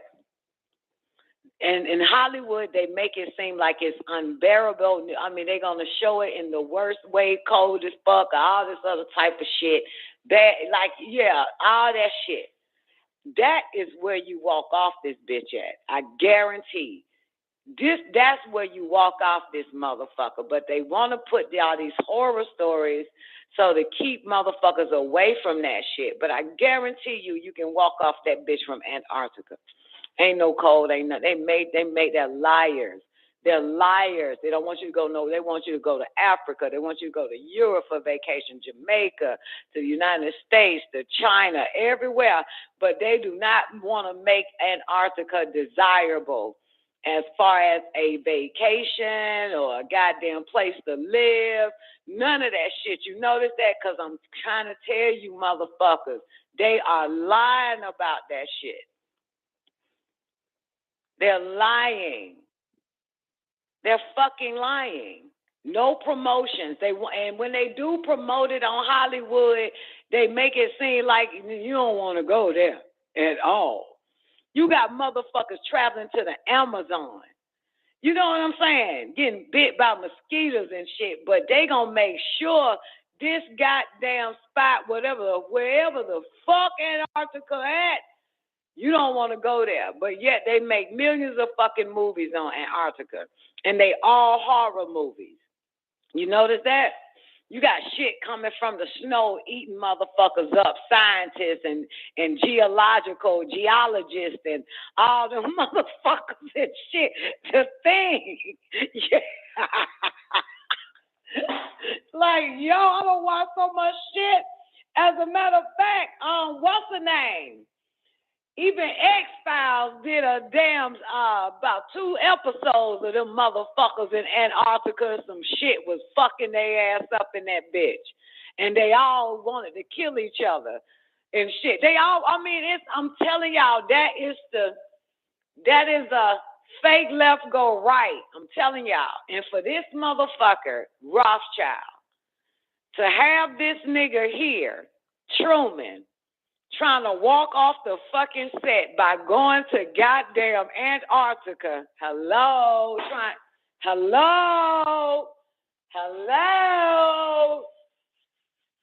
All right, here we go. Where we can see that the compass is spinning. This is something that happens when you go close to the South Pole. Your compass will just spin. So in addition to the bad weather, the compass spinning, once Truman finally escapes the storm, he runs smack into an ice wall. And we can argue that it's not ice here, it's sky, but it would be the firmament then. So he's either hit the firmament or he's hit the ice wall. Now, the staircase here may be a reference back to the very beginning of the movie where he was talking about climbing a 20,000-foot unconquered wall of ice. So here he is, come to the ice wall or come to the firmament, and he has to climb up in order to get to the top of it where he finds the exit. He then exits from the realm, leaves the firmament, and goes to a new world. Takes a bow. It reminded me of this map where he encountered the ice wall, had to follow it to the right, and then found an exit out of the realm to a new land. Or perhaps it's a little bit closer to this map, which is supposedly a 10,000-year old map made by monks. And we could see that there are lands beyond the realm that we reside in. And we find the very similar ending in C.S. Lewis' book, The Voyage of the Dawn Treader. Wait. They are I gotta taking say a boat this shit real and quick. You know what this part reminds me of? The nurse, where you at, baby? You know what this part, what he just said, reminded me of? When he takes his bow and walk off. That shit Dr. York said. This motherfucker him. That nigga said, when it's all over, we're going to have one big laugh. And I always think of, and when I hear it in my head and when I heard it long time ago, all I think of is motherfuckers on stage and we're taking a bow and we laughing at the same fucking time. Like wherever we walk on to, everybody is there. And this is way before this Truman shit, okay? And the joke is on us. And because the joke is on us, we bust out laughing with the rest of the motherfuckers who already knew. But the joke's on us. So we'll have one big laugh when this shit is over. All I think of is a fucking prank. The longest prank fucking ever. And the producers, directors, and everybody involved, including that nigga Measy, know about it. And when we figure this shit out, we join the rest of these motherfuckers and they bust out laughing. And then we laugh because we find out that none of this shit was fucking real. It was all fucking staged. That's what I saw when I was a little girl. When I was younger, when he said that, when this shit is all over, we're going to have one big laugh. All I saw was that shit right there. All I saw was damn near the joke's on us and you can't do shit. If you have a sense of humor, you'll bust out laughing at the end. And we find out that this shit here was a motherfucking goddamn play. It was a goddamn play. And nobody's fucking dead either. Nobody's dead, not even your so-called loved ones. Nobody is fucking dead, nigga. You'll see. I'm telling you this shit.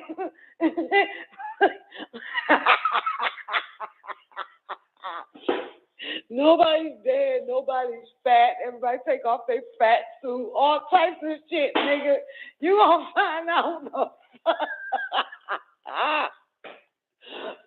Bar, is you laughing like, yo, I don't think I shared this shit with anybody but this until now, till this shit here popped up. But, yo, one big fucking laugh when this is all over. 10,000-year-old map made by monks. And we could see that there are lands beyond the realm that we reside in. And we find the very similar ending in C.S. Lewis' book, The Voyage of the Dawn Treader. They are taking a boat and sailing away from Earth. There was no need to row, for the current drifted them steadily to the east. None of them slept or ate. And when the third day dawned, with a brightness you or I could not even bear, even if we had dark glasses on, they saw a wonder ahead. It was if a wall stood up between them and the sky, a greenish-gray, trembling, shimmering wall. Then up came the sun, and at first, very end, the voyage of the Dawn Treader, the very end of the world. Listen to this non-reader. This nigga read worse than my goddamn ass. Listen to this shit in this old-ass fucking book. I'm telling you, everything is a fucking clue, y'all. I don't want to fucking understand how you son of a bitches get distracted. All this shit is a fucking goddamn clue, a bread fucking crumb. Okay? Everything is a fucking clue. It's hints. It's breadcrumbs. You understand? Shit. Fuck. Essential. I'm telling you, ain't no way. Come on, man. Look at 1984. Outwitting the Devil. Fucking, what up, Mr. Muhammad? Look, Farak. But look, the other book, the so-called book that was written in the 1800s about Dawn, time machine, Barron's travel and shit. And I mean, all of them, you fucking understand what I'm striving to say. And that picture that he showed with that map after he walked off and did that little split that went right there in this shit I'm playing for you motherfuckers. Why that shit look like we're in the inner, that shit is the outer. You know what, motherfuckers? We are in the inner city. We got to be in the inner city. They got to get out of the inner city, we in the inner cabin. We got to get out of the fucking, did you see that shit? And I rewind it back, you will see that one of the cities is called Thoth. Did y'all see it?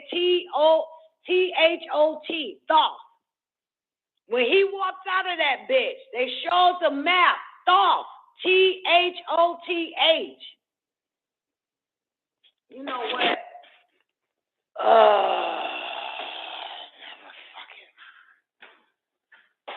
Shit. Listen to this fucking book. Old ass book. Look, let me show it to you. Ice Swaller come to the firmament, and he has to climb up in order to get to the top of it, where he finds the exit. He then exits from the realm, leaves the firmament, and goes to a new world. Takes a bow. It reminded me of this map. See? Thoth, T-H-O-T-H, the moving island. Yah, Set, Anubis, Ba-Wa-Ba-Ra, Ba-Wa-Bat-Ra, Happis, Gemini, Patatiwa, Libris, motherfuckers. This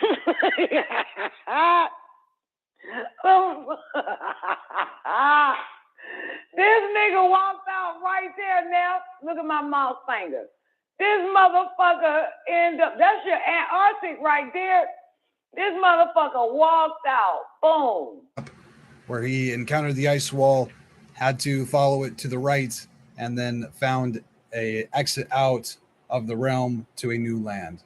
Or perhaps it's a little bit closer to this map, which is supposedly a 10,000-year-old map made by monks.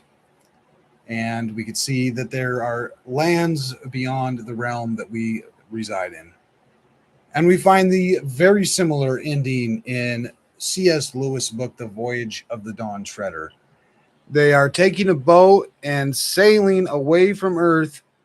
There was no need to row, for the current drifted them steadily to the east. None of them slept or ate. And when the third day dawned, with a brightness you or I could not even bear, even if we had dark glasses on, they saw a wonder ahead. It was if a wall stood up between them and the sky, a greenish-gray, trembling, shimmering wall. Then up came the sun, and at first rising, they saw it through the wall, and it turned into wonderful rainbow colors.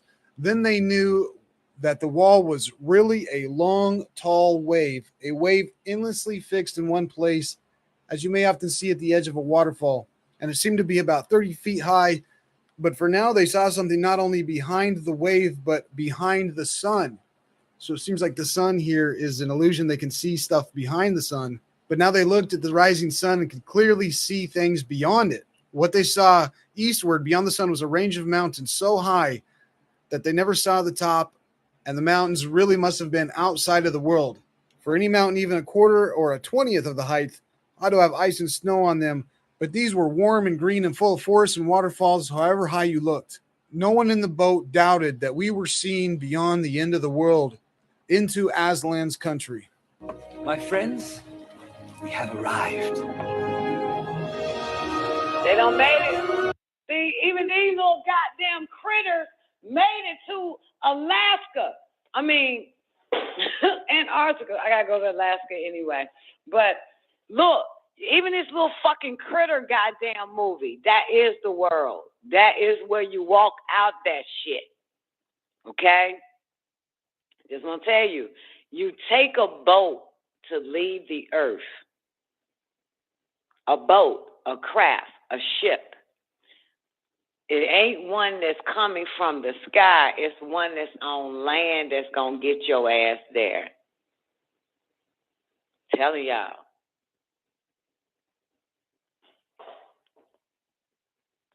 Telling y'all. All right, y'all sleep. Let this finish out real quick. Wait, breath. Is this your country? No, my country lies beyond. But you should know that if you continue, there is no return.